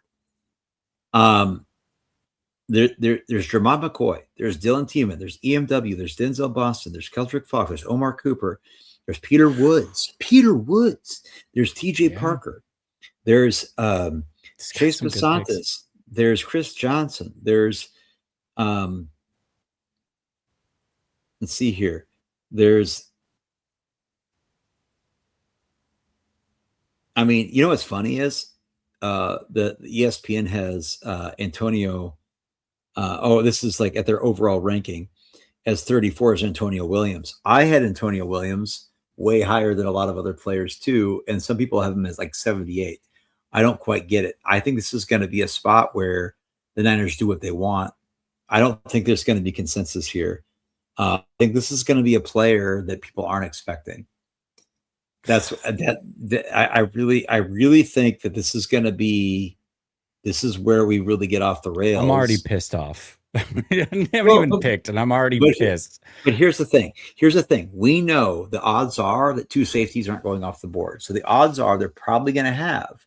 You have Dylan Tiedemann, EMW, Peter Woods, TJ Parker. There are 4 players right there that they have. They know they know there's 100% chance they get access to one of those players. And all 4 of us had said that I thought all 4 of us had said that those are all 4 players that we think are good players. They're gonna take a corner. I think if they, we've never talked about that. Here's my guys at corner. If it's Chris, Look who's on the board Chris at Johnson, corner. I'm fine. But Jermon McCoy, there's Jermon McCoy. I love Chris Johnson, and I've said this since January 3rd. Other people disagree with me. I don't care. I've always stuck to my guns on corners. I love Brandon Cisse. I think that South Carolina players, defensive players, sometimes suffer from the people say, I see these guys struggle to react. You know what they said that about? They said that about Nick Eamon too. And sometimes I don't quite understand it. Also, Chase Basantis, Emmanuel Pregnon, guards that I like as well. Like, there are talented players to be had here. But what I think they're going to do, I think they're going to go receiver. Bro, if they go receiver with this many good players on the board, I'm going to be Chris Bell. Let him know. I mocked Chris Bell. I mocked Chris Bell due to some bird in my ear. How many corners have gone? One. That's crazy. They're for sure. They're for sure going corner. What? And then expect John Lynch to say he was a top 10 player on our board at that corner spot. Guys, go search my go search my TL, and I said the position that I thought had the most value at the bottom of round 1 was corner. I've said that for weeks, and I don't understand why that hasn't been a position that's been mocked widely. I myself have not been doing it, but if I had my druthers, I would say, people are going to get mad at Niners fans watching this because I'm crazy. Deommodore Lenoir, then they have to trade Renardo Green. He has to be traded. That's fine. I know. I'm just saying they have to. There's no way you can keep him after signing 2 corners, keep him, and then draft one. Like, that just can't happen. Look, Deommodore Lenoir is not the guy that most Niners fans think he is. I don't disagree with that. Renardo Green is a press man corner that is not good in zone looks. Up in stats, you're kind of nickel dime dude, but slot guy. Like, what else do you have? What is the room? Safety is empty, but you've got Tiedemann and EMW. We thought there were a lot of people that didn't think either one of those would be available. They're just like, the Bears are getting. We still don't know. There's teams that are drafted in front of the Niners yet. We're still waiting to see what this is. This is getting kind of late here. Pick us in for the Browns. The Bears are on the clock. We know Casey Concepcion went to the Browns. I said the Bears might go trading for. They got to go with one of these safeties, I would think. We'll see. Probably not. He says, who does Jesse want? So the 4 guys I had before tonight on my board that I would have been okay with was Chase Basantis, Malachi Lawrence, TJ Parker, EMW. 3 of the 4 are still there. I'm going to add in Thieneman, obviously. He's still there. And I'm going to replace Malachi Lawrence, who just got taken. And so those are the 4 that I'd be okay with. Personally. They go receiver, I'm going to lose my ever-loving mind.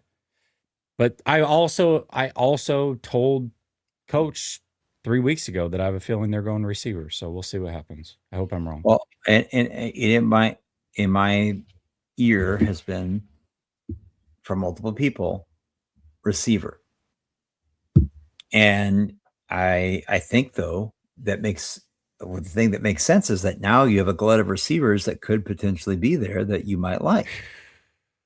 Now, is it Denzel Boston? Is it Omar Cooper? Is it Chris Bell? right? These are things that we're thinking about here. Is the Caleb Lomu? Oh my God, dude. Don't say that. Is they Oh God. the Niners beat writers that they have were started to like push that. Where in the past they've pushed certain players or certain positions to prepare the fan base for what was about to happen, and I felt like the fan base has never like taken what some of those guys are saying as they're preparing the fan base for what was going to happen. Yeah, I mean, you talk about Caleb Lomu, and all I'm thinking about is Monroe Freeling, the guy that I hope the Niners could get, and the Panthers got him at 19. The Steelers got Ihanachor, the Eagles got Blake Miller. I mean, that was the run, man. Everybody was right. The good dudes. That was one of the things. Bears select Dylan Thieneman. Oh, I told you they had to go one of those safeties, man. It's just too much talent. What I can't believe.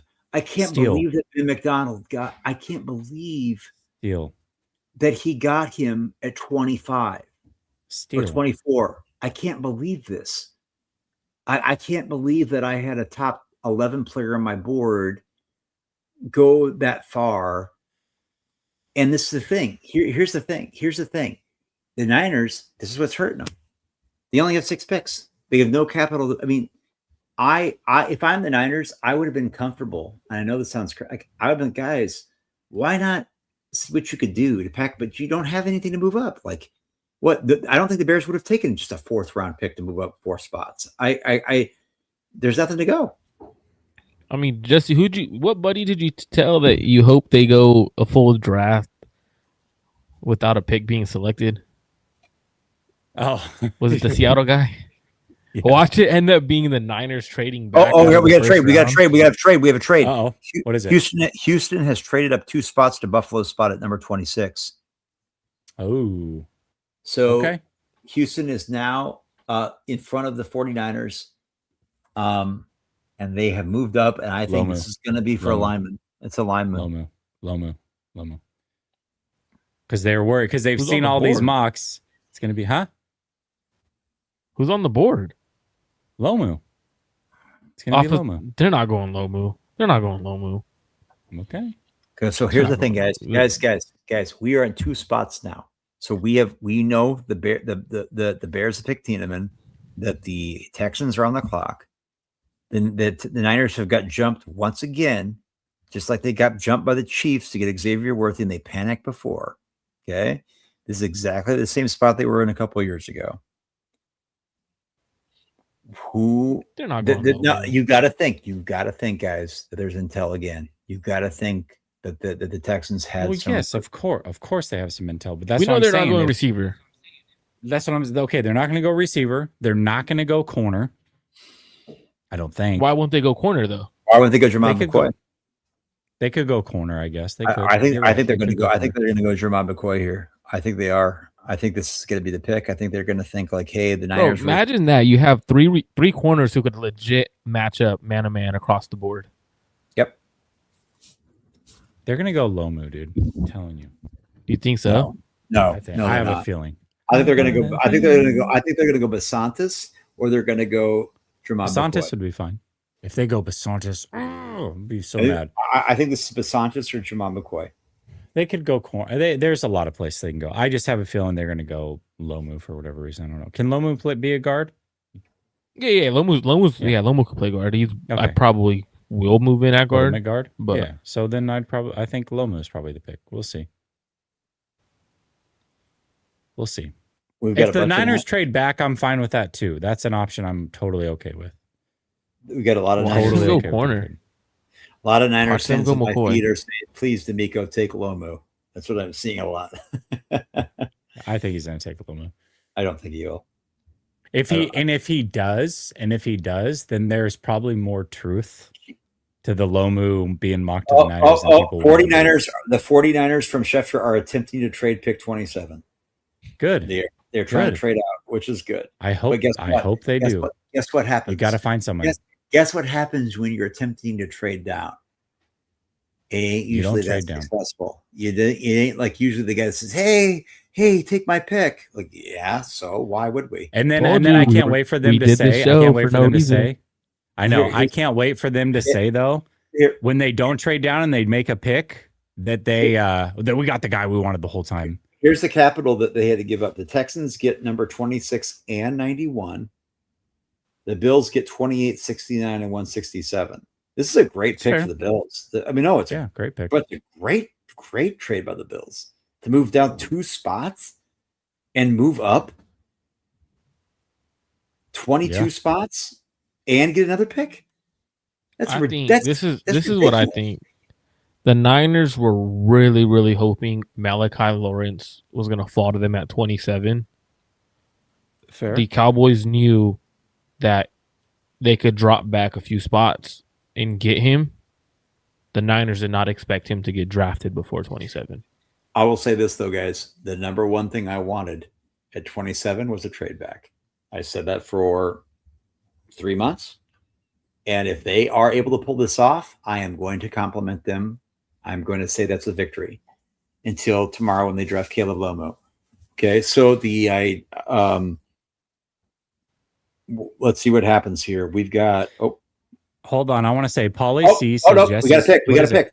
The Texans pick Keelan Rutledge. It is a guard. It is an interior line. And I said, they jumped the Niners for a guard. Yep. And I'm telling you right now. Dude, that's a good pick. I said this in the mock. I said this in our mock. I said Keelan Rutledge is a guy that's going to get into the first round. He's a guy that's going to be a guy that might be sneaking in there. And I guarantee you right now that the Niners loved one of those guys, or they somebody trade in their alert. ear. Then Chase Basson. Trade alert. What? 49ers? Yeah. Dolphins are on the clock. Yep. Dolphins are on the clock. Oh, they only traded. So the Niners are still in the first round then. Niners are still in the first round. The Dolphins only traded up 3 spots. 3 spots. So the Niners just traded back to number 30. I like this. We still got a first round pick, and hopefully we picked up a third. Maybe? Should be a third, at least. Where did they have one more fourths? Yep. The 49ers moving to 30. This is awesome. This is wonderful. This is great. I love this because there's so many players here. And I love this. Look, you know what the Niners have never done a good job of doing, guys? They get so zoned in on their guy that they are zoned in on their guy. No. They're taking Chris Bell at 30. No, they're gonna take Chris Bell at 30, and they're gonna literally tell everybody, we knew we could get Chris Bell at 30, so we decided to trade and get pick 30 and pick 90 in the third round. 90, 30 and 90. We got a third round pick. What did I tell you? Though? I said that if the receiver, I thought KC Concepcion was the receiver they wanted to fall to them. And then he went to Cleveland, correct? It was Cleveland, right? That was the guy that I think they really wanted to fall. And when he didn't, that's when Kyle goes to Jed. That's when Kyle goes to the same team and says, here's the guy I really wanted. Here's the guy I told you I wanted. Here's the guy nobody's going to jump us for. Let's trade back and get another pick. And now you can sign off on it. Now you can say it's okay. So the 49ers give up 27 and 138. They get pick 30 and 90. I love this. This is great. They give up 138 to get to 90? Yeah. Wait a minute. The Niners traded 2 picks to get 2 picks. Yeah. They moved up 48 spots. Bro, that's you make the team spots. You make the team overpay. This is a shit thing. No, it's not. I'm fine with it. No. I think it's like you say a guy moves up 3 picks to get their guy, and you say that look what the Bills go back and look what the Bills got. Okay? Go or whatever that pick was where they got 3 picks. Like they got an additional pick. Like this is a shit trade. I'm sorry. Like you need. I don't think it's a shit trade. I don't think it's a shit trade. But I think you make listen. The Bills moved back 2 spots instead of 3. They gave up 91, so they moved up. So what, you jumped from a 4th to a 3rd? 22 spots, and then they got 167. This is a fine trade. I'm fine. No, I don't think it's a shit trade. But I would not trade. If I'm the Niners, I'm not. Your 4th rounders, you have a lot of needs that each spot, essentially from round 1 through 4 for the Niners, you could pick somebody who's an impact player within the next 2 years. For me, pick 90, yes, you get that pick back, but you should not be given a 4th rounder. If anything, you should be given a 2027 sixth or a fifth. Yes. Um, Or why not get a fourth because and a you fifth need those next year? picks now, especially when it comes up and you get to pick 90 and you're trying to trade up or on day 2, you're going to have that extra fourth rounder. So for me, that's why I wouldn't have given up that pick, because if you want to trade back up, now you're playing with less capital. I don't know. I'm fine with it. I like it. Somebody Yeah, said I Jesse's don't going to be hate unhappy. it. I don't hate it, but I don't love it. Jesse's going to be unhappy no matter what. I literally have given 4 scenarios that I was happy with. One of them trading back, which they did. But now I've got 3 players left that I said yesterday that I'm fine with. Don't get me started. A guy called 2221. Don't get me started. Yeah, Paul C, C2468. I'm the one that said it. Wasn't Jesse. Here's my thing is, I get 90 from 138 is a 48 pick. That's a huge gap. I get that. What I'm saying is you only have 6 picks in this draft. And I get that's a big gap, but I don't think there's a lot of difference between that and 138. I think that there's a lot of parity. That's where I'm saying, like, I'd be more comfortable saying, okay, I might not get 90, but what if I get a 4th and a 5th? To me, another stab at a player is better. Like I'm not saying it's the Chicken Little. I'm not saying the sky is falling. I'm just not saying I don't think the Niners fleeced anybody here. I just think it's fair, but I don't think it's too much gut instinct to say shit trade, but I would say it's not great. I don't think it's like, oh my God, you dog walked them. I just Dazza says, see, I told you earlier they're going to waste a 3rd round pick on a running back. He did say that. All Niners says we can't get a receiver in free agency or next year's draft. It's not this high if you need one this year, in my opinion. What's up? No, nothing. I was just saying that tomorrow night it's going to make it more interesting, so we get actually 2 picks tomorrow. Yeah, we do. So got this one. Dylan Thienemann's gone. Go Jared Von Jinx. Niners worse in the 4th Dolphins, and the 3rd. Good move. The Dolphins traded up to 27 for Chris Johnson. Unreal. I like the pick, though. I do like Chris Johnson. Chris Johnson, look, the Dolphins right now, who'd they get before? Was it Spencer Fana? Oh, no. Caden Proctor. Yeah. I'm going to be honest with y'all. Like, they're nailing it. They've done good. Halfley's nailing it. I think that Chris Johnson was my guy. I had him. I'm happy he doesn't get to go. Guess where he doesn't get to go? Seattle. Yep. That's what I was worried about. No, and I'll say this: 48 spot move up from 130 to 90 is solid. It's solid. I got a lot. I gotta. I'll be honest. I overreacted in the moment. No, I think that's it's David not, L. Twitter. But the thing is if the Dolphins were really set in stone that Chris Johnson was their guy, make them give you pick 90 without having to give up your 4th. I'm with you though. Like that's my thing. It's like I'm just saying, hey, Chris, if this is it's 3, it's not one spot. It's not one spot like the cat like at 12 to 11. It's 3 spots. Like that's you're jumping 3 teams, right? Like that's significant to get your dude. To me, the thing is this in a draft that has ultimate parity, when you don't have to give up total picks, they're like, okay, I didn't lose any draft picks. Like it's a great. You know what I don't like? Lost nothing. They lost nothing. You know what I don't like is Kansas City's right in front of us, and Kansas City always seems to take whoever it is the 49ers wanted. But who's up right now? The Bills. Yeah. Bills. And so we have the Bills and the Chiefs in front of us. And here's the thing. Now you still got. I had Jermod McCoy falling. I did, and I had Jermod McCoy going at this spot to the Chiefs. I think the Chiefs are going to take. Oh, wait a minute. Did the Chiefs take corner? No, they didn't take Delaney. They took. No, they did take Delaney. They traded up for him. Oh, they did. So that's I originally had the Chiefs going. So they're going to go T.J. Parker. Watch. Bills take Cooper. Or Jermod McCoy. That's who we mocked was Jermod McCoy. Or TJ Parker here. I think I can see this being a TJ Parker. Or Keldrick Hawk. I can see him going EMW as well. They need a safety. Oh, they do. They do. This EMW would be a great pick. Could the Niners trade back again? I mean, yes. That'd be. I mean, I don't know who with though. I don't know who with.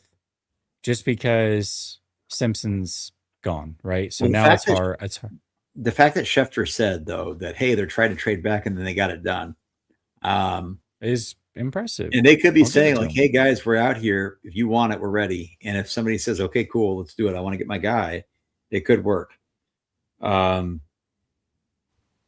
And they're now they're sitting there at 30 where it's like you know who else wants to move back is Seattle, and then you're saying, okay, there's going to be teams that talk to them. Why don't you come to us and we just get it done right now? Yeah. Yep. I mean, I'm just saying, like, I don't know. I'll trade back again if I would if that's too. what it takes. It would suck to have a whole night, but so what? Whatever. It'll be tomorrow more.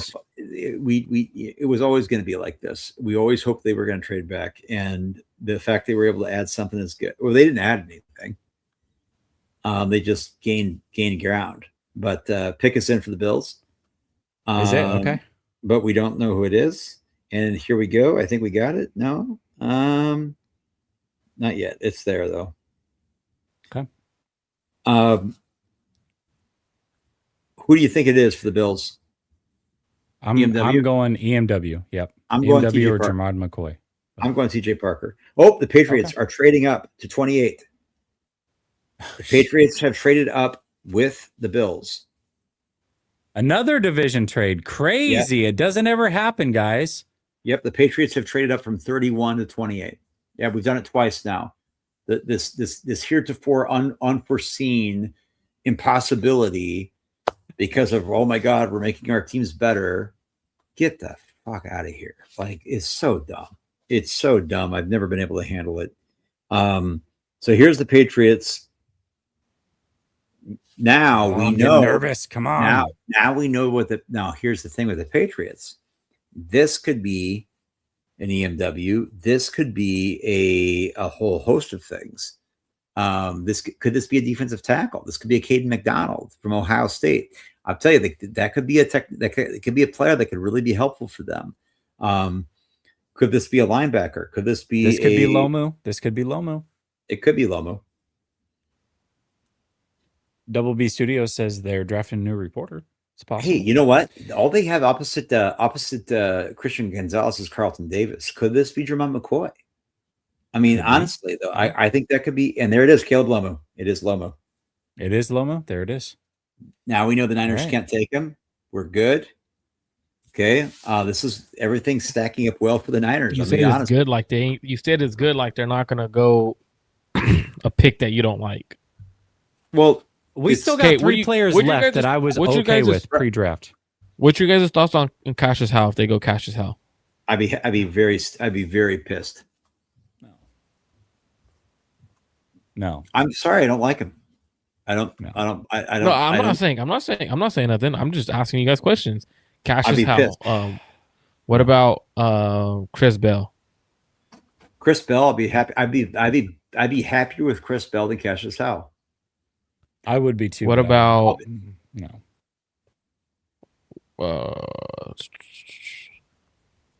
Gabe Jacas from Illinois.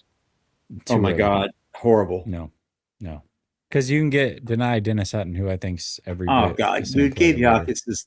I'm not drafting. Danny Sutton at 90. Sign me up. Or at 58. Yeah, sure. 58, sure. 58, take it. I like Kieran Crawford out of Auburn. I'm a big fan of him. I like him more than Falk.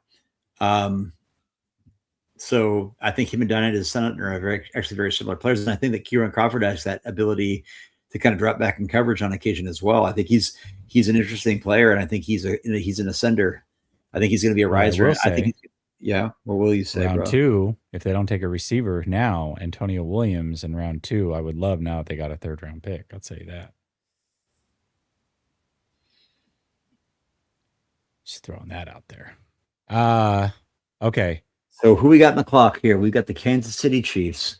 They've got a lot of people here to go to. They're not going to go Jermon McCoy. We know that. So we know that Jermon McCoy. We don't. They might go to corner. They lost. They're not going to do that.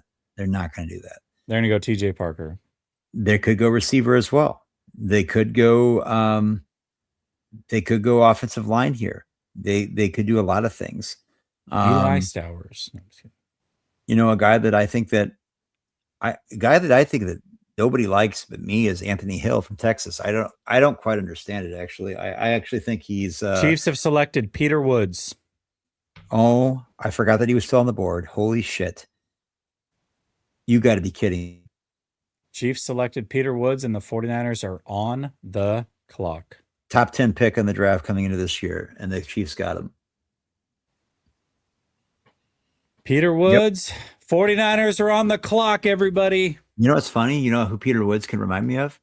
Chris Jones. Chris Jones. A little bit, yeah. Like a little bit. I can't believe that they got Peter Woods. I'm just here to watch you guys quickly crash out, by the way. Quickly, no, I'm not why? You know who it is? Do you know who it is? I'm not tipping picks. I told you guys this from Dude, bro. I'm gonna say I won't say it on stream, but if text me, please. I think it's Chris Bell. Text, you know, to text us. We won't say shit. Text us. I'll think about it. Listen, okay. You get see this is Marco. This is why Marco is Marco podcast on Jesse's phone, because even though when we're on a stream together, he's going to sit here and withhold information from us because he's got to be that guy. He's a new dad. Chase Pasantis, TJ Parker, EMW. Those are guys I'm okay with. I'm going to go Chris Bell. I'm going Chris Bell. But listen, I don't. I'm going Keldrick Falk. Actually, that's who I'm going to say. Keldrick Falk. Trade it for Pickens. That's my final selection. Keldrick Falk or Chris Bell. Those are my two picks. How would you feel like if it's Falk? Or TJ Parker. I want TJ Parker. I like TJ Parker. I want TJ Parker. I don't want Keldrick Falk. I think he's Michael Williams light. Mekhi Lemon was going to go 21 to the Steelers if he didn't go to the Eagles. Oh, that's cool. Cool story. Cool story. Jets trade back in round 1. Is it with us? Did we trade back again? Please, yes. Did we trade back again? It doesn't say. I had got a text that they're trying to add capital to trade back up. Let's go. I'm fine with that. They're on the clock. That's what I was text. I'm not sure, but that's what I was text earlier. Yes. But yes, Jets are on. I'm not crashed out over that. This is great. I told you earlier when I tried to hint it at you when you were like earlier when I was like, hey, well, who'd you text saying that you're not gonna have a first round draft pick today? And you're right. Bro. We said my number one all year, all season. I've said my number one hope was to trade back, and I've said I love it. I've said it ad nauseum that the best case scenario is to trade out of the first round, and the fact that they were able to now this I'm hoping we got 33 and 179 for pick 30. So listen, they got there. It is. That's good with that. So there's your additional pick. So now we jumped up. Now that makes it palatable that you jumped up 48 picks from 138 to 90. Yes. And then you drop down only 3 from 30 to 33. You are now the first pick in the second round. And now guess what? Now hold on. I have a question because I know a lot of people, like people in the chat and people on social media are like, oh, this is great. Keep trading back. This draft stinks. If you want to keep trading back, like if you believe this draft stinks, does trading back really help you? No. I think that's a false equivalency. I think that the idea that there's parity in this draft, and that the reason why I don't think this draft is horrible, but I think that this draft isn't top heavy, and I think there's parity between 25 and 75. So yes, trading back to me says, hey, you want more stabs at this. In a traditional draft, they're not getting top 75 picks. But they got 90. They got another pick. And again, I don't disagree with the trade back. I'm just asking you guys questions. No, you're right though. They got a 48 pick gap between 138 and 90, which is significant. And then they went back and they added another pick on top of that. So that is a better net gain completely than being at 27.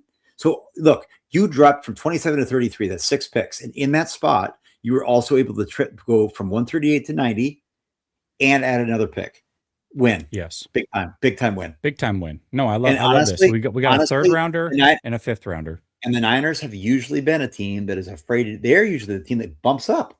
They're the team that wants to go say, I want to go get something. And it's like the fact that they said, hey, I'm not married to my guy. I'm not sitting and saying like, if I miss this guy, he's not going to be there. Here's the thing though. But more like, so I know a lot of people, I know David, you say more darts to throw, right? That's not true. If you don't know what you're doing in the draft, more darts is more opportunities to miss. But but lost in that is saying from 27 to 33. Like to No, me, no, if you I'm saying in terms of getting, because I know earlier you said too, like trade back to get more darts to throw at the board, right? We could sure, look at it as, yeah, cool, you have more darts to throw to potentially hit. But let me ask you guys, truly, what has this organization done draft wise to be like, yes, get more draft picks so we can hit on more? I understand that. You're right. You're 100% right on that. I am the poster child for ragging on the 49ers for being shit drafters. Omar And Cooper Jr. to the Jets. that's fine. Good. I didn't want. Didn't I they take 2 receivers? Am I tripping? No. no. They took went. Kenyon Kenyon Sadiq, Sadiq. though. Yep. They went Sadiq. They went Ooh. Cooper, and they have David Bailey. It's a good. It's a good. It's. I think good first round. Look, there's So they had look, 3 first rounders this year, and they have 3 next year. Yeah, That's, but whoa. I will say this. I think that. Yeah, I mean, Omar Cooper's fine. I don't think he's a. I didn't have a top 50 grade on him. I know that's crazy. People think it's crazy. I didn't. I don't care. I know you didn't. I know you didn't. And that's fine. And that's the thing, though. What's the difference between pick 30 and 50? Nothing. Like the idea that, again, it's Baskin Robbins, right? It's your flavor. It's your favorite. So, who we got on the clock right now?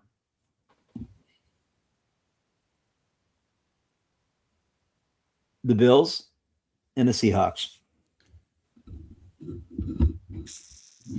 This is just more interesting to see who the Niners aren't going to have access to, right? And this is fun, though, guys. The fun thing about this is we've never seen this. We haven't seen this ever. The Niners have the first pick in the second round, the first pick in day 2. So, like, they're the team that's, what the Niners love. You guys know, Marco, you know this. We've talked about this, Jesse. We talk about this all the time. What do the Niners love more than being the center of attention? What do the Niners know that now there's 24 hours of being like, we are the team that everybody's talking about. We are the team that people want to go up to. And we are the team, again, that says, hey, do you want to come up and talk to us? Is there a player that you like? Or the first, if you want first dibs, we're the only person you can talk to, right? And I think this is just where they want to be. I also think this is just a spot where now you have 7 picks instead of 6. You've only lost 6 picks in the draft, and you added another 48 picks. I think this is phenomenal. I am not, hey, you guys know me. I'm no shill. I am not a person to sit here and carry water for this franchise. Okay. I was a season ticket holder who got priced out by Jed York. I will say this. This is good draft capital management in this draft. In this particular draft, I do think that on paper, I'm not saying what they do with the picks is I don't know. But on paper, this is how you would manage this in this situation. I will be honest. No, I love this. I think this is phenomenal. Because phenomenal. There were, if you were to ask me when you were asking, hey Dave, who do you want? There are players I wanted, but I'll be honest with you, there's no players out there. There's gonna be players that I can like, and they'll be like, oh, cool. I'm actually kind of like, okay. There's no players I'm like, oh my God, I'm gonna go like do cartwheels over. There's nobody like that, right? And so at this point, you get dart throws, but you're right, Marco. This team has showed us that when having opportunities at dart throws, it's been Jake Moody, it's been Cam Latu, it's been Danny Gray, it's been TDP, it's been Nick Martin, it's been Jalen Hurd, it's been, it's been, your mom, it's been a lot of different people. Titans are on the clock after a trade. Wow. Titans on the clock. Robert Saleh jumping the Seahawks. Okay. EMW? Who does the Seahawks go? I think that's the biggest the Bills thing, traded back 3 times. Am I tripping? They traded back with the Texans, right? Then they traded back again, did they not? No, just twice. You sure? No, Titans just traded up once. Because they were at 26. They traded back to... No, they traded back for the Texans. Then they traded back again. Now they traded back a 3rd time. Dude, there are so many Niners fans. Guys, there are so many Niners fans right now that are losing their shit because Cooper got drafted and the Niners didn't take him. Oh gosh. I'm gonna be stop. honest with you guys. There's people I respect, but like seriously, what? Can you guys stop hive minding this shit? And like honestly, go ahead and think I'm being like an asshole. Like this is annoying. Like I'm the last person to sit here and not dog the night. Like not like, but like Omar Cooper. What do you? Because he played for Indiana. Like what is it? He made a nice catch against Penn State. Like that. I'm gonna tell you right now. The reason that most people like Omar Cooper is the highlight play against Penn State. Oh, 100%. That 100%. Bills dead did ass. trade back 3 times. They traded back with the three. Texans, they traded back with the Patriots, and then they just now traded back with the Titans. That's Moneyball, baby. I like it. They needed picks too. And they're going to Keldrick get a Falk- receiver still. Keldrick Falk. Bills have picked Keldrick Falk. Titans. No, it picked, says the didn't they? Bills. Jordan Schultz. So the Bills did not trade. So it was the No, Seahawks but- that traded with the Titans. No, it says, wait a minute. Jordan Schultz says the Titans have traded with the Bills to come up to 31, and then he said the Bills have selected. I think he meant the Titans. The Titans have selected Keldrick Falk. Keldrick Falk is the pick at 31, period. I don't know. It must be the Titans. Yes, it's the Titans. Titans, So they're- Keldrick Falk. Okay. And here's the thing, man. Hey, Keldrick Falk was the guy that I thought I've been mocking up at 15 to the Bucks. I've been mocking up at and the fact that again I wasn't as high on him, but hey, 20 youngest player in the draft, high character kid, lots of upside, but like maybe a high floor, maybe not as quite as high of a ceiling. Doesn't have to go up very far to get him. If you're convicted, cool. He was a guy that I definitely had in the first round. Boy, oh boy, there are players available. Holy shit.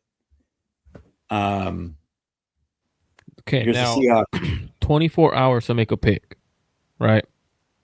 Yep. Tremont Who McCoy. do you guys take at 33? Obviously,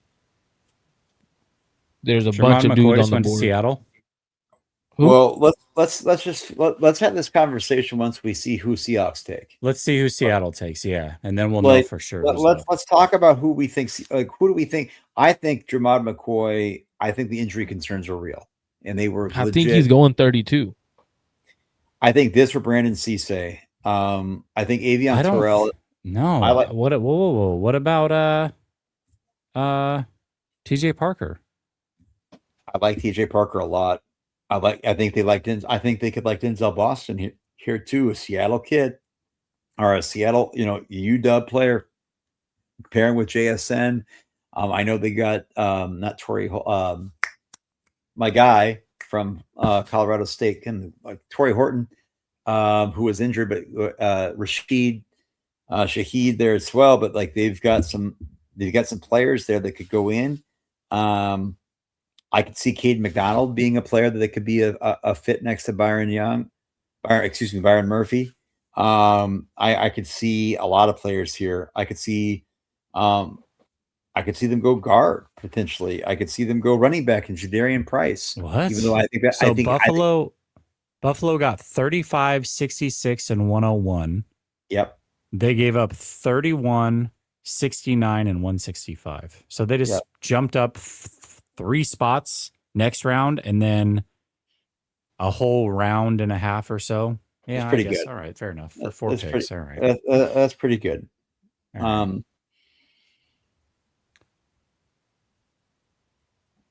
I think this is the perfect place to AI be. is helping the Niners. Huh? Yeah. He said AI is helping the Niners.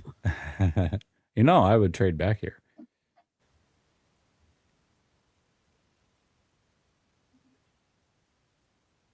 Oh my God, dude. The Niners fans are absolutely crashing out about missing out on Omar Cooper just because, hey, all due respect, It's all right. If after the draft, when they can't trade Brandon Ayuk, they're going to try to talk to Brandon Ayuk to come back. This is the way it is, though, because I love my guy Eric Crocker, but like people love guys like him for good reason, and they say that they want to draft him, and then they don't get him, and they're like, "Oh my God!" And like, dude, like it's not that Eric said that if they don't draft him, it's the end of the world. It's just like think for yourself. Like go out and look at some of these players and like go beyond the highlight. I don't understand. I'm not. This is me. I love Crocs to death. Like, but like when you see like people get married to things in the moment that they didn't even think about until today. And nobody was even talking about Omar Cooper until today. I swear to God. I swear to God. Antonio Williams over Omar Cooper. Yep. Jadarian Price. Seahawks just took Jadarian Price. Just said it. Okay. Right. And so there it is. And there were people tipping that before. And I think here's where I see for the Seahawks in this situation. That's a really good pick. It is a good pick because I'll say this. They know, look what happened when, we had all talked about, Kenneth Walker, Zach Charbonnet platoon. But when Ken Walker was on, man, you could make an argument that Ken Walker was the most important player on that team in that at some junctures in that run. And now you're not relying exclusively on on Zach Charbonnet. You lose nothing. That's going to be an affordable contract. I think you're in a situation where the Seahawks only have 4 picks in this draft, so they're not going to be able to add anything more. And they probably tried to trade back, but they couldn't. And they're like, you know what? Fuck it. Like, let's just do this. There's nobody else we think that's going to usurp any of our players right now, and we are still trying to run it back. And why not? Why not? You just want it going away. You just donkey stomped the Niners. You took out the Rams, and you put the Patriots. You made Mike Vrabel go through a public divorce. Like I just think that I don't know. I just think this is nuts, man. This is going to be crazy. It's going to be crazy. Okay, so I listed 4 players that I would be okay with at pick 20. What were we at originally? 27. Only one of those players is gone. Chase Basantis, still there. Yep.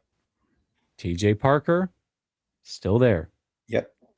Emmanuel McNeil Warren, still there. And the 49ers have the first pick tomorrow. I'm fine with any of those 3.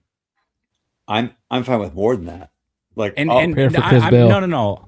I'm fine. Listen, but here's the thing. And so I know it sounds crazy to say I was not okay at pick 27 with the receiver, but I would be okay at pick 33 with the receiver because we picked up extra capital. Like I would be more okay with it now than I would have been today at pick 27 without the capital being picked up.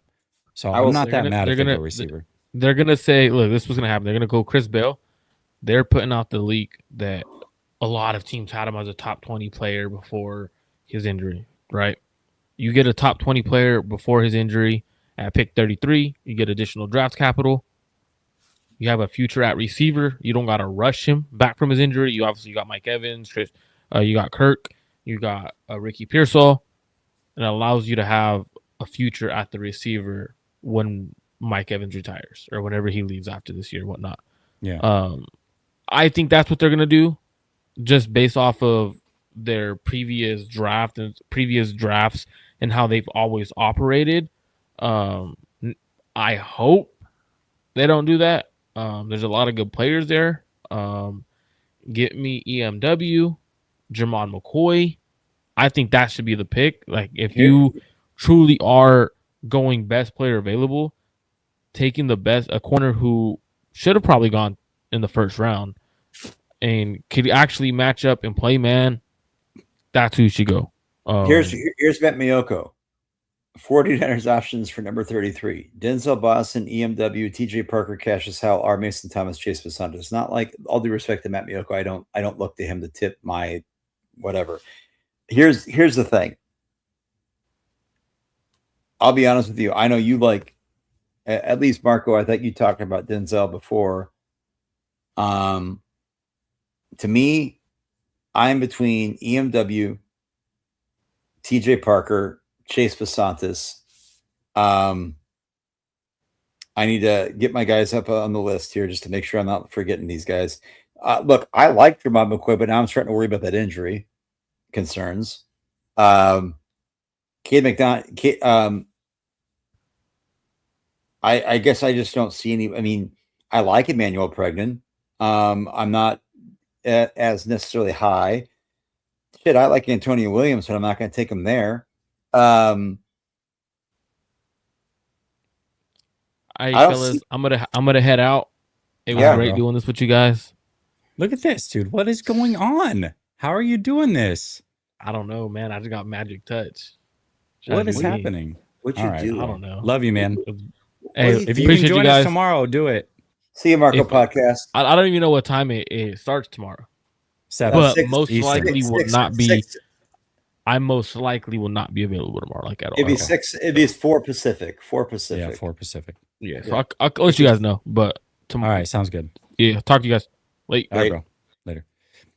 Um, There's a Okay. lot to talk about here, man. Like, there's a lot to talk about. We're the A lot top. to We're, talk we're, about. we're the talk of the town. The Niners, the 33. This is exactly. If you're, I mean, here we are, guys. Tomorrow, going into day 2, we're at 33. We're at 58. We're at 90. We've got 3 picks now. All of a sudden, when we thought we only had 1 in day 2, and the Niners all of a sudden might be the team with the most capital. I have to go check, but like probably the team with the most prominent capital in the day 2, and so. In a draft where I've talked about where I've been saying for weeks that 25 to 75 was identical, and I still believe it. I really do. Like, Jess, I'm going to be honest with you. If you ask me who I had, Matt Mioka lists 5 players. I'm going to list more. Okay, I'm going to list more. You've got. Let's see here. Here's players that I like just off this list. Jermon McCoy. I like Jermon McCoy. I just don't know what I think about injuries. EMW. Denzel Boston. I like Denzel Boston. I don't love him. Keith McDonald. I think he's a great nose tackle. I'm not a big Zion Young guy. I'm not a big Cassius Howell guy. Colton Hood, yeah. Chase Pasantis, I love him. Anthony Hill, I love him out of Texas linebacker. I love Eli Stowers. I love Brandon Cisse. Jeremy Bernard, somewhere down the line. Gabe Yakas, I'm not as big of a fan of him. Emmanuel Pregnan, I like. TJ Parker, I really like. These are guys you're going to tell me, like, if I were to say 33 or 63, I don't know the difference. Antonio Williams, you tell me honestly. Antonio Williams might be my favorite player of all of those guys. Clemson, he might be my favorite player of all of them. Chris Bell is right there down the line on this list. R. Mason Thomas, okay. D'Angelo Pons, I'm not as a big fan. Traydon Stukes, He's small. Jalen Kilgore, Skylar Bell. My guy Marco doesn't like Elijah. I like Elijah Surratt. I'm not liking him. I like Surratt. I don't know about 33. No, hell no. I like Big Citrus, Dominique Orange. But as we go down the line up the top, I think I've pretty much exhausted my players. I don't think I would consider up there. So those were guys. Yeah, there's nobody else on the list I'm considering up that top. So I'm going to say this: the players that I like the most, if I'm being real with you, are EMW, Mm-hmm. and this is in no particular order. Okay. EMW, Chase Pasantis, Anthony Hill, Brandon Cisse, TJ Parker, Antonio Williams. And I actually do like Chris Bell. I like Chris Bell. I don't know. The injury concerns worry me, though. I'm going to be a lot just like Jermon McCoy. So those are my 2 guys with the asterisk is Chris Bell and Jermon McCoy are guys with an asterisk. Okay. The talent is clear, but yes. then you're dealing with the injuries. Yep. And another guy I love that is not getting a lot of mention, and I'm going to tell you right now, and I've been saying this for the last 2 weeks, is Keyron Crawford out of Auburn. I think he's better than Keldrick Falk, who went 31 to the Titans. I wouldn't take him at 33. But again, we have 33, we have 58, we have 90. And boy, we got multiple people saying that EMW is a bust. I respect it. I do respect it. But here's the thing. I hope they don't, because here's the thing. I don't think he's a bust, but I want to take this comment without ragging on him. Yeah, of course. Because he could be right. So here's the thing. I'm going to talk about guys that I like at safety, and this is where I think the Niners are too. I don't think EMW is the pick. I really don't. If they wanted EMW, here's the thing. If the Niners really were convicted about EMW, they would have taken him. Okay. Yeah. Period. Yeah. No, I'm going to be real with you, because there's you're right. You're right. So here's the thing. Traydon Stukes, Jalen Kilgore, Kamari Ramsey, DJ Payne. These are all guys I like. You think Dalen Everett could make the move potentially too? Yeah. I didn't say that. I think Dalen Everett's a corner, but I think that he's got the frame to be a safety. Yeah, but he's bigger than Taft. Somebody else said that though, but I like. Yeah, I'm not a Taffy guy. I like McCoy. I like Cisse. I like Everett. I like Ephesians Priceock, but he's the only thing about Ephesians Price is I don't think he's that good in zone. So I like Julian Neal at Arkansas, but he's not quite juiced up. But he's like a 4.50, 4.49, which is like, oh, that's slow. No, it's not. He can cover. So I think that at safety, though, if I'm going for a juiced up safety, I'm cool with Kilgore and Payne, to be quite honest. And I think that you can get those guys later. I'm cool with Stukes. I think you can get him later. He's going to be 25. I don't think EMW is going to be the pick. If he is the pick, I'm cool. No, I don't think so either. But I think Edge. I think I would like it. But here's the thing, though. You got Zion Young. You got Cassius Howell, who I'm not a fan of. You got Yakus, who I'm not a big a fan. You got TJ Parker staring you right in the face. I said I was all in on TJ Parker. And here he is at 33. Now, I also think he's a safe player.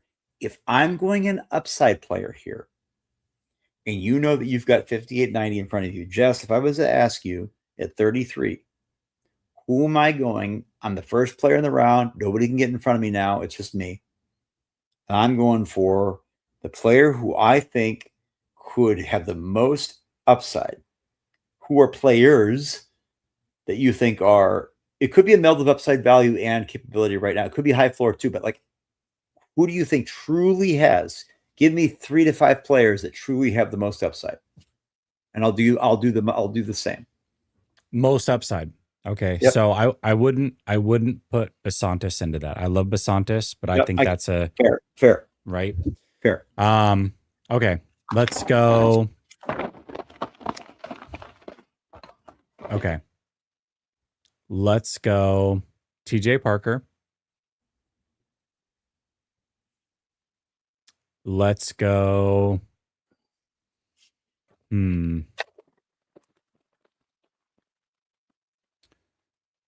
TJ Parker. I do think Chris Bell would be one of those players. I know. Just because of the injury. I know. I would go. God,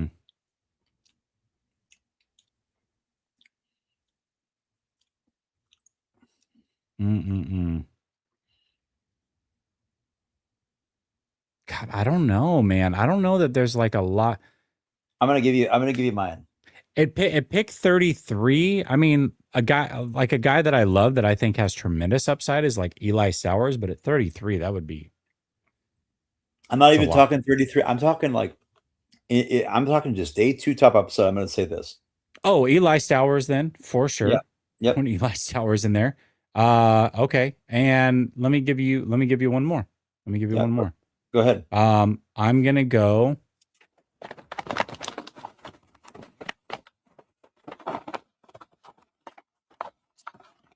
I'm gonna go with your guy probably.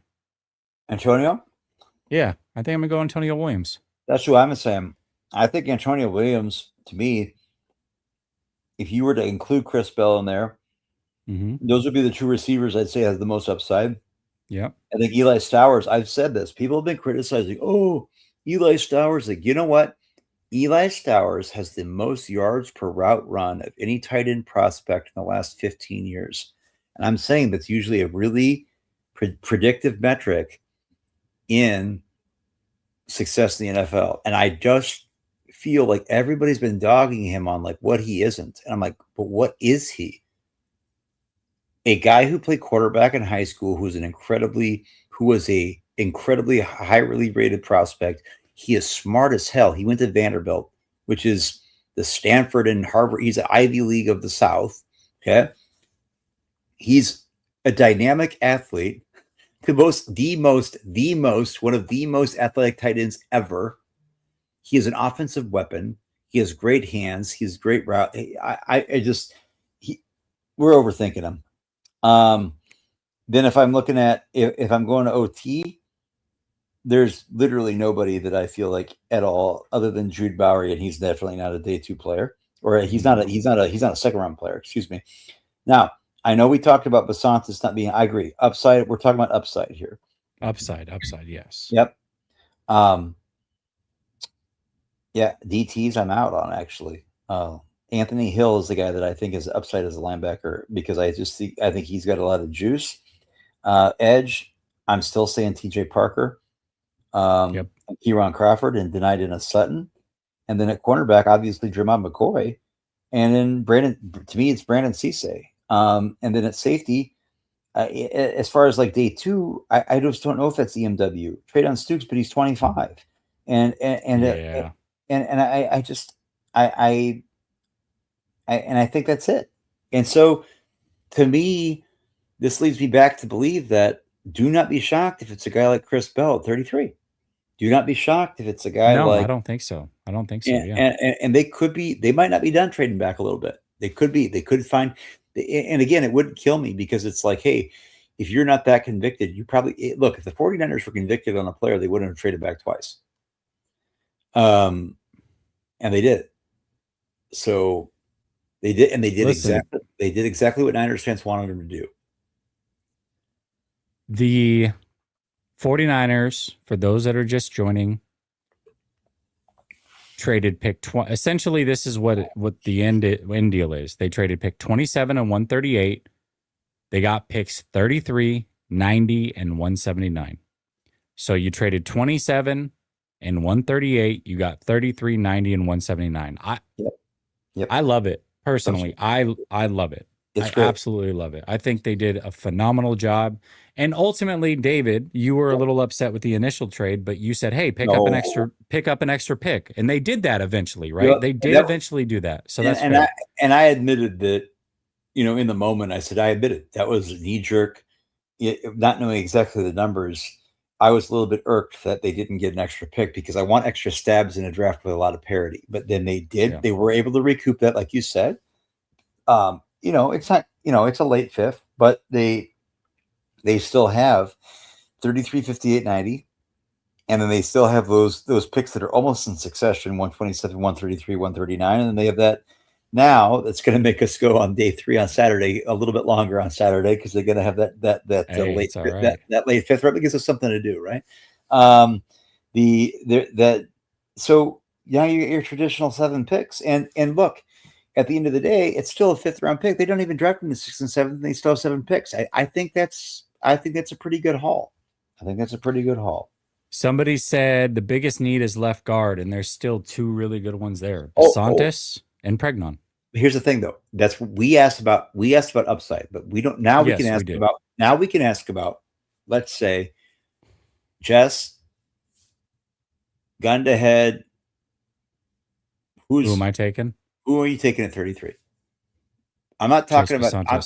I'm not talking about 3 players. I'm talking about who is the player you're taking.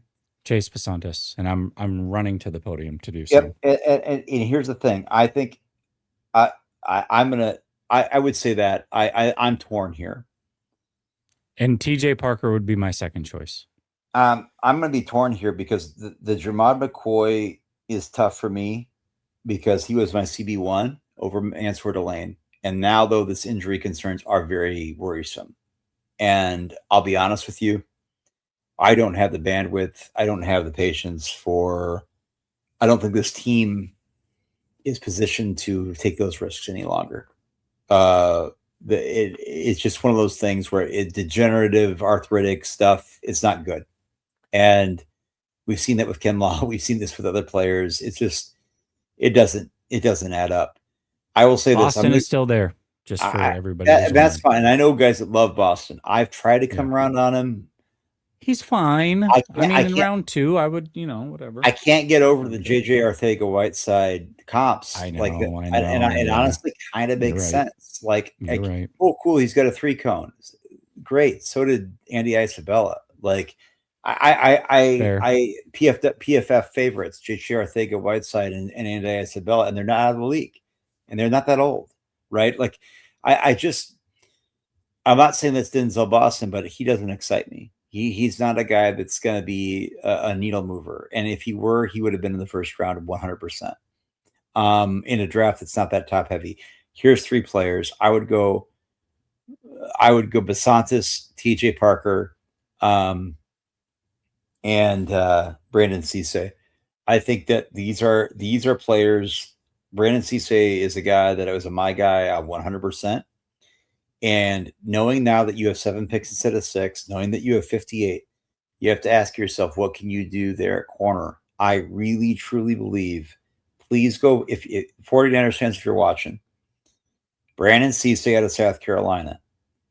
I was not equally as convicted with, but I was with Nick Emmanwori. And last year, people could say what they want about James Pierce and his off the field stuff, but at 11, I was saying James Pierce, Walter Nolan, Mykal Williams, Nick Emmanwori.